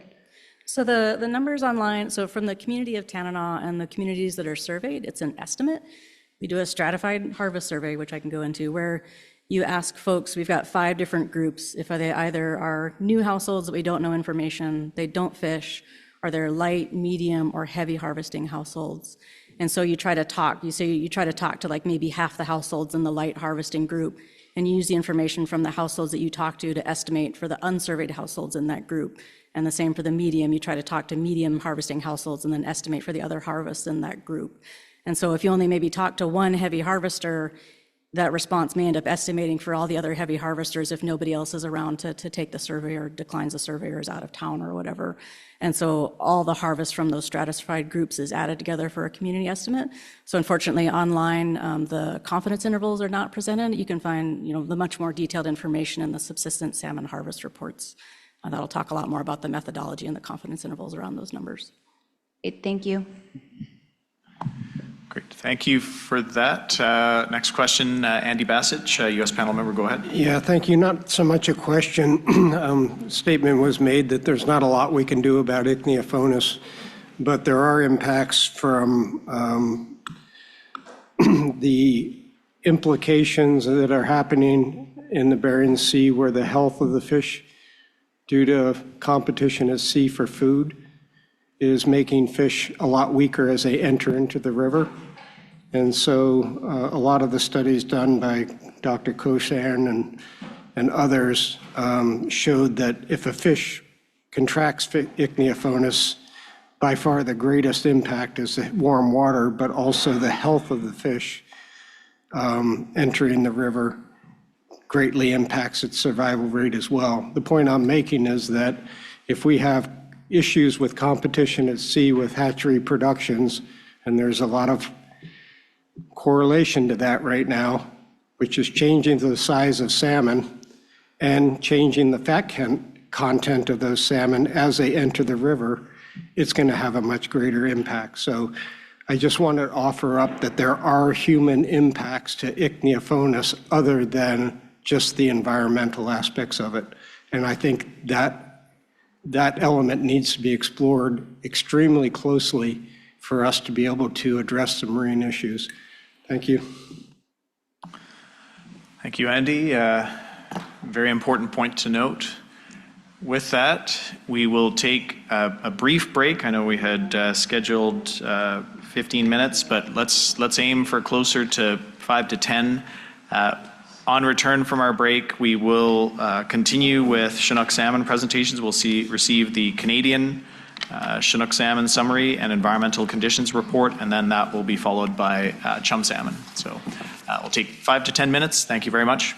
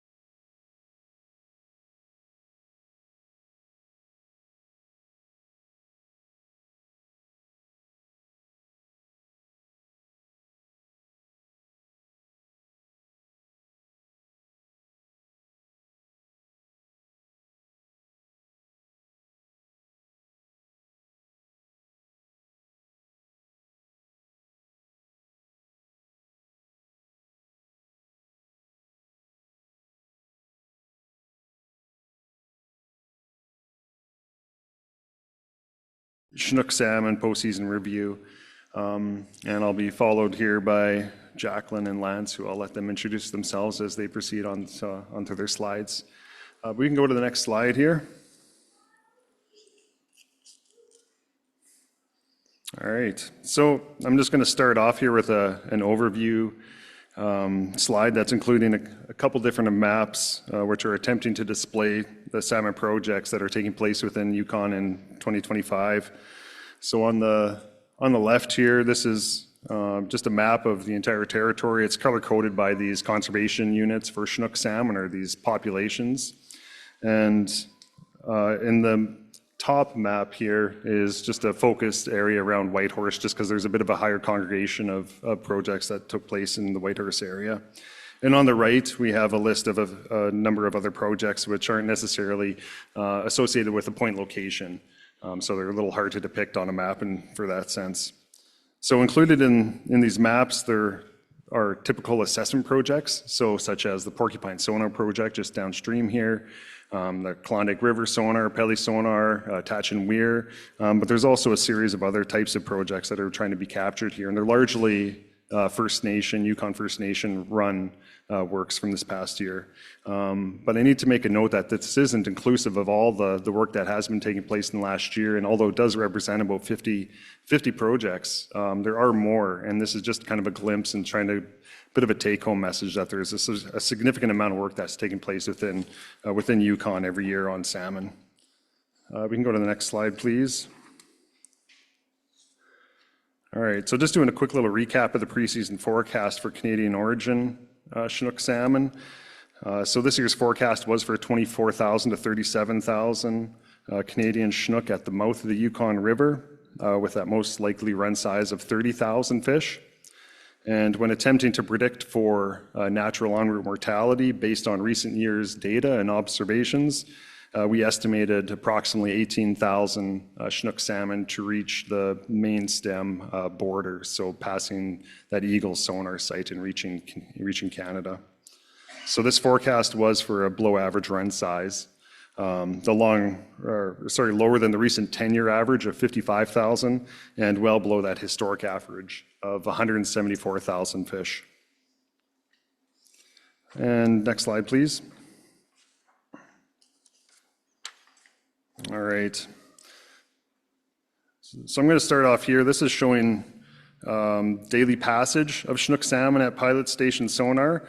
So Dina really laid out nicely the locations of all the projects downstream, and pilot station is that first major assessment project after the test netting that's taking place for all salmon assessment. Now here in the blue bars, we're seeing the daily passage estimates for Canadian origin Chinook salmon. So this is based on daily passage estimates as well as the genetic sampling program that takes place. And now when you include these orange colored bars, those are now accounting for all like total Chinook passage, including US and Canadian. So the 10-year average here is shown in this black solid line. And just recapping, which we just saw in the previous presentation, I know that was a couple hours ago, but there was an estimated 60,000 Chinook salmon that passed pilot station this year, and the estimate for Canadian origin was about 26,000, or approximately 44%. We can go to the next slide, please. All right, and so here we are just jumping up to Eagle sonar. So this is right near the border of Alaska and Yukon, right before about 20 miles before they're reaching Canada. And so here, these bars, they're exclusively Canadian origin Chinook, as that's all that we do see passing the sonar site. And this again is looking at the daily passage estimates in these blue lines, and then in the solid black line, this is the project average. So this year's estimate was about 24,000 Chinook passed the Eagle sonar site, and that 10-year average it being about 50,000. So we're about half of what that average is. And just for reference, as most folks know, that's well below that rebuilding target of 71,000 fish. And next slide, please. All right, and so here, similar structure. These bars again are showing daily passage estimates, this time for the Porcupine sonar site just downstream of here. And this black line is now showing the project average for the Porcupine sonar site. This year, we only saw an estimated 337 Chinook salmon passing the site. Now there's been a bit of a step down in the annual estimates at this of Chinook salmon in the Porcupine since 2021. Since about 2021. So the sonar was first operational in 2014, and from 2014 to 19, the average passage annually was about 4,000 Chinook salmon. But then ever since 21, so 2021 to 2024, that's dropped to an average of about 400. So in the past few years, we've now seen about a 90% drop, or we're seeing about 10% of what we even saw the previous 5 years. Okay, we can go to the next slide, please.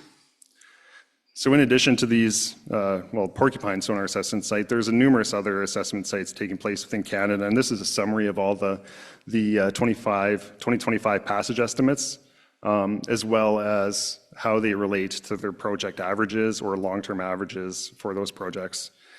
So, I mean, a couple notes here. Dina highlighted that this year there was actually a fairly low difference between the pilot estimate, the estimated passage of Canadian origin Chinook at pilot station, and the same estimate of Canadian fish past Eagle. So there was a discrepancy of about 2,000 fish, which is less than 10%. Now, one other piece I'm going to focus on a little bit here is whereas you see the majority of the projects are well below, Porcupine sonar 13% of the 10-year average. We see some of these at 70, 60%. First, the Whitehorse Fishway is kind of sticking out like a sore thumb there, where we saw 800 fish, and it's about 125% of the average. Now, putting a bit more context into that one, so you don't look at that and think, this is an amazing instance here. This estimate, they do have a video counting station associated with this, and so they're able to get estimates on the sex component, and the percent female was about 15% female passage at the Whitehorse Fishway this year. So when you're comparing that to what was seen at Eagle, where it was around 35%, I believe, it's a pretty stark decline when you start to go upriver and you see that really we're only seeing about 15% female past the Fishway. And taking that a little bit broader, speaking to some other individuals like Tasman Tlingit Council and others, There's carcass surveys completed on, I think KDFN helps as well, on the Teslin River, and they saw a really low % female component during their carcass surveys. The Big Salmon River, likewise, during their carcass surveys, the % female was about 20%. So that's just one other component to think about. And when we talk about the quality of escapement, I mean, those females are obviously one of the main contributors to the reproduction value. And if we're not having them there, then there's going to be further concerns, obviously. We can go to the next slide, though. All right, so this figure here is showing an estimate of the total run size for Canadian origin Chinook since the 1980s. So the total run, it's calculated as escapement, or those fish that do reach their spawning grounds, plus harvest of those fish. So this year's estimate is just under 25,000, which is similar to what we saw last year.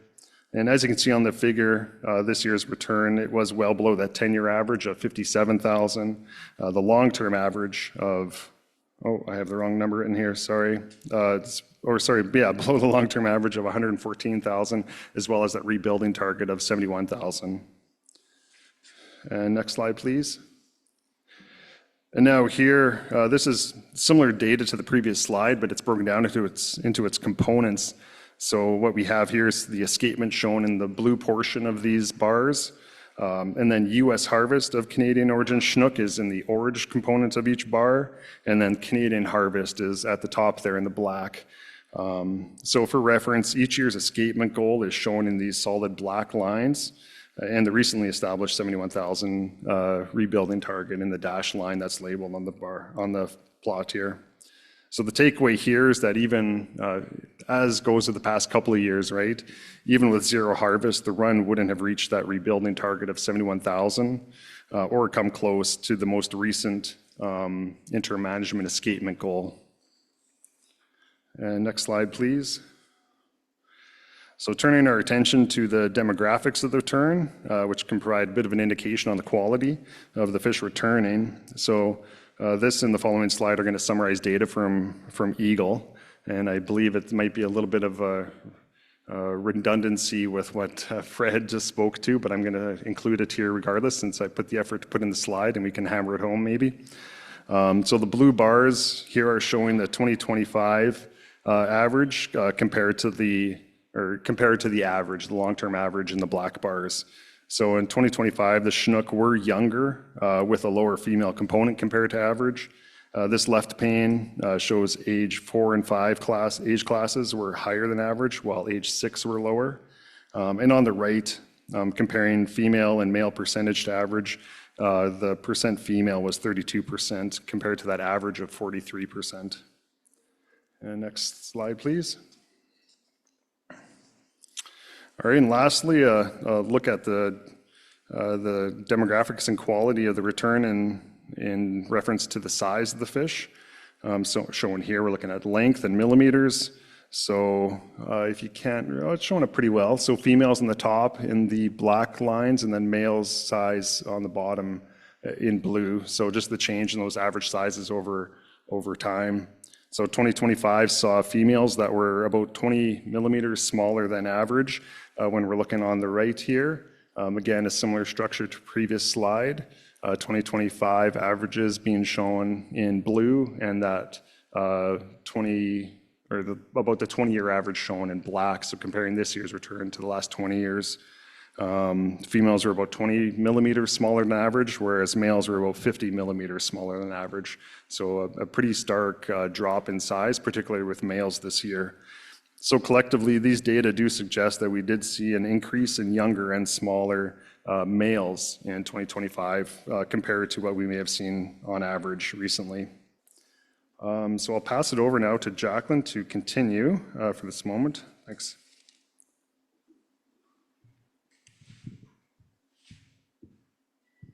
Okay, thank you, Adam, and hello again, everyone. Again, my name is Jacqueline Kendall. I'm with Fisheries and Oceans Canada as the acting Yukon River Operations Manager, and I'm going to cover the next 3 slides in of Canadian management for DFO. So the 2025 preseason forecast, as Adam introduced, was low at just 30,000. And when we considered that potential for en-route mortality, it could have been even lower at just 18,000 Canadian origin Chinook salmon. So with that information in mind, preseason management measures included the panel accepting the management plans for both countries that were presented back in April, which were in line with the agreement of 2024, that 7-year agreement, which was to close the public angling, commercial, and domestic fisheries, regardless of border passage. And as the preseason forecast was well below the established rebuilding target, there were no anticipated harvest opportunities in the Yukon First Nations subsistence fishery again. The Yukon Salmon Subcommittee provided a recommendation to the Minister of Fisheries of no harvest of Yukon River Chinook salmon in Canada, and that recommendation was accepted and implemented in 2025. Next slide, please. Great, thank you. So as we progressed into the season, run information collected at Pilot Station confirmed we would not see a run size sufficient to meet the 71,000 rebuilding target, but it did confirm a run within the preseason forecast range, which was slightly above the preseason possibility of just 18,000 Chinook salmon. Many First Nation governments either requested their citizens not to harvest Chinook salmon, put resolutions in place, or close the subsistence fishery. Next slide, please. Great. So the final slide here on DFO Canadian management is a brief summary on the various levels of communication that occurred throughout the 2025 season.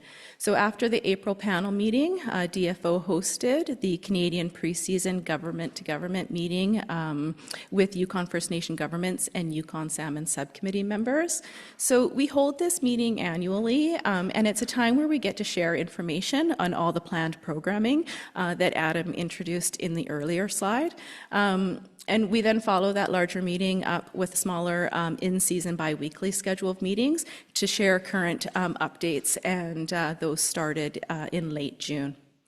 Interagency meetings between DFO, Alaska Department of Fish and Game, and U.S. Fish and Wildlife Service began in early June and concluded in late October. And we also attended the weekly Yukon River Drainage Fisheries Association meetings.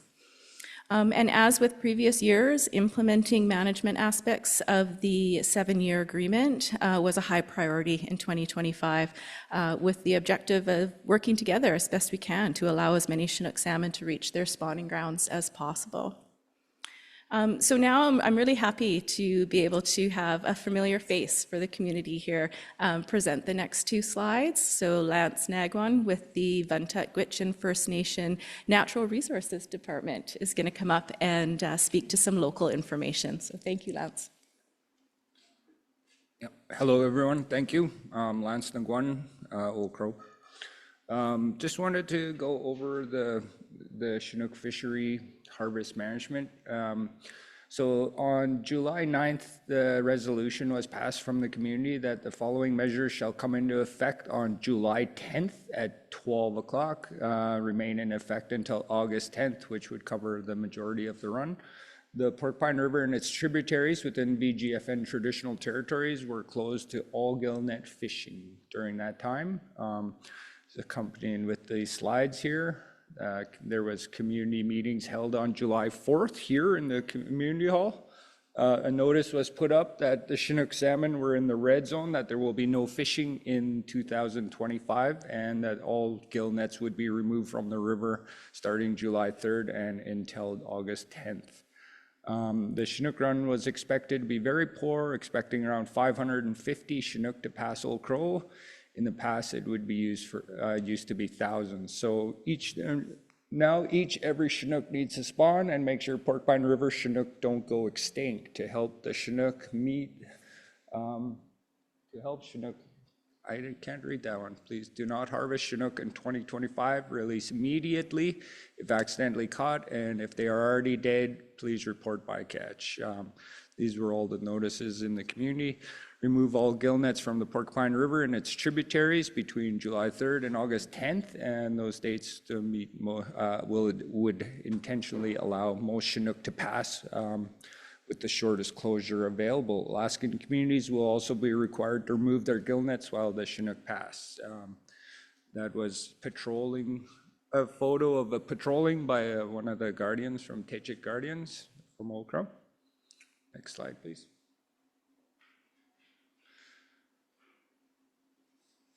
And in 2025, the Natural Resources Department ran fish camps to allow citizens to get some subsistence food. And with plans on doing that again this year, here was the dates. It was June 18th to the 20th. There was some events held in front of the Heritage Center. And on John Teja Center, August 13 to 15, and August 19th to 22nd. So end of salmon, non-salmon gillnet fishing period was on August 26th. I know from my own experience, most of the fish were already gone by then. We had a bit of an early freeze up and then a kind of subsequent late thaw in October, which allowed a little bit of harvest after the gillnets were allowed back in the river. So in order to safeguard the salmon runs, it was important to use 4-inch mesh or smaller.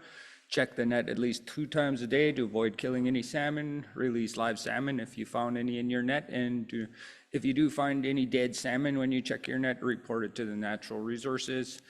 The Techik Land Guardians were out patrolling for fishing during that time, and community fish cutting and a community dinner were available at a later date. Next slide. It's got a delay, eh?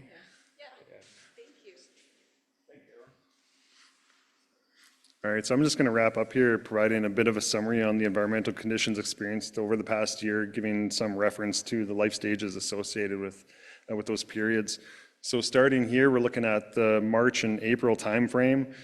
Just a bit of a reference. This relates to periods of egg incubation, egg hatch, fry emergence, and as well as overwintering for those 1-year-old fish. We can go to the next slide. All right. So the air temperatures, they were above average across much of the Yukon during this time frame. Precipitation was variable, which you will see is a bit of a common theme. It's a pretty large territory to try to have more specifics towards, but this resulted in near average snowpack across most basins. So the ice-off timing, it was generally within the historic average range across much of the Yukon, but was a bit delayed here on the Porcupine River. And spring discharge was near average with no major flooding events observed. Yeah, next slide, please. Okay, yeah, now progressing to the May to July time frame. This is associated with the start of the Chinook salmon migration, as well as juvenile rearing and dispersal to non-natal streams, and also the smolt out-migration period. So air temperatures were below average in May and then near average for the remainder of this period, June and July. Precipitation, again, variable, with generally low to average rainfall. Oh, sorry. They were combined on mine. Yeah, honest mistake. Generally low to average rainfall in drier conditions in the southern and central Yukon. And then spring freshet occurred under moderate flow conditions with near average peak flows at the end of June for most basins. There was below average flows in the Northern Scold and Takini River drainages, which may have impacted juvenile dispersal or access into rearing habitats, and dry conditions contributing to increased wildfire activity as well. All right. Okay. And now moving into the fall season, August through November, this is associated with continuing adult migration, particularly the start of the chum salmon, and then adult spawning, as well as juvenile rearing and dispersal. So air temperatures, again, here, they were above average across much of the Yukon, resulting in a bit of a slow freeze-up period. Precipitation was variable, again, with dry conditions in south and central Yukon. Flows were generally near average, with below average flows in the Northern Scold, Takini, and Big Salmon rivers. Again, I'm going to get the hang of this. So no stream temperatures, no stream temperature stations. So there's a series of water monitoring stations, particularly just through stream temperature stations that are located throughout the drainage. And no stream temperature stations did exceed a daily average of 18 degrees Celsius during the migration period. 18 degrees being that kind of the thermal limit where increased physiological stress is starting to be exhibited or experienced by fish. So it's a bit of a threshold that's an important one to monitor. And then lastly here, only one station on Tatchin Creek exceeded a daily mean temperature of 18 degrees Celsius during that spawning period. Okay, next slide. All right, now environmental conditions into winter. So here we're related to egg incubation as well as juvenile overwintering. And next slide.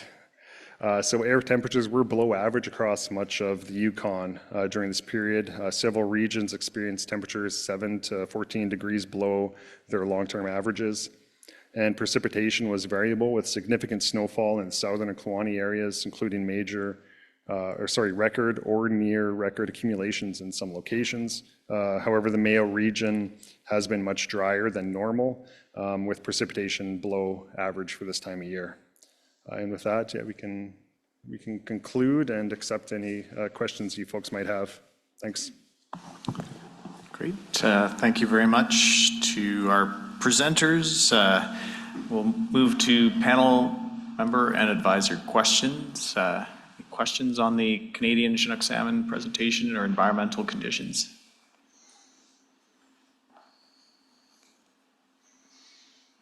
Okay, go ahead, U.S. panel member Andy Bassage. Yeah, thank you.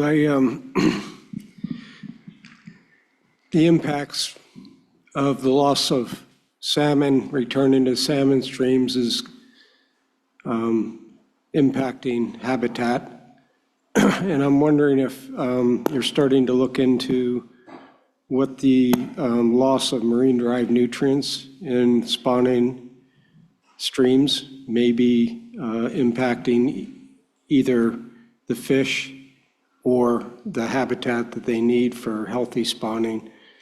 And I know that's a really big question and a really hard one to answer. Again, I'm just trying to get on the record some of the topics that may be really pertinent in rebuilding.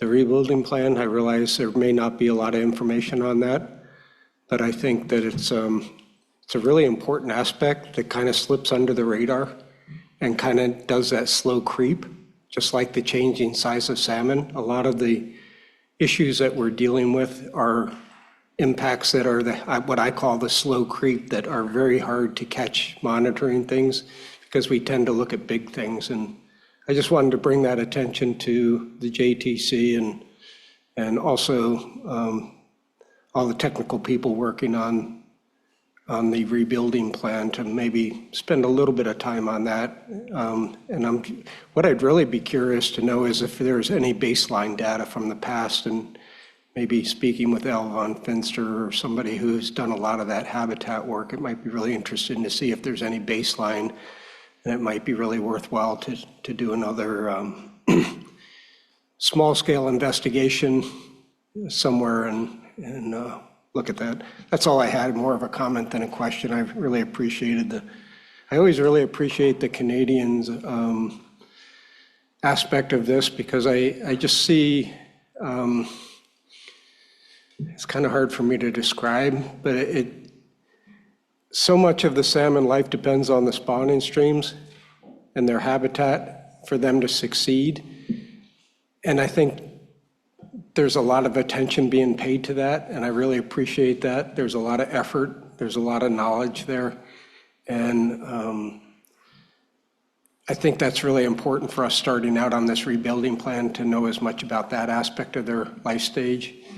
So I just really appreciate the work that all the people from DFO and other scientists are doing on trying to keep a close eye on what's happening. So thank you for all the work you do.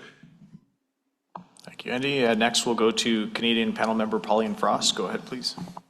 Thank you for the presentation. I think more of a comment than a question. I just want to highlight that the numbers that we're seeing on the Porcupine, the 337 Chinook, and, well, for reference, the Yukon River Chinook plans or rebuilding plan doesn't really reflect the Porcupine River as a tributary as on its own with respect to the international agreement. So it's necessary and it's important to acknowledge the people that have sacrificed a way of life to, get every spawner to the spawning ground, right? And the objective is to really try to ensure that we do our part, our conservation management. As you could see, our environment is pristine. The waters are pristine.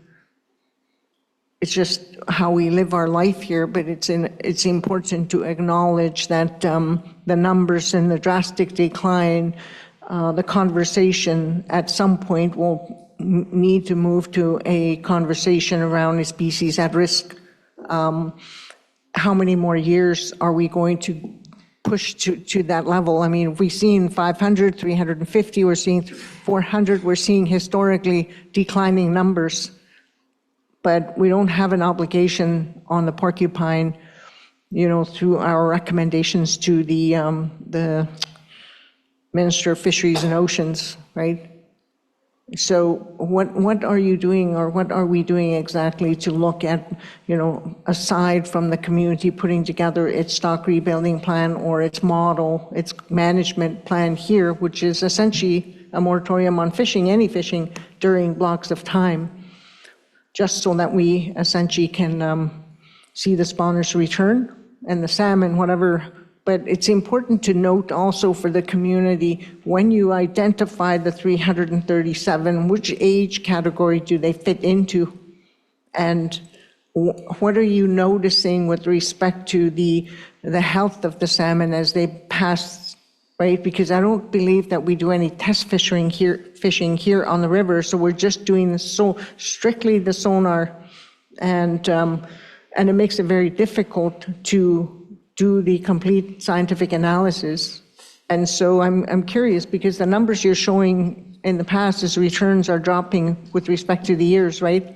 Which obviously means that, the fish per spawner or the eggs that are returning are less because the salmon are smaller and the age class is declining. So just an observation, but it's important to reflect that as well. When we give us the numbers, we don't want to just see the numbers decline. We want to see some measures around what is it that we are doing, and how can we contribute, what can we do to rebuild and assess and give us a little more information other than a bunch of numbers that we collect from the sonar station. Thank you. Yeah, thank you for the question, Pauline, and perhaps I'll start with a response to emphasize, I think, a very important element that you raised in your question and comment, and that is that, perhaps to summarize all the graphs, numbers, and the figures, we are at a critical state with Chinook salmon in the Porcupine River watershed. And to put it bluntly, a decade ago, we saw 2,000 females on the spawning grounds. In years like 2025, we're at numbers at 100 or less than 100. And that is, we're on the verge of an extinction threshold. A population to rebuild itself from that state will not take 1 or 2 years. It probably won't take 1 or 2 life cycles. We're probably looking at decades, if left to simply relying on no fishing. And so from a Canadian domestic perspective, I know that this concern was very clearly articulated to the Minister of Fisheries, as was the need for decisive action in regards to undertaking specific measures in the Porcupine River watershed. The Department of Fisheries and Oceans Canada takes this very seriously.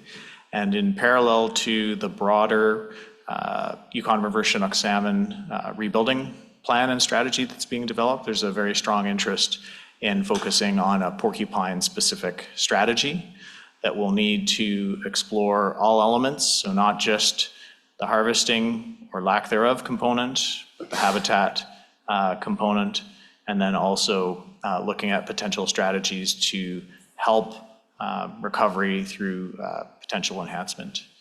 So that's the short answer, but I see you have a follow-up question, so please proceed. I think my point that I'm trying to make is that sacrifices can't be on the shoulders of the people. There has to be more, and I think as panel members we have an obligation to try to look at some alternative measures. What is that? The species at risk policy federally, and as you indicated, 100 Chinook on the spawning grounds is not going to sustain the stock. It's detrimental. It impacts what happens when the salmon leaves and the salmon returns. 100 fish is not going to. There's just no way. I mean, the mortality along the way. I look at Mitchie Creek and I look at the projects in Kwanlindun where historically there's a complete collapse, and the work of Brandy Mays and her team is really amazing. And so rather than trying to rebuild something, perhaps there's a conversation that should be considered early on, and maybe it's time for us to have that discussion. Thank you. Thank you. Is it directly related? Okay, so we'll go for a brief follow-up. U.S. panel member Andy Bassich, go ahead, please. Yeah, thank you. I really appreciate this discussion. One of the things I wanted to also maybe remind the JTC and any of the science work being done that anytime they give us some long-term graphs, go back as far as you can. I see that a lot of these slides are going back 10 years, which in many people's minds seems like a long time, but it's only a year, 1.5 life cycles of a Chinook salmon. And it doesn't really reflect the changes, some of the phenotypic and fecundity changes that have happened over the last 30 years. And so I think that's going to be really important to do that. That's called shifting baselines. And it's something that we really have to pay attention to in our situation in the fisheries here. So just a request, Mr. Co-Chair. Thank you. And JTC members. I know it's a little extra work, but it's really valuable to track that. Thank you, Andy. And certainly it's something that I've emphasized with the Canadian presenters, and hopefully some of the time series in the Canadian presentation help with that a little bit. Next, we will go to U.S. panel member Virgil Umpenhauer. Go ahead, Virgil, please. This is shocking. So there was less than 100, or only about 100 females on the fishing branch this year? No, in fact, in the entire Porcupine River watershed. The entire Porcupine watershed. And did they still put up the weir and count the fish like they normally do?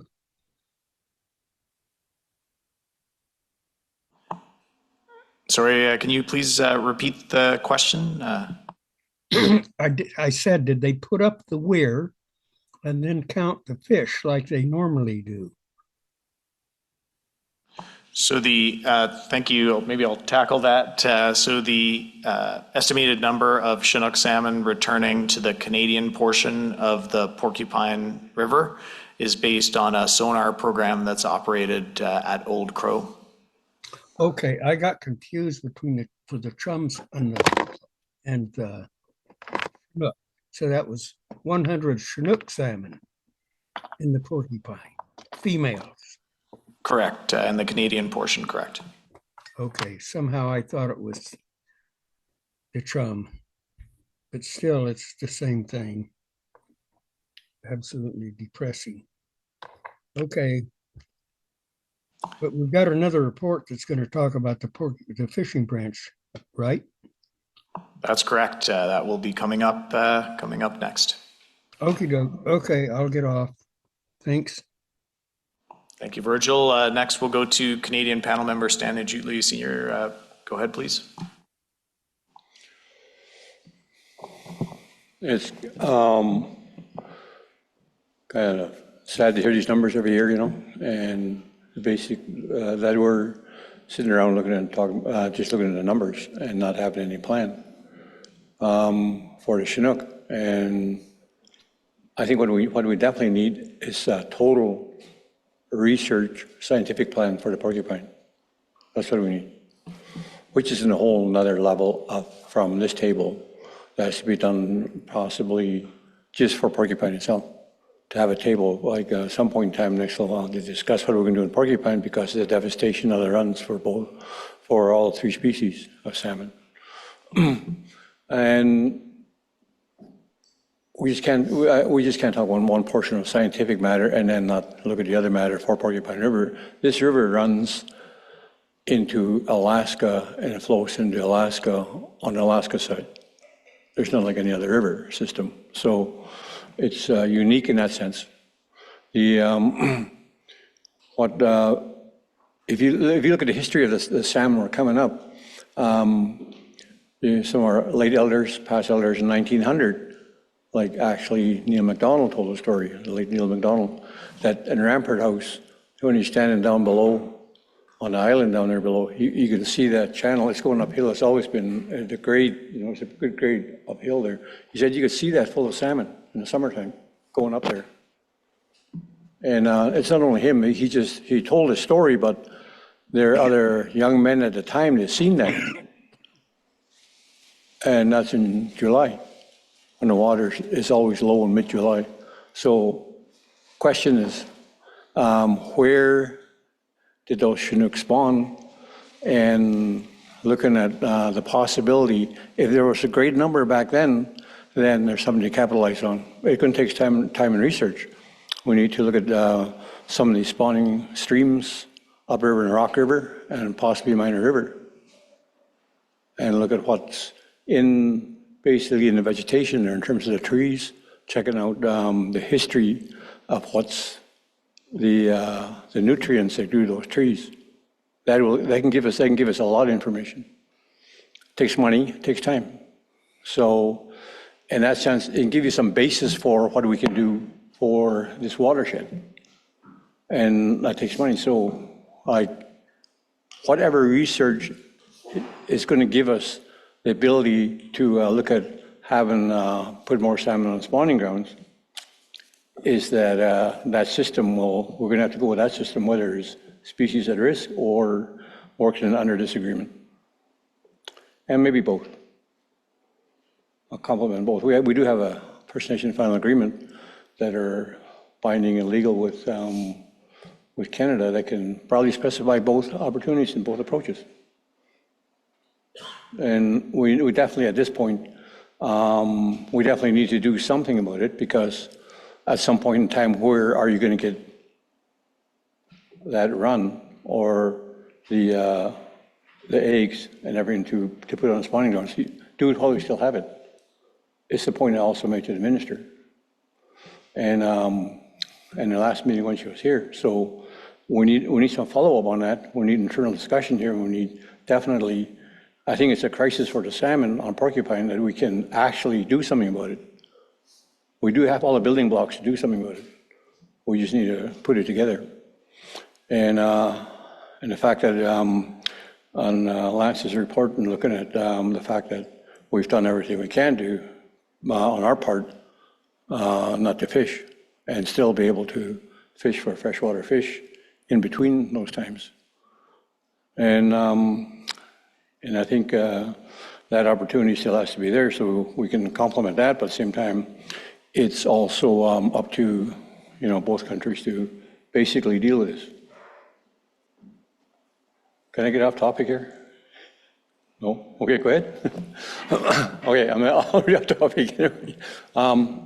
Yeah. I raised this issue a number of times, and when Steve Smith had a job, he says, "Yeah, I understand what you're saying." But if we increase the number of Chinook salmon that come up here, let's just say in the next 10 years or 2 cycles, whatever, and we're allowed to fish, and the Alaskans are allowed to fish, they're going to harvest what we were supposed to harvest here. We will never reap the benefits of what we conserve. But we're going to like put our head in the sand, conserve, nevertheless. So actually, there's got to be some benefits. It's the children that need to look at how they're going to retain their values with the salmon. You know, and you hear time and time again where if it's going to be, if you can't see the benefits of the money that you're putting into fishing, then you're not going to go do it anymore. You know, like you hear from Charlie Wright, and all the people down the river, and they're right into the mouth of the river. So there's got to be some maintaining some of that value, and it can be done. Everything can be done here on Porcupine. We do have the ability, we just haven't done it. It's that drive and that push to get it done. Yeah, that's just my speech for today. Thanks. Thank you, Stanley. And I think that a very important point to emphasize that building on what you described is the foundation of Pacific salmon populations and rebuilding, and that's intact habitats. And so I want to acknowledge the leadership of the Vuntut Gwitchin people and Vuntut Gwitchin government to provide absolute protection for the watershed. Because without that, we would not have hope. And that is one of the main advantages when we look at other systems, even the Yukon River main stem, you look at systems in British Columbia and the lower 48, one of the greatest challenges salmon face, and one of the most considerable difficulties that rebuilding programs face is loss of habitat, degraded habitats, habitats which are inaccessible. And so I did want to take the opportunity to commend the Gwitchin people for the measures that you've taken through your final and self-government agreements, founded on traditional knowledge and traditional practices to provide those protections, because yes, it's true, that's relevant and important to the community and the people of Old Crow, but it's equally as relevant to all the people throughout the Yukon River watershed. So thank you for that. Additional questions from panel members or advisors? Mr. Co-Chair, go ahead, please. Yeah, this probably be quicker, but slide 7 of the presentation.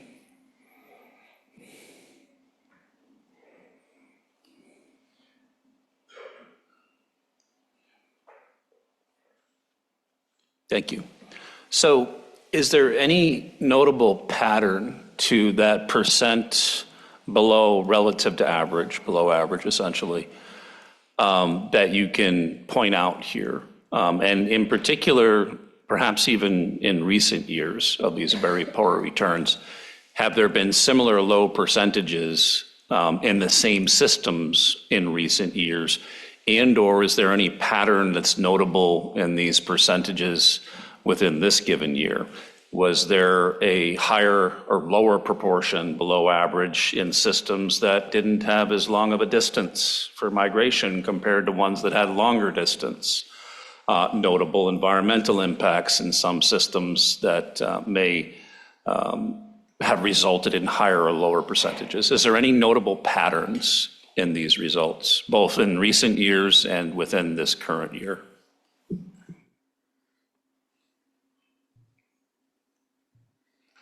Yeah, thanks for that question.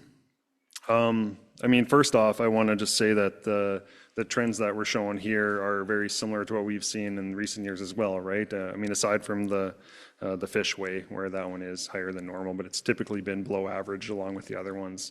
But in terms of where they're falling. Now, I'm not entirely, well, I'm not aware at least of particular, say, like distance from Eagle, distance from the river, the mouth of the river, or drainage size, or maybe other environmental components which might be specific to these. I mean, some of these drainages are enormous. The Porcupine drainage is huge. Pelly, Stewart, those are very large drainages as well. So it'd be difficult to maybe tie a certain characteristic that might pinpoint maybe a potential reason as to decline in that one as opposed to other ones. I mean, with all that in mind, I think that it's been relatively consistent though year over year. I know this isn't really all that helpful in answering what you're getting at. The big salmon, I mean, I think that one, you know, looking at the numbers more, I guess, collectively, and rather than even what this table is saying, within the Yukon River drainage in Canada, we have these conservation units that Chinook salmon populations are assigned to based on ecology, their behavior. Genetics is one of them. And there's this one conservation unit, this Middle Yukon River Conservation Unit, which is a pretty large area that covers essentially the mouth of the White River all the way to the Teslin River mouth. So it's a large stretch of main stem Yukon River, and it does include some of those large tributaries as well, such as big salmon, which can't be distinguished. But that contribution to that one has been increasing in years, and I think that now currently makes up about 65% of the salmon that cross, Chinook salmon that cross into Canada, are within this one conservation unit. So there seems to be a little bit, maybe a little bit more stability in that main stem area, at least with that population, that the data is actually, I mean, inferring at least, that might be absent in some of these other conservation units. So, I mean, what exactly is causing that, I'm not entirely sure. But I mean, I think that's maybe one trend that has become a little bit more clear rather than focusing more so on the actual assessment sites here and what might be linked to those. Yeah, thanks for that. So no really neon lights pattern, so to speak, but just to maybe clarify why I'm even asking if there were patterns that showed systems that are being more impacted by way of example of a consistently higher proportion deviation from average, like the Whitehorse Fishway, by example, that's an area of focus that we might want to take different considerations on when it comes to rebuilding plan. That's one direction that I could see that going. So thank you. Great, thank you for that. Any further questions from panel members, advisors? Not seeing any. Thank you very much to our three presenters. Really appreciate the information that you provided and quite obviously all of the work that goes into the various monitoring programs to report on. So thank you for that. Next, we'll continue right along and we'll move into chum salmon reporting now. And we'll take a slightly different tack. So we'll go through first the U.S. Fall season chum salmon presentation, and then that'll be followed by the Canadian presentation, and then we'll take questions collectively on both. So we'll start.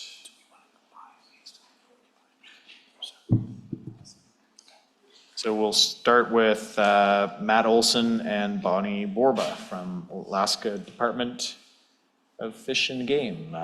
Go ahead when you're ready.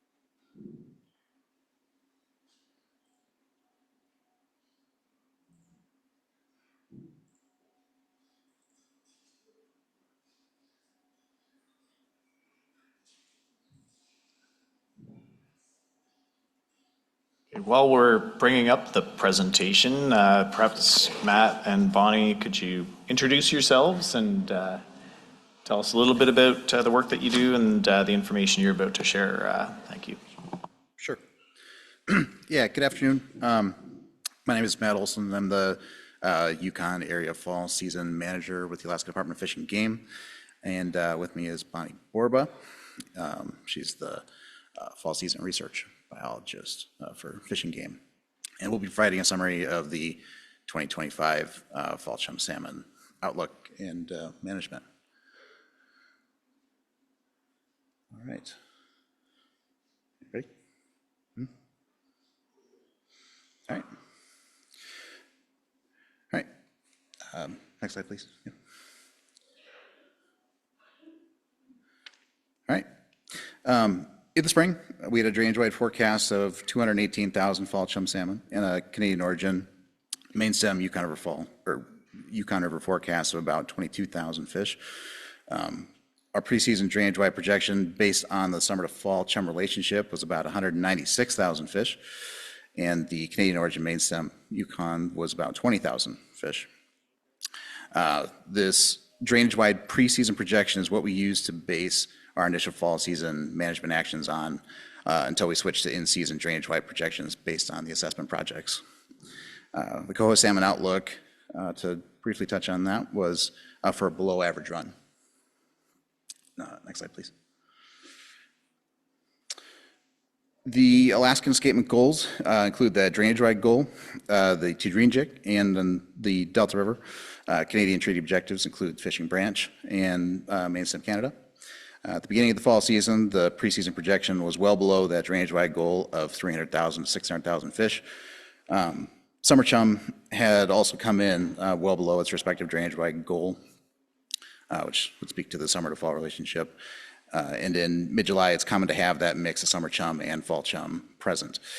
The Canadian stocks, which typically arrive in late July, were not expected to meet treaty objectives and have been weaker than U.S. stocks in recent years. With neither Canadian goals or U.S. goals on the Tidrinjik or Delta River being likely to be met, fishing would start close. Next slide, please. Harvest during the fall season is guided by the Yukon River Fall Chum Management Plan. And according to this plan, in 2025, if we remained in that top row on the chart, we would not be able to allow subsistence fishing, and restrictions would be needed to meet Alaskan and Canadian goals. Closures were expected for all of the fisheries, i.e. commercial, personal use, and sport. And then in-season assessment information would be used to determine that run size that would be applied to this plan. Next slide, please. This is a graph of the chum salmon genetics applied to the sonar passage near Pilot Station during the fall season.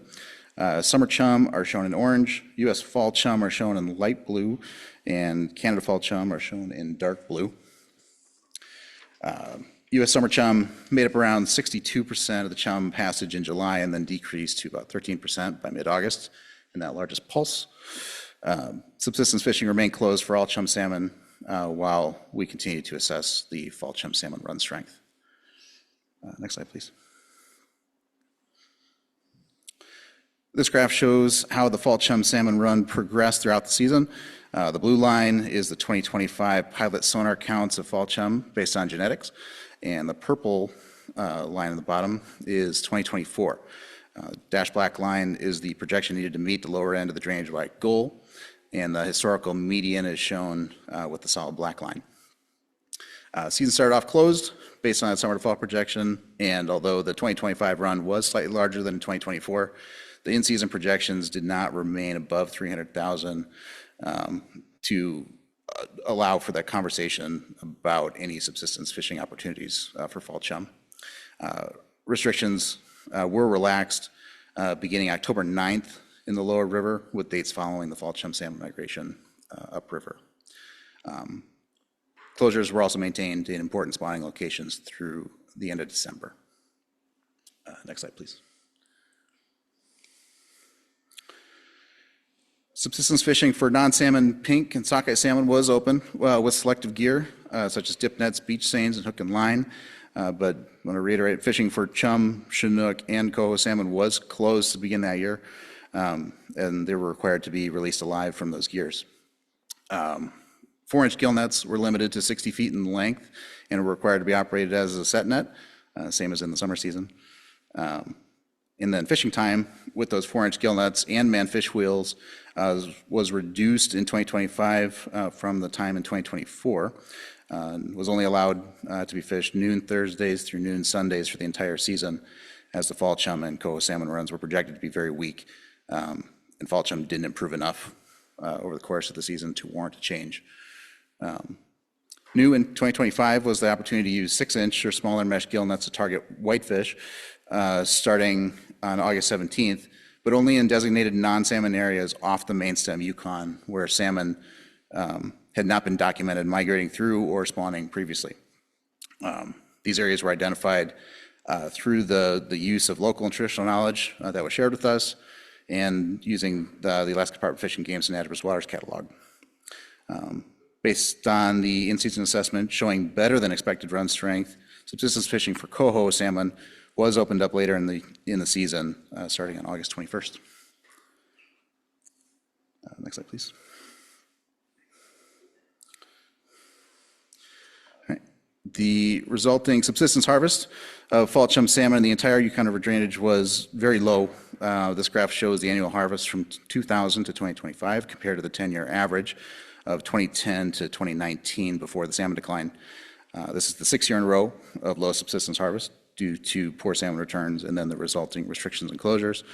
The 2025 preliminary harvest was about 4,498 fish, of which about 1,108, or about 25%, were harvested between the 2 test fish projects, the Lower Yukon Test Fish Project and then Pilot Station. Normally, that subsistence harvest would be around 80,000 fall chum. Of those fish that were harvested this year, an estimated Canadian origin harvest was roughly about 630 fall chum salmon. Next slide, please. These charts of only the test fish catches from 1992 to present. When stacked in the previous chart, they would be too small to see. So they got split out for this. The top chart is fall chum and the lower chart is coho. The bars represent the number of test fish taken in those years. In years with restrictions, you can see on the graph there that the proportion of test fish is larger. Then in the early years, this would include up to 6 projects that would be giving out test fish. But in recent years, that project, or that number of projects, was down to 3, and this year only those 2 projects, that LYTF and Pilot, were operating and gave fish away. Next slide, please. All right, next, Bonnie will provide an assessment summary of the season. Good afternoon. Bonnie Borba. I'm the fall season research biologist for the Department of Fish and Game. And I'm just going to give you some additional details on the characteristics of the fall season run this year. The upper picture is Sheen Jack, which is on the lower Porcupine River. And Delta River spawning, and we did some fecundity work this year in Mnemonic. Next slide, please. Okay, the left side chart in this is a summary of the fall chum salmon age and sex data collected from the Lower Yukon Test Fishery. The average is represented by the dark bar on the left side, and the 2025 is in the light bar on the right side of each pair of data. Age classes 3 and 4 were above average, while ages 5 and 6 were below average. Proportions of females was above average this year. The right side chart compares the length of chum salmon, similar to the other chart. The dark bar is the average, light bar is 2025. The chum salmon length was well below average again this year, but was larger than 2024. Next slide, please. The groupings in this map are the genetic stocks that we commonly refer to. The border US stock is the Triginic, Sheenjack, Dronjic, Big Salt, and Colleen. They're in the upper left oval. The fishing branch stock, which are unique, but we are unable to sample them in proportion to the run, is located in the smallest oval. And the main stem Yukon River into the upper Canada is in the large lower right circle. And the fall component of the Tanana River stocks, which also overlaps with a summer component, is in the lower left oval. Next slide, please. This chart of the genetic groupings is in the order the stocks typically enter the river, with the border US slightly earlier than the Canadian main stem stocks, and the Tanana River stock comes in last. The dark colored bars in each pair of data are the averages, and the light colored bars are 2025. The results for 2025 include the border US above average, total Canada was well below average, and the Tanana stocks were also well above average. Above average proportions for the border US and the Tanana fall in 2025 are high because the Canadian stocks were extremely low. Next slide, please. This is a performance color-coded table of the fall chum salmon escapement goals. It includes the historical median escapement and the preliminary 2025 data. None of the goals were achieved in 2025, and the drainage-wide estimate in this table is based on the Bayesian framework and remains below the low end of the escapement goal. The Delta River came in just below the lower end of the escapement goal of 7,000. The Sheenjack River has no goal. However, this year it was the 5th lowest escapement on record of 43 years of data. As expected, neither of the Canadian goals were achieved. The Canadian main stem escapement was extremely low again this year, and the fishing branch was below average as well, but both of them were higher than 2024. Next slide, please. Okay, this is a chart showing the fall chum salmon drainage-wide escapement in the dark portion of the bars, and the estimated harvest is in the light portion of the bars. Together, they approximate the estimated total run size each year. That's the complete data set, Andy, 74, okay? The solid line represents the drainage-wide escapement goal range, and the 2025 drainage-wide run size was the 5th lowest on record. We have seen runs produce well in the past, and overall, the age 4 returns from this fall indicates the return per spawner was over 2, which is above the average. However, there's concern for the strength of the Canadian components with a possible shift in productivity due to habitat and climate change issues. The Fall Chum Salmon IMEG Review Subcommittee will take this into consideration. Next slide, please. Switching to coho salmon assessment, this chart depicts the estimated run size index for coho salmon with an estimate of the escapements on the bottom portion of the bars, along with the estimates of harvest on the top portion of the bars. The recent harvest values are included, but they're too small to see. Preliminary subsistence harvest was estimated to be 1,194 fish, and the run index was below average and the 5th lowest on record. The Delta Clearwater River is one of the escapement systems we look at, and it was improved this year at over 9,700 coho salmon, and that's the highest it's been since 2015 when it was 19,000. Escapement assessments in other Tanana River tributaries and sloughs, however, were all well below average. Next slide, please. We'd like to thank these groups that contribute to the assessment of the management during the fall season. And the next slide is our contact information if you have any questions beyond what we do here. Great, okay, thank you for that. And so we'll continue seamlessly into the Canadian main stem chum salmon summary. Jacqueline Kendall and Adam Odell from Fisheries and Oceans Canada, please.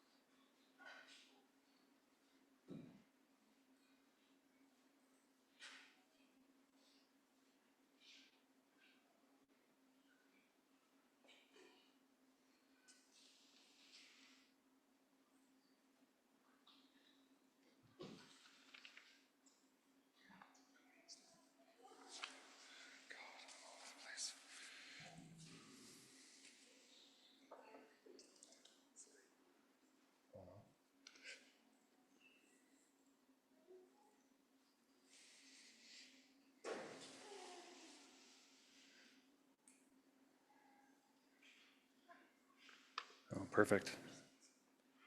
Okay, yeah.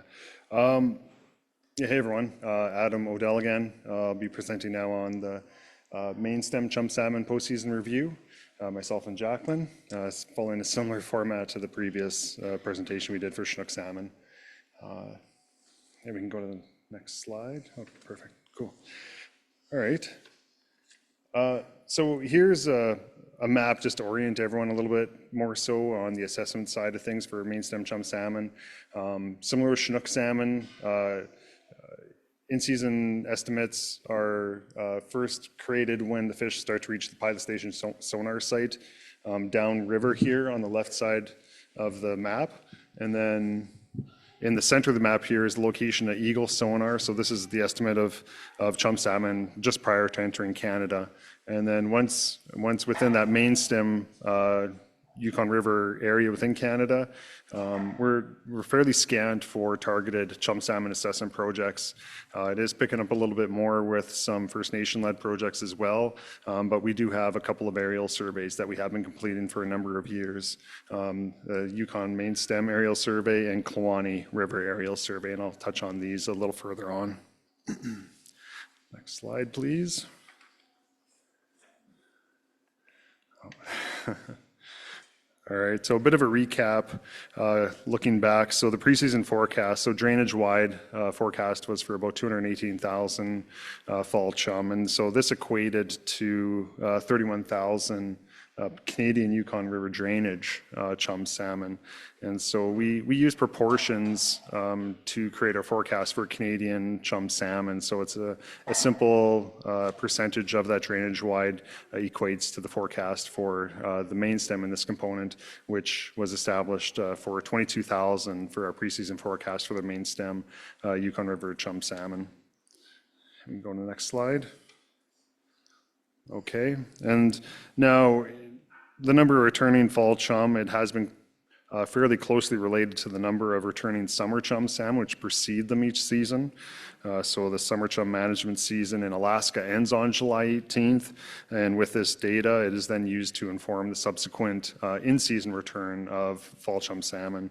So based on the 2025 return of summer chum, the in-season drainage-wide projection was reduced minimally, sorry.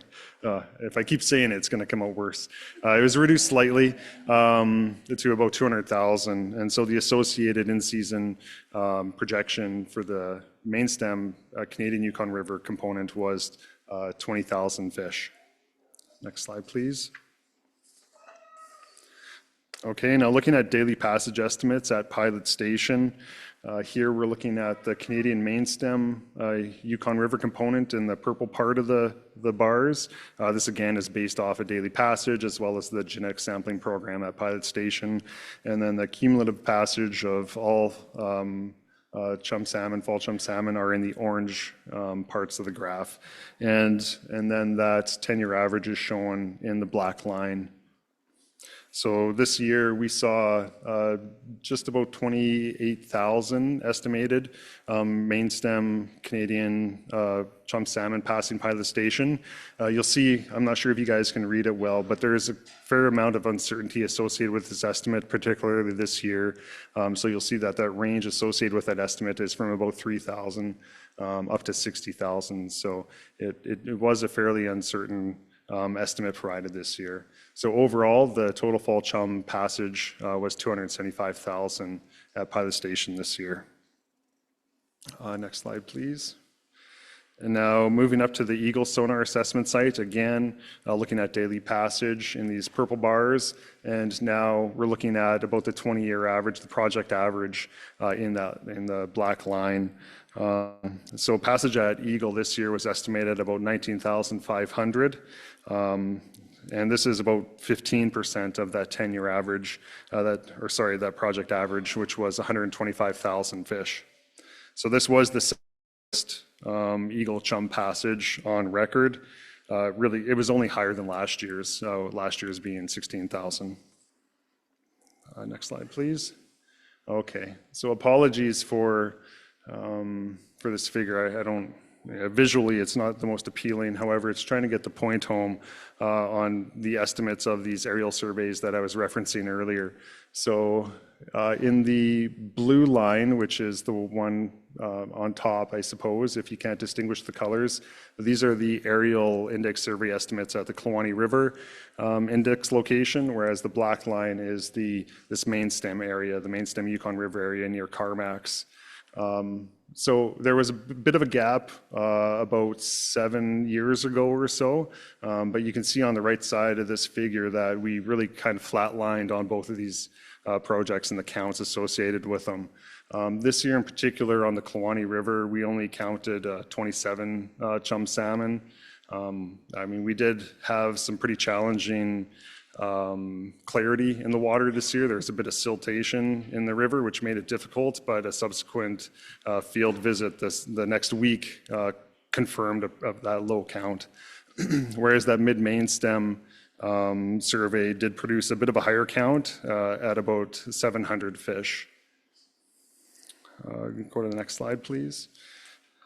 So now turning attention to overall summaries on this year's return. So the total estimated run size, it was the second lowest on record for Canadian origin, continuing a multi-year trend of very poor returns to the Canadian main stem Yukon River. So as a reminder, the total estimated run size, this is a combination of Eagle Passage as well as a harvest of those Canadian origin chum salmon. Next slide, please.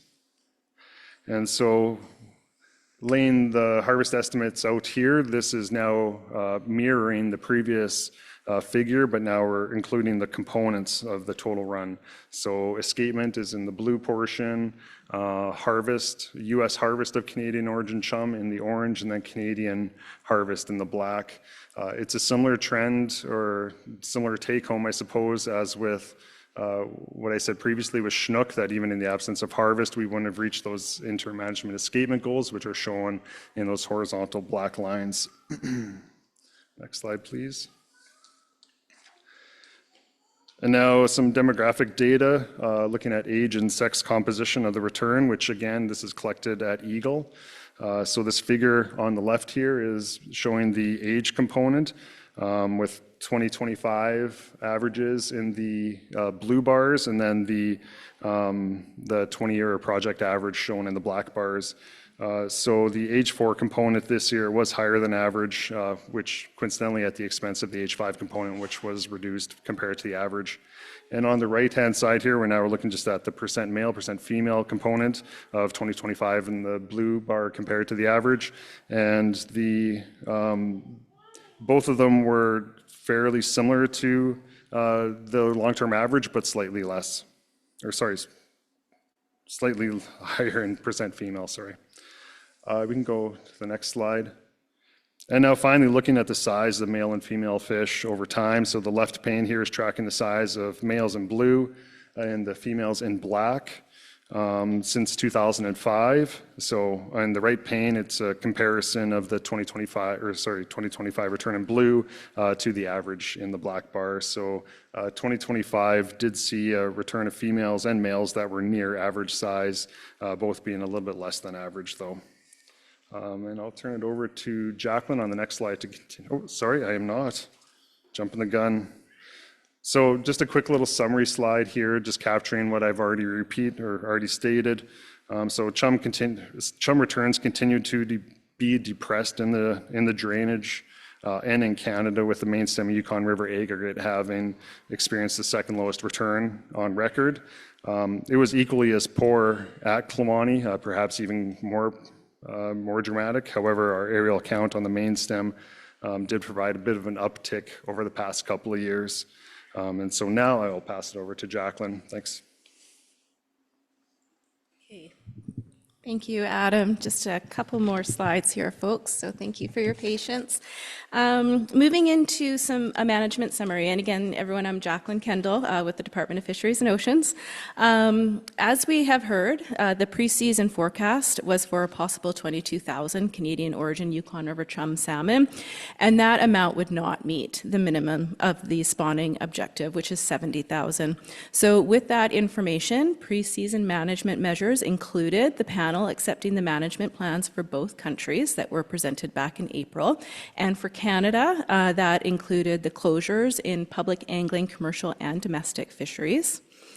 And similar to the Chinook presentation, the Yukon Salmon Subcommittee provided a recommendation to the Minister of Fisheries of no harvest of any Yukon River fall chum, and that recommendation was accepted and implemented for 2025.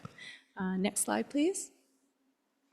Great, so moving here to some in-season and a bit of post-season information, we did see a slight reduction in season on the Yukon River fall chum forecast to 20,000, which really solidified pre-season planning actions, and the preliminary passage estimate from Eagle Sonar confirmed the spawning objective would not be met. So information on the status of the run was shared regularly throughout the season with Yukon First Nations, Yukon Salmon Subcommittee members, and harvesters. And as a result of the low run size, there were no changes to the pre-season management actions. So the public angling, commercial, and domestic fisheries remained closed. And as the spawning goal was not met, there were no harvest opportunities in the First Nations subsistence fishery again in 2025. And I think that concludes for Canada. Great, thank you for the presentations. I am cognizant of the time, Mr. Co-Chair. I know we have at least one or more individuals in the room who would like to provide testimony, but also online. I'm just curious, with our Pacific Salmon Commission Secretariat meeting and administrator, is there a way to check with the individual that's scheduled to provide public testimony at 4:30 if they're time limited, or if they're able to remain and be patient with us for a few more minutes?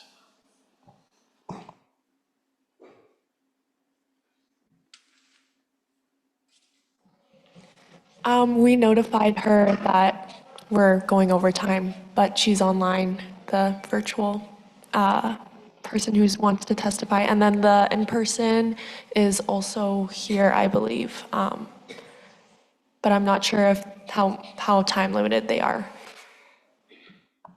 Is it possible for you to inquire into that, please? And while we're doing that, Yes. maybe panel member questions on the main stem chum salmon presentations. We'll start with Canadian panel member Pauline Frost. Looking at slide number 8, please. Yep, Canada. Okay. Okay, go back one. I think maybe it's one before that. Okay, so look at the Kewaunee, the aerial survey, Kewaunee and then the main stem, and the decline that we've seen. Just looking at, I made some notes here. Has the impact on the Canadian main stem been detrimentally impacted from what's happening on the dewatering or in the Kewaunee, or the decline in the Kewaunee tributary? Is that a trend that we've seen? Just kind of curious. I see that it's now equalized or leveled out, but you see a drastic decline in 2004, 2019. Does that have any correlation with the actual numbers we're seeing today? So you're just asking if there's a relationship between what these are seeing compared to the overall aggregate, I guess, that we're speaking to? Well, I mean, for a bit of context, these two, I'll call them stocks, these two stocks, at least proportionally based on the genetic program at Eagle, make up about 95% of all the chum salmon that do pass Eagle. So anything that's going to be impacting the overall aggregate, all the chum salmon passing eagle, it's really going to be impacting these two stocks. And that's going to be where we're going to be seeing it. But I mean, there are some specifics which I know the panel has heard about over the years in relation to impacts in the habitat in Kluane and related to the diversion of the main tributary water source of Kluane Lake and potential impacts on habitat, spawning habitat availability and incubation habitat and all of that, which is unique to that location compared to the main stem. So, go ahead. Thank you. I'm trying to understand with the numbers, the decline. Help me to understand, or help us to understand what your why is that? We do a lot of assessments on the Chinook, and we analyze and we come up with rebuilding plans. We look at strategies with respect to knowledge, traditional knowledge. We look at science and, impact and effective habitat. But I don't know that I quite understand what is happening here. Why is it that we're seeing the numbers so low for the very first time in our history? What is happening in the habitat or the tributaries that's causing this? Do you have an answer?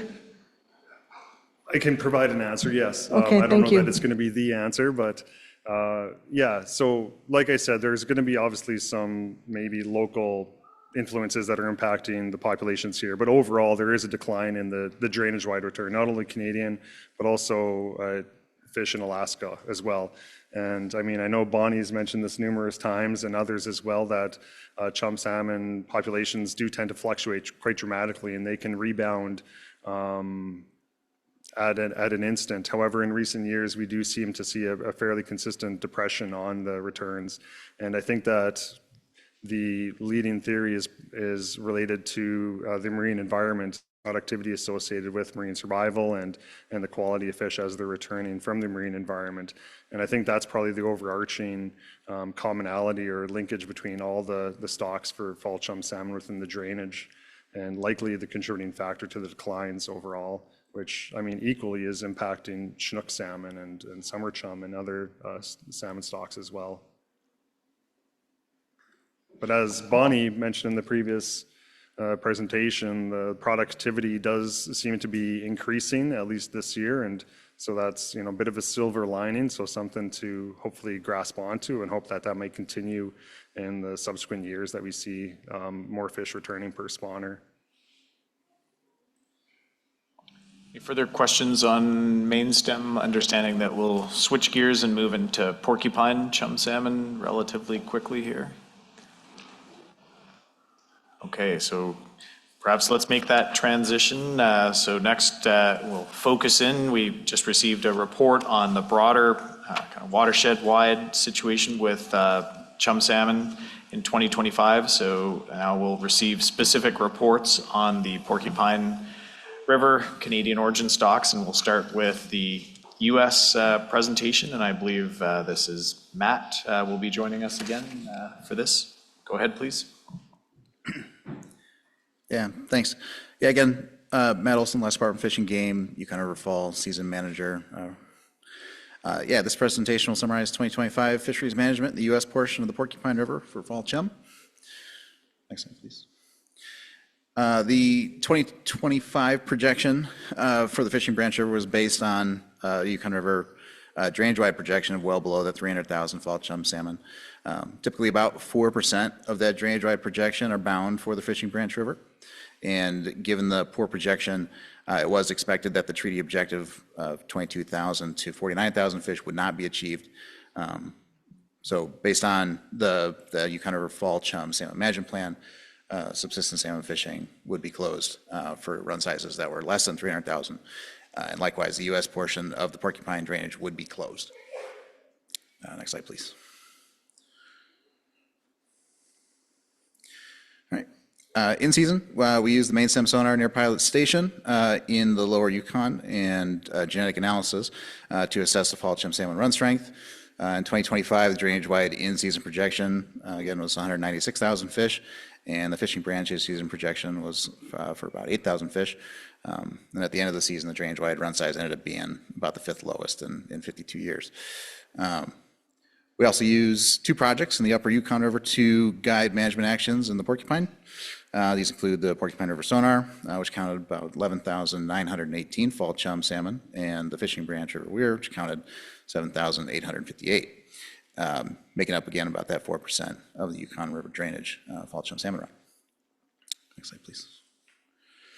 All right. Yeah, so in 2025, all fishing was closed for fall chum salmon in the U.S. portion of the Porcupine River drainage.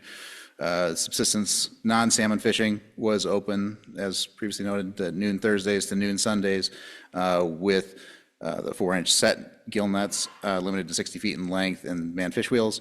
And then other non-salmon gear required the release of any fall chum and any Chinook salmon encountered. U.S. Porcupine River drainage salmon closure was maintained through the end of December. Next slide, please. Yeah, and we'd like to thank these groups that contributed to the assessment and management during the fall season.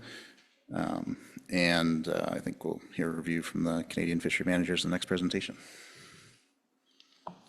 Thank you very much for that, Matt. And yes, correct. So we will seamlessly transition to the Canadian Porcupine and Fishing Branch salmon season summary. And again, welcoming Adam to the microphone. Go ahead, please. Okay. Yeah, I'll just give a moment here for the slide to show up. Oh, there we are. Okay. Yeah. Hey again. So just do a quick recap here on the 2025 Porcupine River chum salmon postseason review. Go to the next slide, please.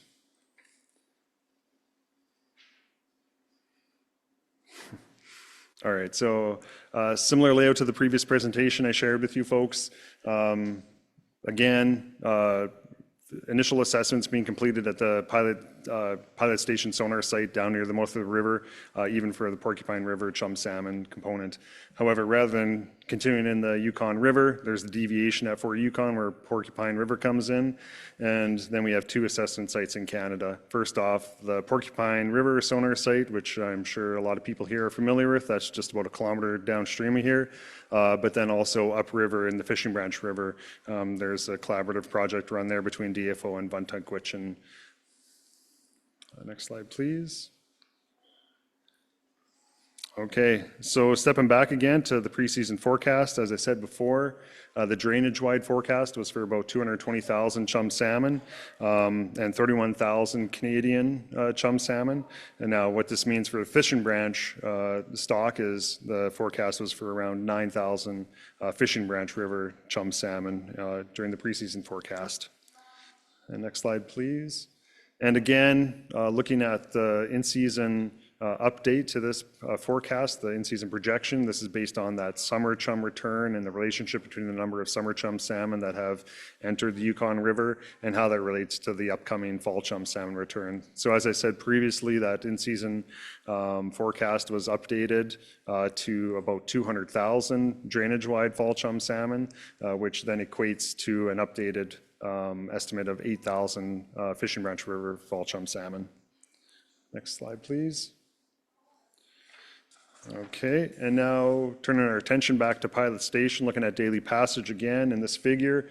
Now in the orange bars, those are accumulating to make the total return, both U.S. and Canadian origin fish. And now these purple bars at the bottom of the graph are representing all Canadian origin chum salmon. So this year we saw approximately 34,000 estimated Canadian origin chum salmon passing Pilot Station. And this is compared to the black, solid black line, which is showing that 10-year average once again. So still quite a bit less than that average, as is consistent with what we have been seeing with the previous stocks too that we've spoken to. Next slide, please.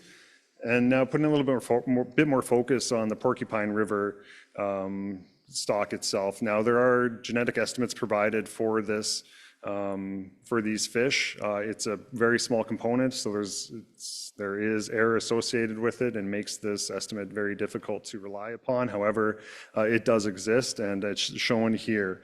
So we're seeing the same data in that orange bar showing all fall chum salmon at Pilot Station and those daily passages throughout the season. Whereas you can see the little blips on the bottom, that's the estimated return of Porcupine River chum salmon at Pilot Station. And those add up to be approximately 5,000 fish throughout the entire season. Next slide, please.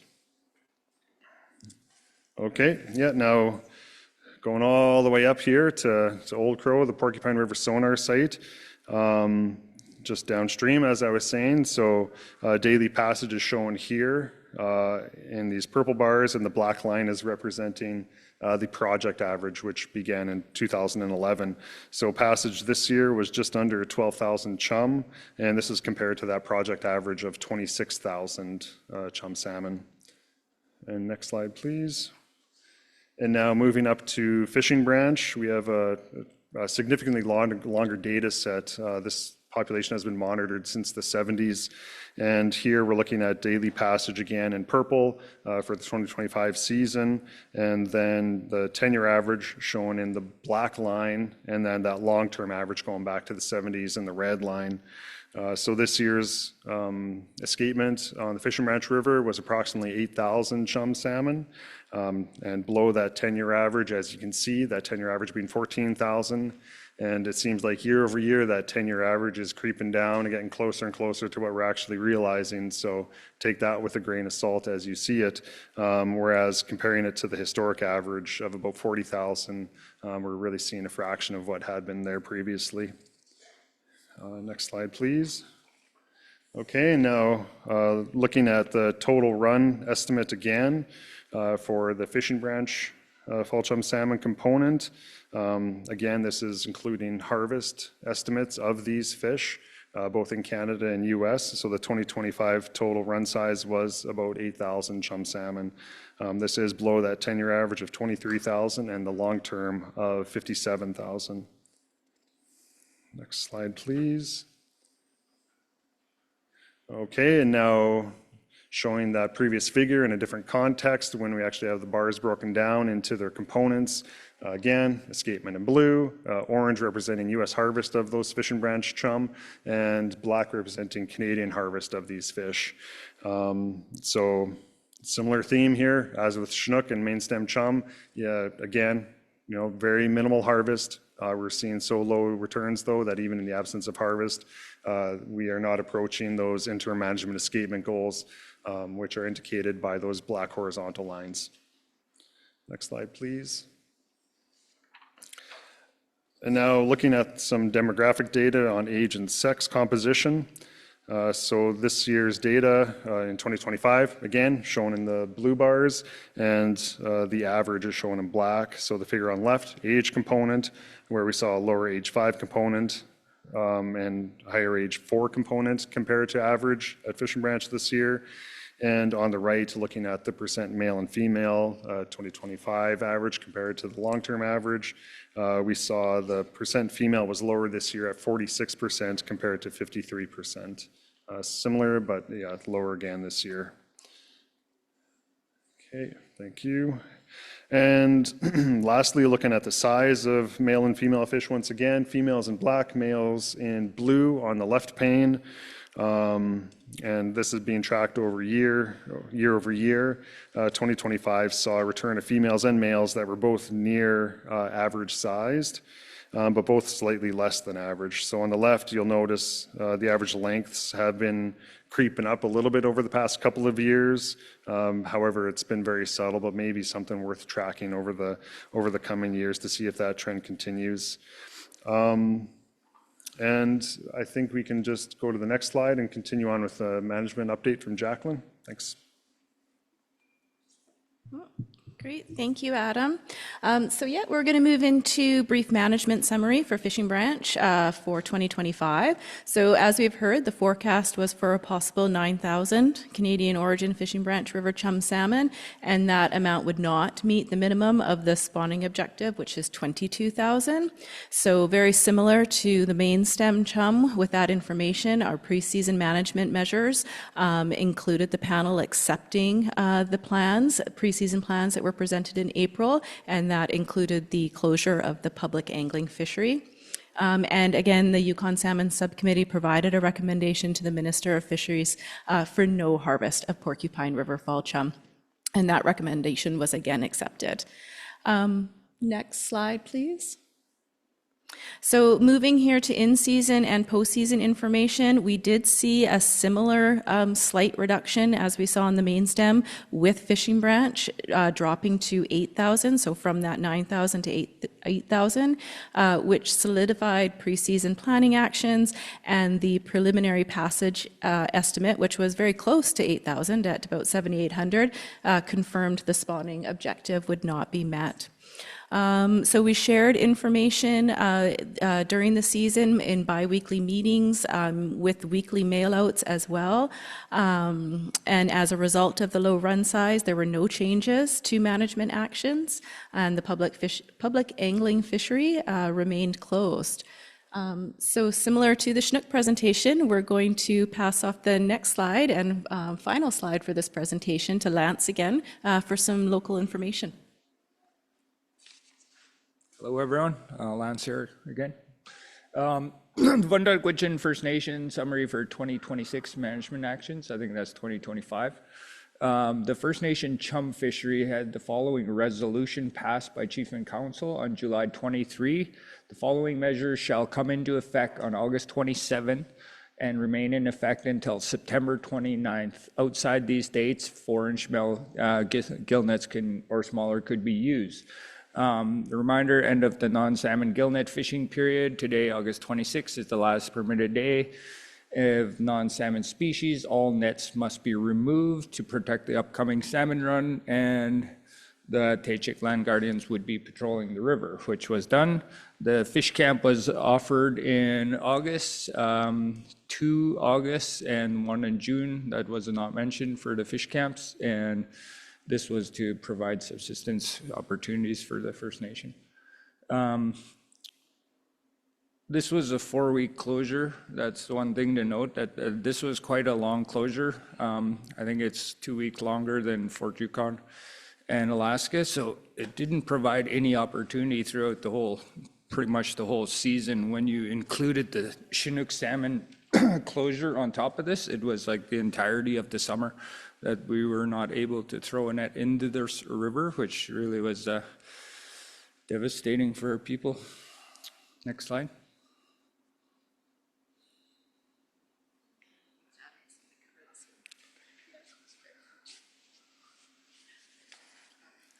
All right, just wrapping up with a little summary for coho here.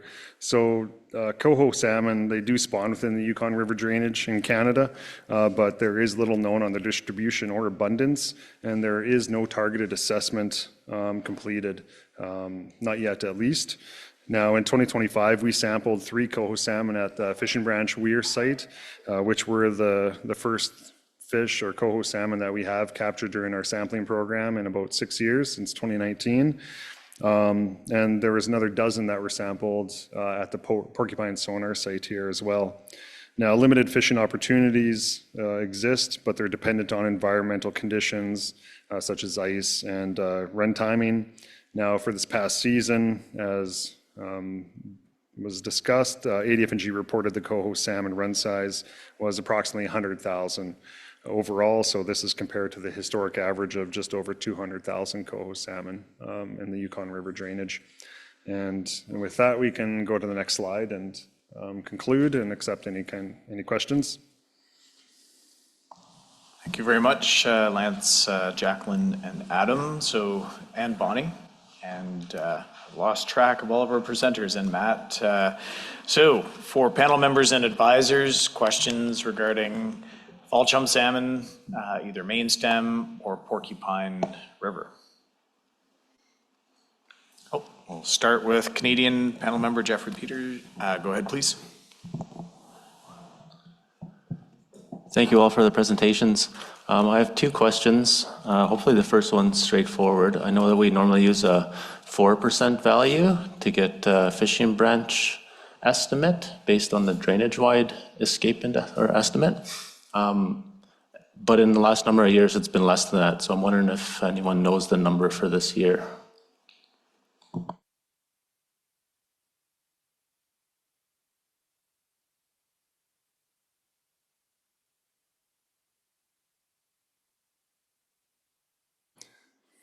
Well, that's the extent of my, oh, there we go. That's my technology, yeah, okay. Yeah, 2% this year, Jeffrey. Yeah, we do use 4% though, and it does fluctuate year to year, and it has been a little bit less than 4% over recent years, and we had addressed that component for the main stem where we dropped it, and we dropped it again, now where it's at 10%, and we had considered revising the fishing branch chum forecast value as well, but just haven't done that. I think the year when we were actually considering, we saw a 4% return, and so yeah, it just delayed things a little bit, but yeah, 2% for this year. Okay, thank you for that information. For the second part or second question, can we go to the Canadian presentation, slide 10? What I want to highlight when it comes up is that for fishing branch, we try to get minimum 22,000 chum at fishing branch. We haven't seen that. We haven't seen that since 2017, so that's 8 years in a row we haven't met our minimum escapement. So that's the first thing that stands out for me. The second thing is when there is harvest, it's a significant proportion of the run size that is taken. So we would have met escapement in 2018, 2019, but the harvest that was taken dropped us below that escapement. And what I want to get at here, there was in the US presentation on the main stem chum, it's a chart that talks about when there's restrictions on harvest for chum. And below 300,000, there's no fishing.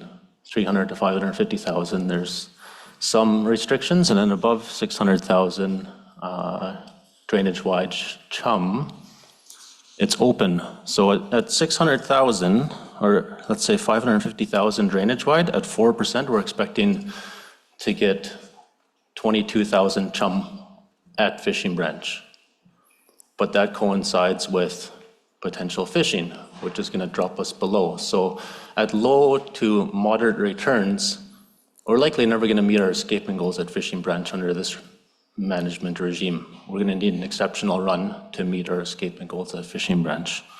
And then to add to that, if we have, say, 2% instead of 4%, we're really not going to meet those goals. It's going to have to be an exceptionally exceptional run in order to meet our escaping at fishing branch. So there's like this this mismatch between how we manage versus what our obligations are to get salmon on the ground at fishing branch. So I guess to turn that into a question is like, what kind of management actions can we or do we take to account for this, specifically for meeting escaping at fishing branch? I know, for one example, for Chinook in the past is like north bank of the Porcupine River mouth.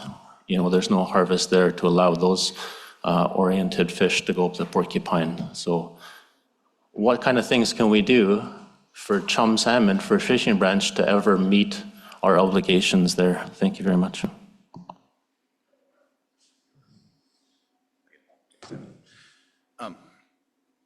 I guess I can take a stab at the first part of your question. Looking at that chart for the management plan where it gives you the kind of those ranges, it's a little simplistic. So below 300,000, it's just a hard no, you know, at that point. So that one's accurate. When you're above that 300,000, it gives the opportunity to start having a conversation I guess, about if you could or not. And lately, we haven't, given the current contribution rates, both to the main stem and to the porcupine, we wouldn't have been close, to meeting those goals, like you said. And that we wouldn't have been able to fish because of trying to meet those escapement goals. So going forward, if the contributions stay down kind of where they are for the Canadian stocks, and if the U.S. stocks, as they seem to have kind of ticked up a little bit in recent years, if there's a mismatch between those things, then it's going to lead to a conversation about how we would handle that. So, and I think that's part of what the fall chum salmon IMEG group is doing right now, is looking at those the shifting productivity and looking to see if those IMEGs are still, I guess for lack of a better term, appropriate for the new regime. So.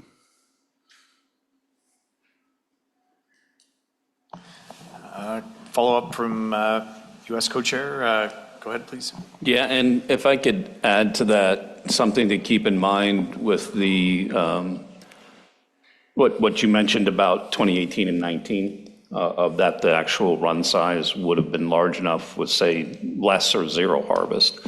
In that regard, there's an additional balance that in those years we still had very high main stem run sizes.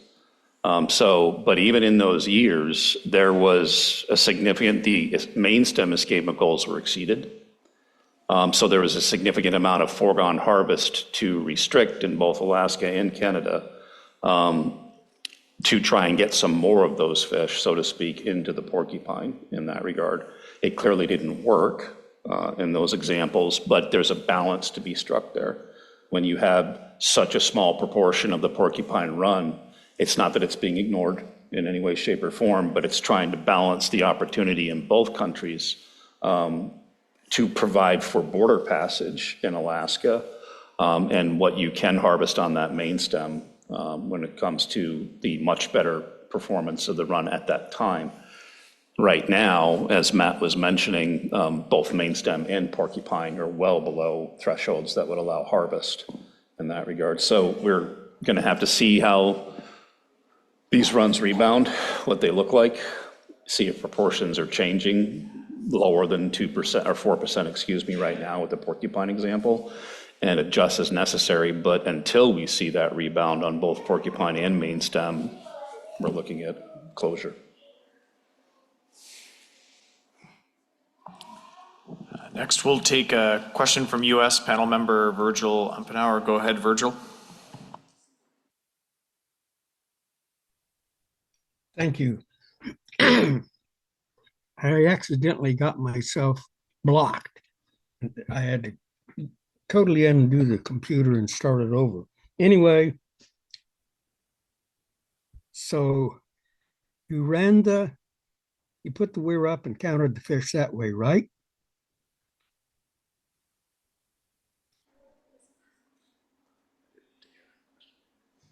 Oh, sorry, could you repeat the question? We'll see if we can bring up the audio a little bit louder in the room. Apologize, Virgil, can you repeat? Okay, what I think you did is you put the weir up and then counted the fish. Is that correct?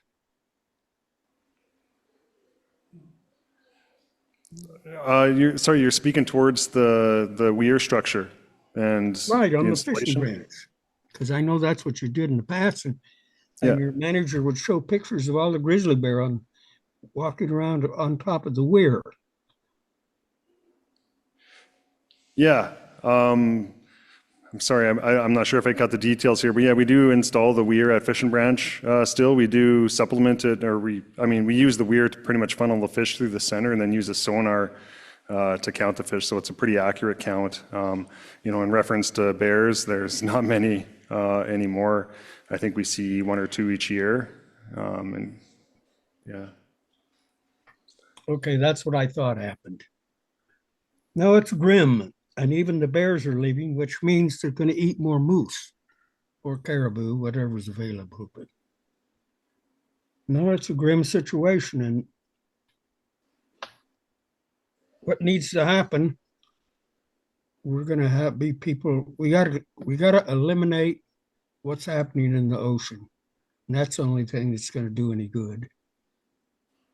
Because each environment is only going to support so many critters, whether it's in water or land, and too many fish are in the ocean. And so the other thing I wanted to ask was on the Kluane, is the water level dropped about 6 feet? Is that not, when they had the avalanche or whatever and changed the direction of the river, made it go into Gulf of Alaska?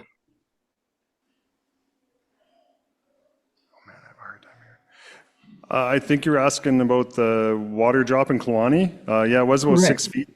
Yeah, okay.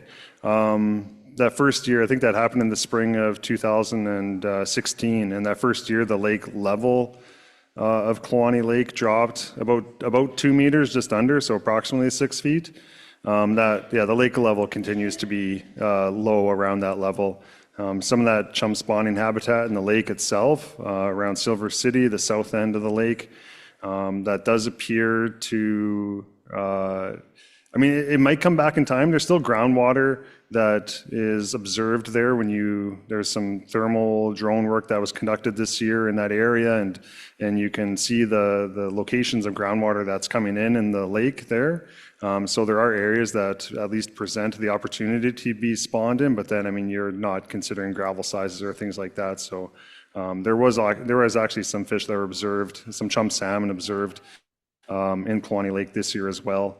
In relation to Kluane chum overall, we're trying to take a bit more of a targeted approach now as well with these fish and trying to understand the habitat and at least capture a bit more of what we can, and having formed, or at least trying to attempt to form a working group and working around this and bringing in some hydrologists and groundwater hydrologists as well, and try to perform some more, I would say, routine monitoring of the habitat out there, since we're now a number of years since that water diversion and the drop in the habitat and all of this. So it continues to be a bit of an unknown. I think it's about time that we try to get a little bit more targeted approach and capturing data associated with the declines out there. Okay, thank you. That's really all I had. It's just a grim situation. Thank you. Thank you, Virgil. And there will be a presentation at the 2026 preseason Yukon River Panel meeting regarding the Kluane River chum salmon habitat changes.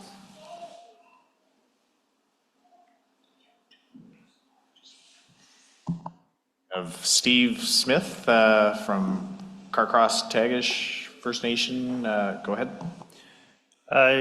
Good afternoon. In the Canadian presentation, can you go to slide 6, please? Sorry, yeah.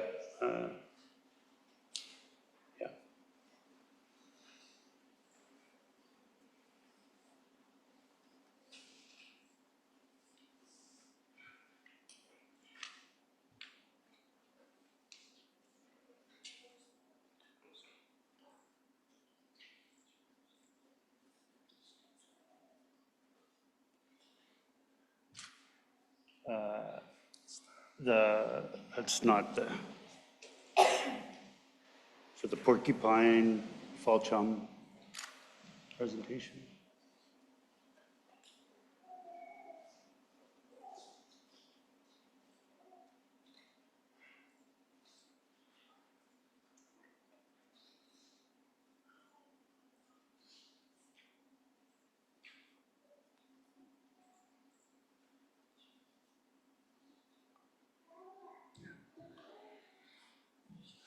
Yes, thanks. So I appreciate that. I think this is the first time that this information has been presented, and I appreciate that the porcupine component is rather small, and so you have to take this with a grain of salt in terms of what this graph is showing, but what I see from this is it appears that the Porcupine River chum, at least from this graph, are earlier in the run as they go past Pilot Station. And I'm not sure there's an answer for this, but I would be curious if there's anything we've been doing in our management that has been disproportionately targeting Porcupine River chum as they move up, either through early chum fisheries or early fall chum fisheries or later, say, summer chum fisheries. And I don't know if you can answer that, Adam, but it's just an observation that I have. Yeah, I won't speak to the management side of it, but I think we had this discussion or topic come up. I can't recall if it was the last panel meeting or the one prior in relation to the runtime in the Porcupine Chum Pilot Station, right? And I had recently looked at the genetic data related to it, and it is, yeah, you take it with a grain of salt, but it definitely does appear to be higher earlier in the season, relatively consistently year over year. So, I mean, that, yeah, your observation appears to be accurate. I will allow the management side to be spoken to by someone else, though. Thanks. Yeah, so like this year, there wouldn't have been anything that would have been specifically targeting that bit there. The differences between the summer season management and the fall season management versus, or in regards to like the 4-inch nets being in the water, right? During the fall season, because fall chum come in, not nearly as a, they're more pulsy, they come in with the weather. They're not nearly as on time and reliable as Chinook would be, which is why we did the weekend schedule, throughout the season, as opposed to picking a time slot where all gillnets would be out of the water for that 2.5 weeks or so. But that is in an effort to try to cover all of our bases on that one and not hit any fall chum stock incidentally any more than any other. So. Any additional questions from panel members? U.S. Member Ragnar Ahlstrom, go ahead. Mr. Chairman, following up on that, do you have any graphs that, at least through the 19th through the end of July, that you add the summer chum component to that? You have total fall chum and Porcupine River. It would be good to see total fall chum, total summer chum, because there's I think you said there's 67,000 summer chum that occur in the fall chum count. Or not the count, when you start counting fall chum. It would be interesting to see a total chum run instead of fall chum during that period in July. Mr. Chairman.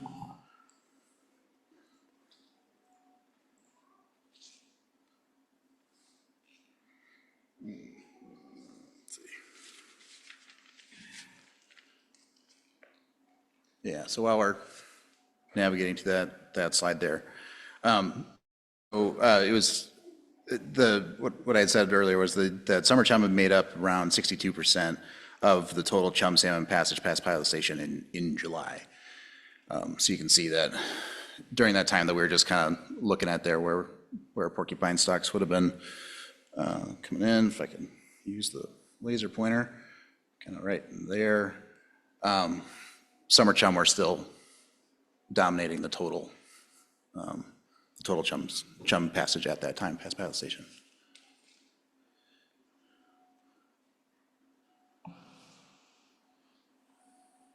Any additional questions from panel members on chum salmon? Not seeing any. I'd like to extend our appreciation to presenters. Thank you very much for compiling this information and providing it to the panel. Always extremely insightful and informative. I'd also like to convey our appreciation to the two individuals who have signed up to provide testimony for your patience. We are about 50 minutes behind, but appreciate that you have remained with us. So we will be shifting to the opportunity for testimony at this point, and our first individual who has requested to provide testimony is Carrie Stevens. Carrie, I believe you are online.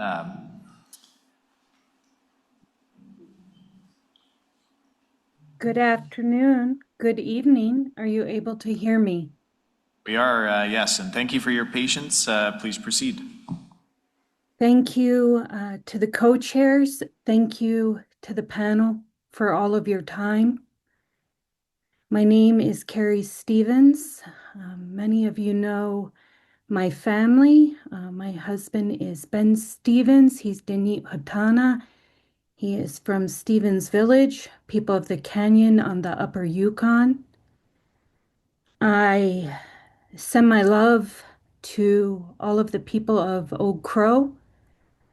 It has been a long time since we traveled the Porcupine to be with you, to talk about salmon. It's probably been over 20 years since you graciously hosted us in the Council of Athabascan Tribal Governments, and I wish I was with you all now. Really do appreciate you all, and all of the panel members. It's always good when you are in camp or when you return to camp and Stanley Najutli is sitting on the shore. You never know where you will find him on the Yukon. So good to see you on the Zoom, Stanley. I also want to thank the Gwich'in people for their protection and never-ending fight for the porcupine caribou herd, because at this time, while we have no salmon, it's feeding us. We're eating a lot of dry meat, and we're grateful for that. We're eating a lot of whitefish. I'll repeat comments I made last spring, by and large, and I'll try to do so as quickly as possible. I know that you are all tired and have had a long day. I very much want to extend my gratitude and my appreciation to all of the tribes of the Yukon on the Alaska side, who have been spending thousands and thousands of dollars and man hours to protect Yukon River salmon across their life cycle and across ecosystems, very often to the detriment of their own health and well-being, being in these very toxic spaces. From the North Pacific Fisheries Management Council to the Board of Fish to the Federal Subsistence Board. Even while the purview of the Board of Fish is to prioritize and protect subsistence, we are really very grateful for the stewardship and the work of all First Nations, and your tireless efforts on your side as well. We continue to invite First Nations and the panel to attend the North Pacific Fisheries Management Council and Board of Fish meetings alongside their Alaskan counterparts. Those meetings are upcoming, and I'm sure your colleagues in the room and tribal leaders, our chair of the Yukon River Intertribal Fish Commission is there as well. Thank you, Charlie Wright. It is within the legal purview, the very unique legal purview of this panel, per the Yukon River Salmon Agreement, to maintain all efforts to increase the in-river run of Yukon River origin salmon by reducing marine catches and bycatches of Yukon River salmon. They shall further identify, quantify, and undertake efforts to reduce these catches and bycatches. I am reading directly from the Yukon River Salmon Agreement. It goes on for your direct actions to do so. And we have yet to see your quote, management recommendations to management entities concerning the conservation and coordinated management of salmon originating in the Yukon and Canada. The respective management agencies shall take into account the recommendations of the panel in the adoption of regulations and ensure the enforcement of these regulations. These entities shall exchange annual fishery management plans prior to each season. The reports we heard all day and we've been hearing for years are devastating. It is very hard for all of us to sit in these rooms as there is a complete lack of coordinated effort to save the salmon from extinction. And it is absolutely within the legal purview of this body to do so, to lead. We must focus serious efforts in the rebuilding plan on these issues. We continue to address in-river users on both sides of the fence and criminalizing the little man trying to eat. Chinook bycatch in 2025 in the Bering Sea saw a significant spike, 3 times higher than previous years. Over 23,000 Chinook were caught as bycatch in the Bering Sea, and approximately between 156,000 to 172,000 chum were caught in the same fishery. In Area M, intercept fishery, 14,000 Chinook, which are most likely directly headed to us, and over 1,388,000 chum were caught in Area M. We all know the trajectory of these fish in the Bering Sea and the Area M at this time. We know they are headed directly to our rivers, and yet the body of the Yukon River Panel still has yet to fulfill its legal obligation per the agreement to weigh in on these. I ask you to do so. Further, I am afraid and embarrassed we have missed our target on the White Horse Dam. It was just reauthorized last year for 20 years. That may be the signing of the end of the salmon. It calls for better fish ladders. I think it is a global truth that salmon and dams cannot coexist. We know the EcoFish study in 2025 showed the dam taking 3 fish out going up and 3 fish out of 10 going down. If you remove 60% of a population annually, you go from 100,000 fish to 2,000 fish in 4 years. If you are conservative and remove 30%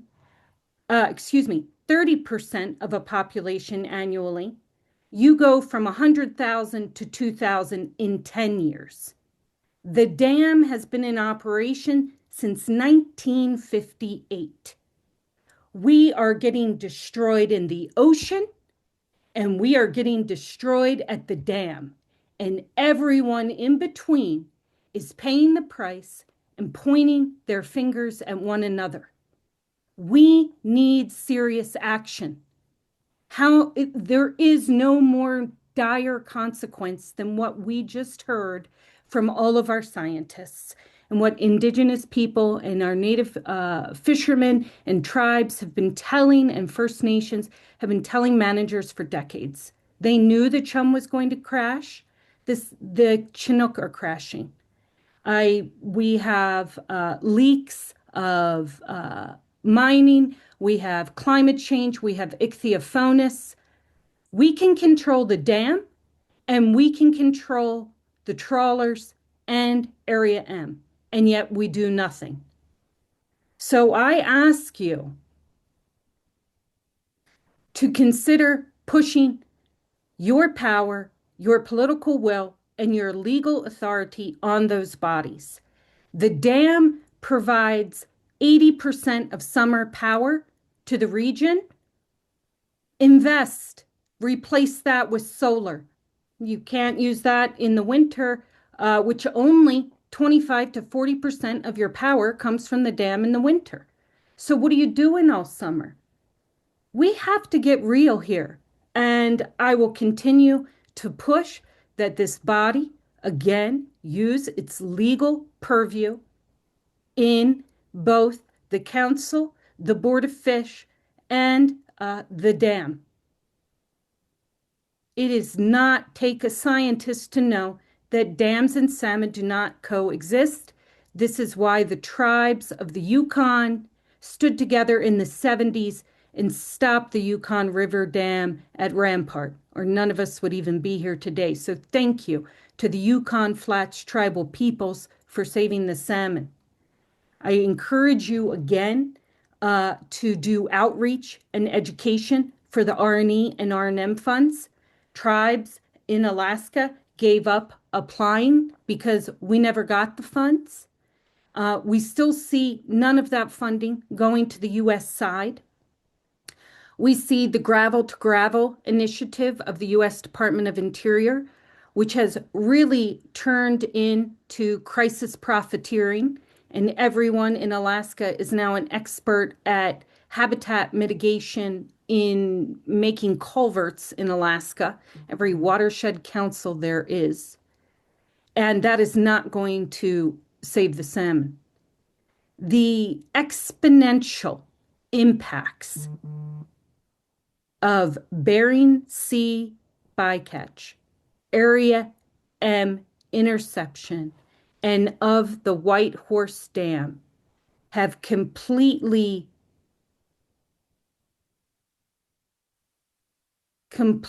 decimated our salmon stocks.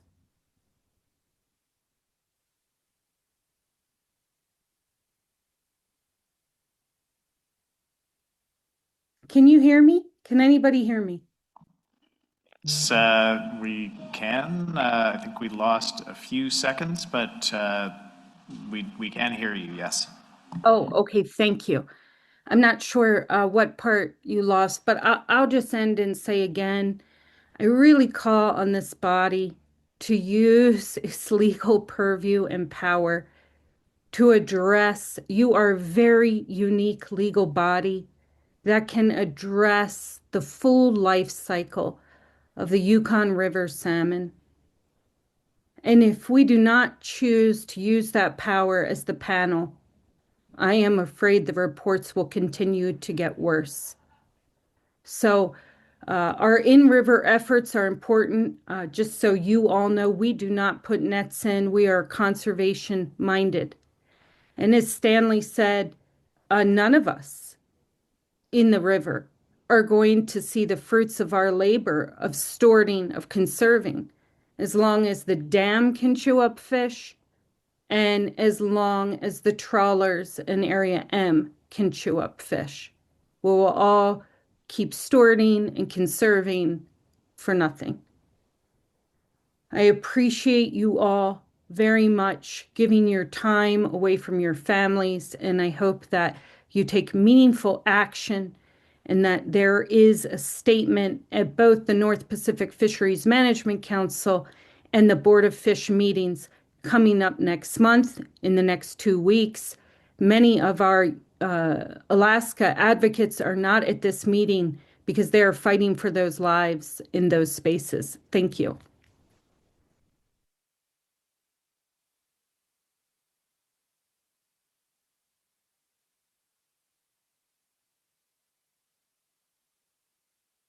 Great. Thank you very much for your testimony, Carrie. Always appreciate hearing from you and the perspectives that you share, and appreciate your patience with our schedule this afternoon. Next, we will proceed with testimony from Janine Fry-Najutli. Janine? in the room.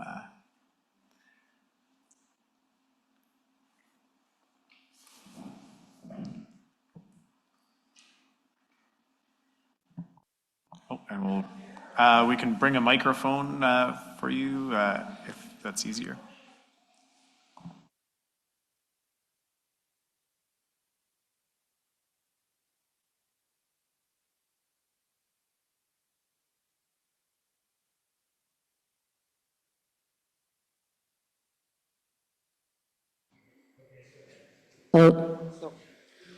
Katsa Gwinzi, Shori, Janine, Frena Jutli Vaji.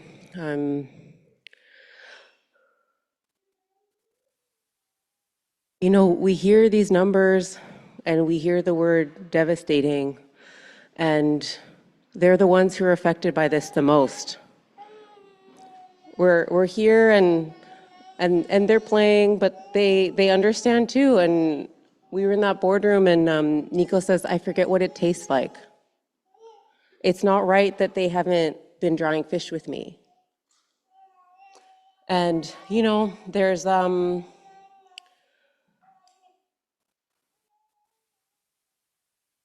have to commend Carrie on her presentation. To me, it was the most compelling part of today. And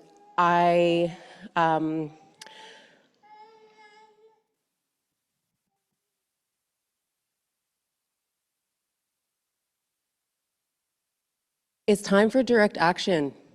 And she's right. We need to be doing everything that we can. All of your legal weight that you have, slam. It's time to use it to slam down on our depleting salmon. It's time to slam down on big industry. It's time to slam down on dams, on everything that is blocking the salmon from coming back.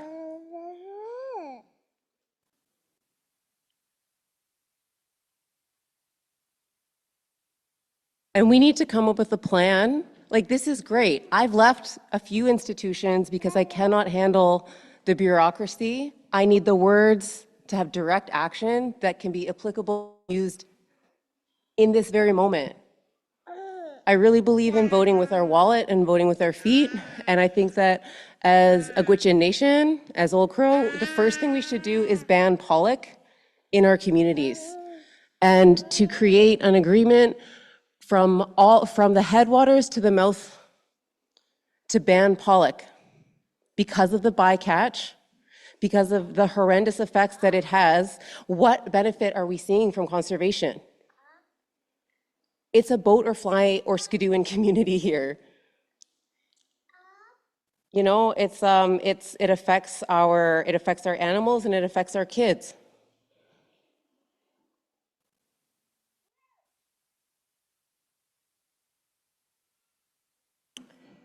So I would implore everybody, that we unite together and organize around a boycott. I'm an old millennial. Just wait till Gen Z comes for you. Okay, they're at the forefront of direct action and of organizing against big industries. Let's put an end to deep sea trolling. Let's get our investments, let's get everything out of those companies that are helping them by processing in different people's homelands. Boycott salmon. Each one of you, what say do you have in your own communities? Let's boycott the pollock for the well-being of our salmon.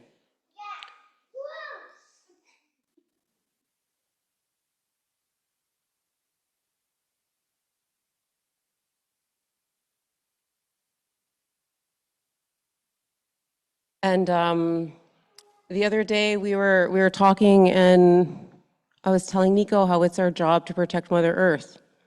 And he said, okay, but when I'm older, Mom.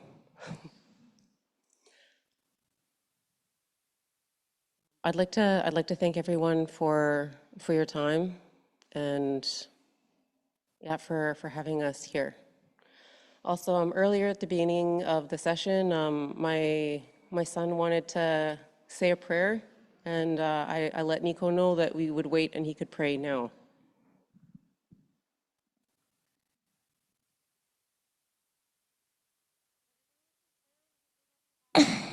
And who else?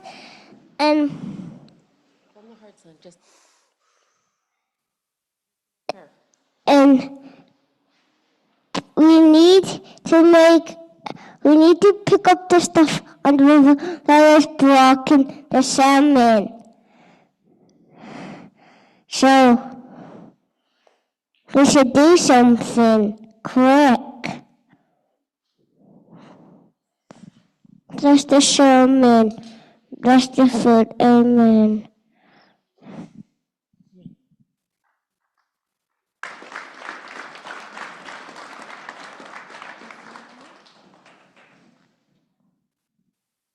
let's see. I'm going to ask my question right here, if I may, Mr. Co-Chair. Can you introduce your family to us? My name's Janine Freyna-Jutli. I'm Vantakwajin, and I'm also Czech and Dutch. And this is my son. Nico. Nico Julie. And then this is my Shietzi, my daughter Mabel. And that's Mabel. That's Mabel. Who's that's on the floor? And this is my dad, Stanley Najutli Sr.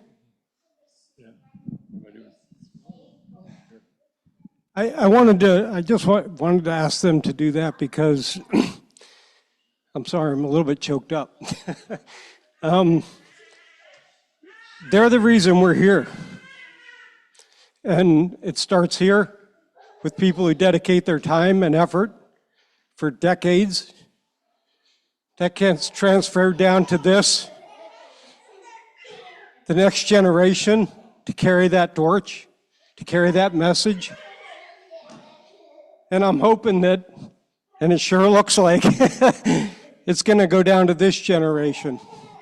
And I wanted to point that out because I think sometimes when we sit at a table, we forget what we're doing this for. We get caught up in numbers, we get caught up in graphs, we get caught up in all of the bureaucracies and everything that goes with it, the processes.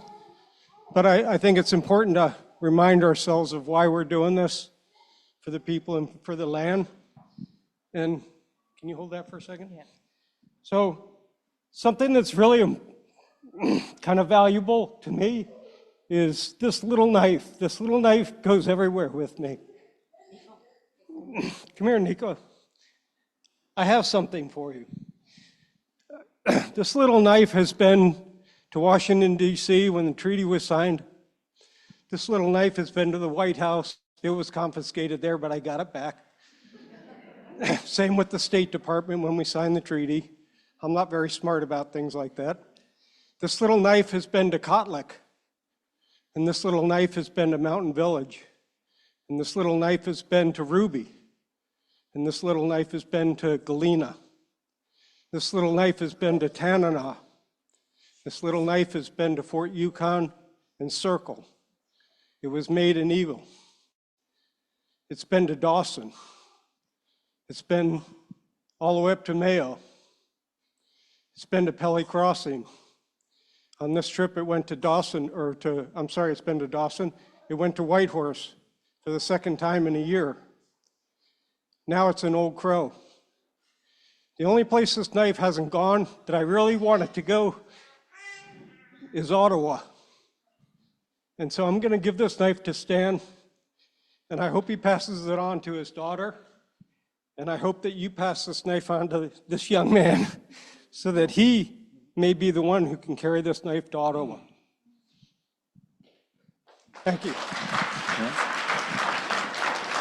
Yeah, thank you.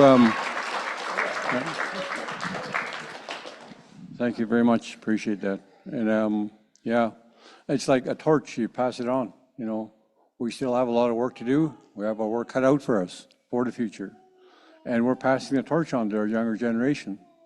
And we have more younger people sitting at the table, which is really one of the goals that that we had in mind. And looking at the people at the table that were there for a long time, like there's not a lot of fishermen left. And at one time, they're all fishermen. So now we're conserving the salmon. and that's where we're at. And it's something that we have to pass on, so I'm gonna pass this on to you, and hopefully you can pass it on to your son, and then hopefully he takes that to Ottawa at some point in time when he gets big and represent the First Nation and represent the salmon. And that's one of the goals that I like to see. And the last thing I wanted to say is I named that knife and I named it Mighty. This young man is, I think, going to be a mighty young man. And the only thing I'm asking is that you tell him the story, that he understands the story, and hopefully he'll carry that torch. Thank you. Son,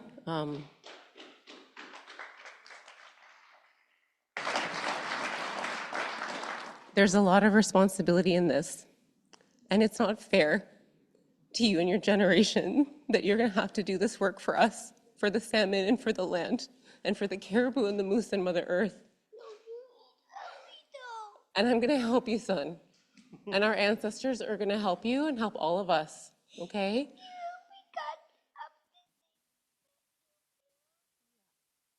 Help you, son. You're going to have lots of helpers, okay? And this is a gift to you in honor of that big responsibility. And you got to be very careful with it. It's a very sharp tree, and it's done a lot of work, and it'll do a lot of good work.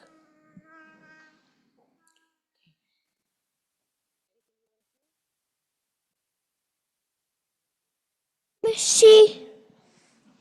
That says it all. Thank you. Thanks, Stanley.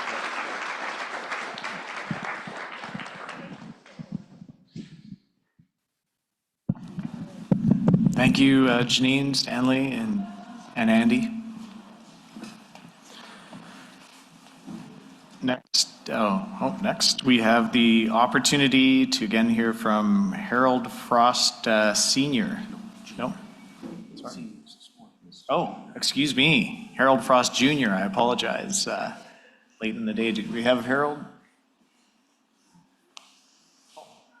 There you are, Harold. Thank you for your patience.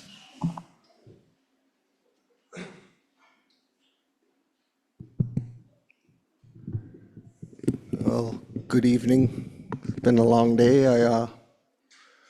First, I want to thank the Yukon River Panel, your advisors, the technicians, those representatives online, leadership online, leadership in the room, elders, community members, and welcome you to Old Crow and our traditional territory. I grew up here all my life, fish, go out as much as possible, and that was a great moment right there. And so you're all here for one purpose, and more so than ever, it's about unity, cooperating and working together. And I know over the last 30 years it's been hard, but you're here today and you need to continue that.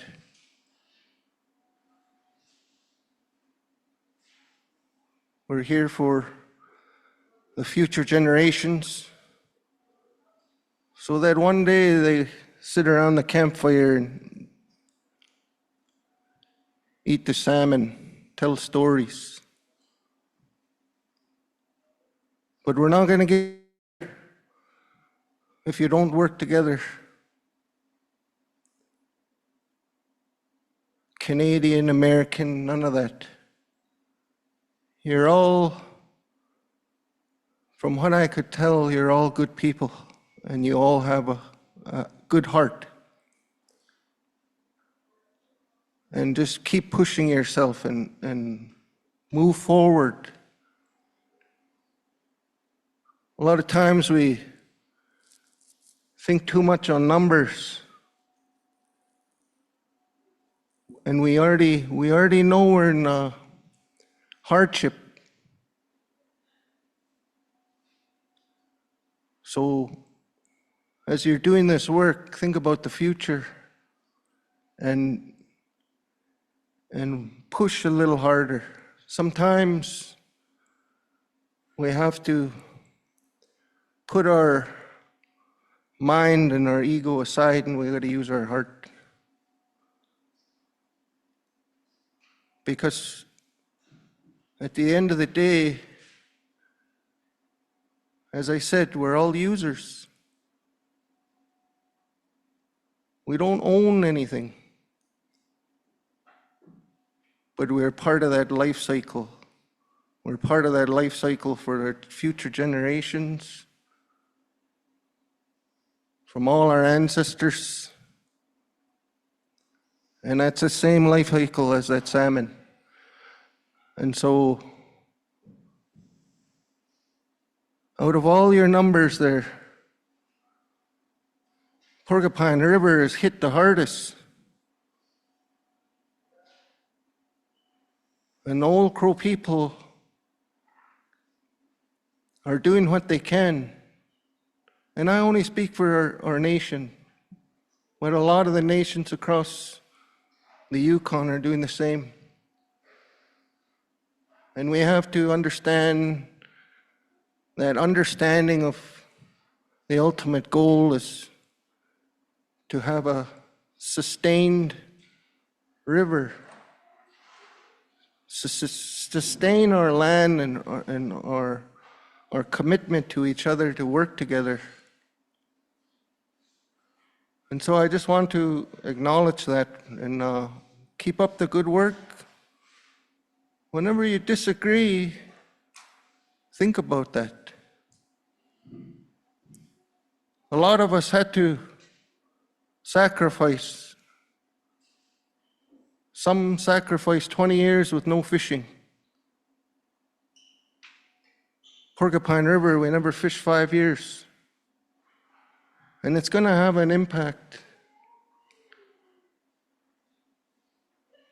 We're seeing the river change. We're seeing the water temperatures change. River banks eroding. More sediment in the water. The ocean, temperatures, climate change is here. It's been here. But that's what we can't control that. All we can control is what we have access to, what we can do. And sometimes we just have to put that aside. We need to push maybe a little further at times when things get tough or when things get hard and not give up. So thank you to both sides of the border for doing your part. You know, we think about the salmon, we think about what's happening. A lot of the salmon are not coming back to the river.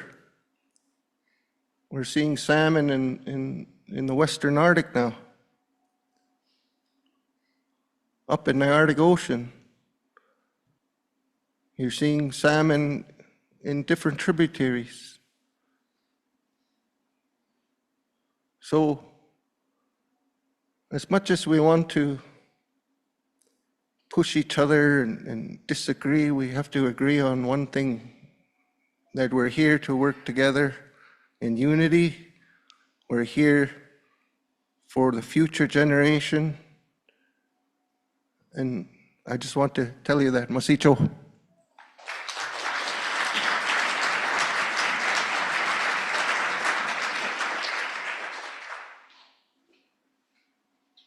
Thank you very much for your words of guidance and wisdom that serve as a reminder of the foundation that created this panel and that's enabled it to continue to be the strong forum that it is for many decades.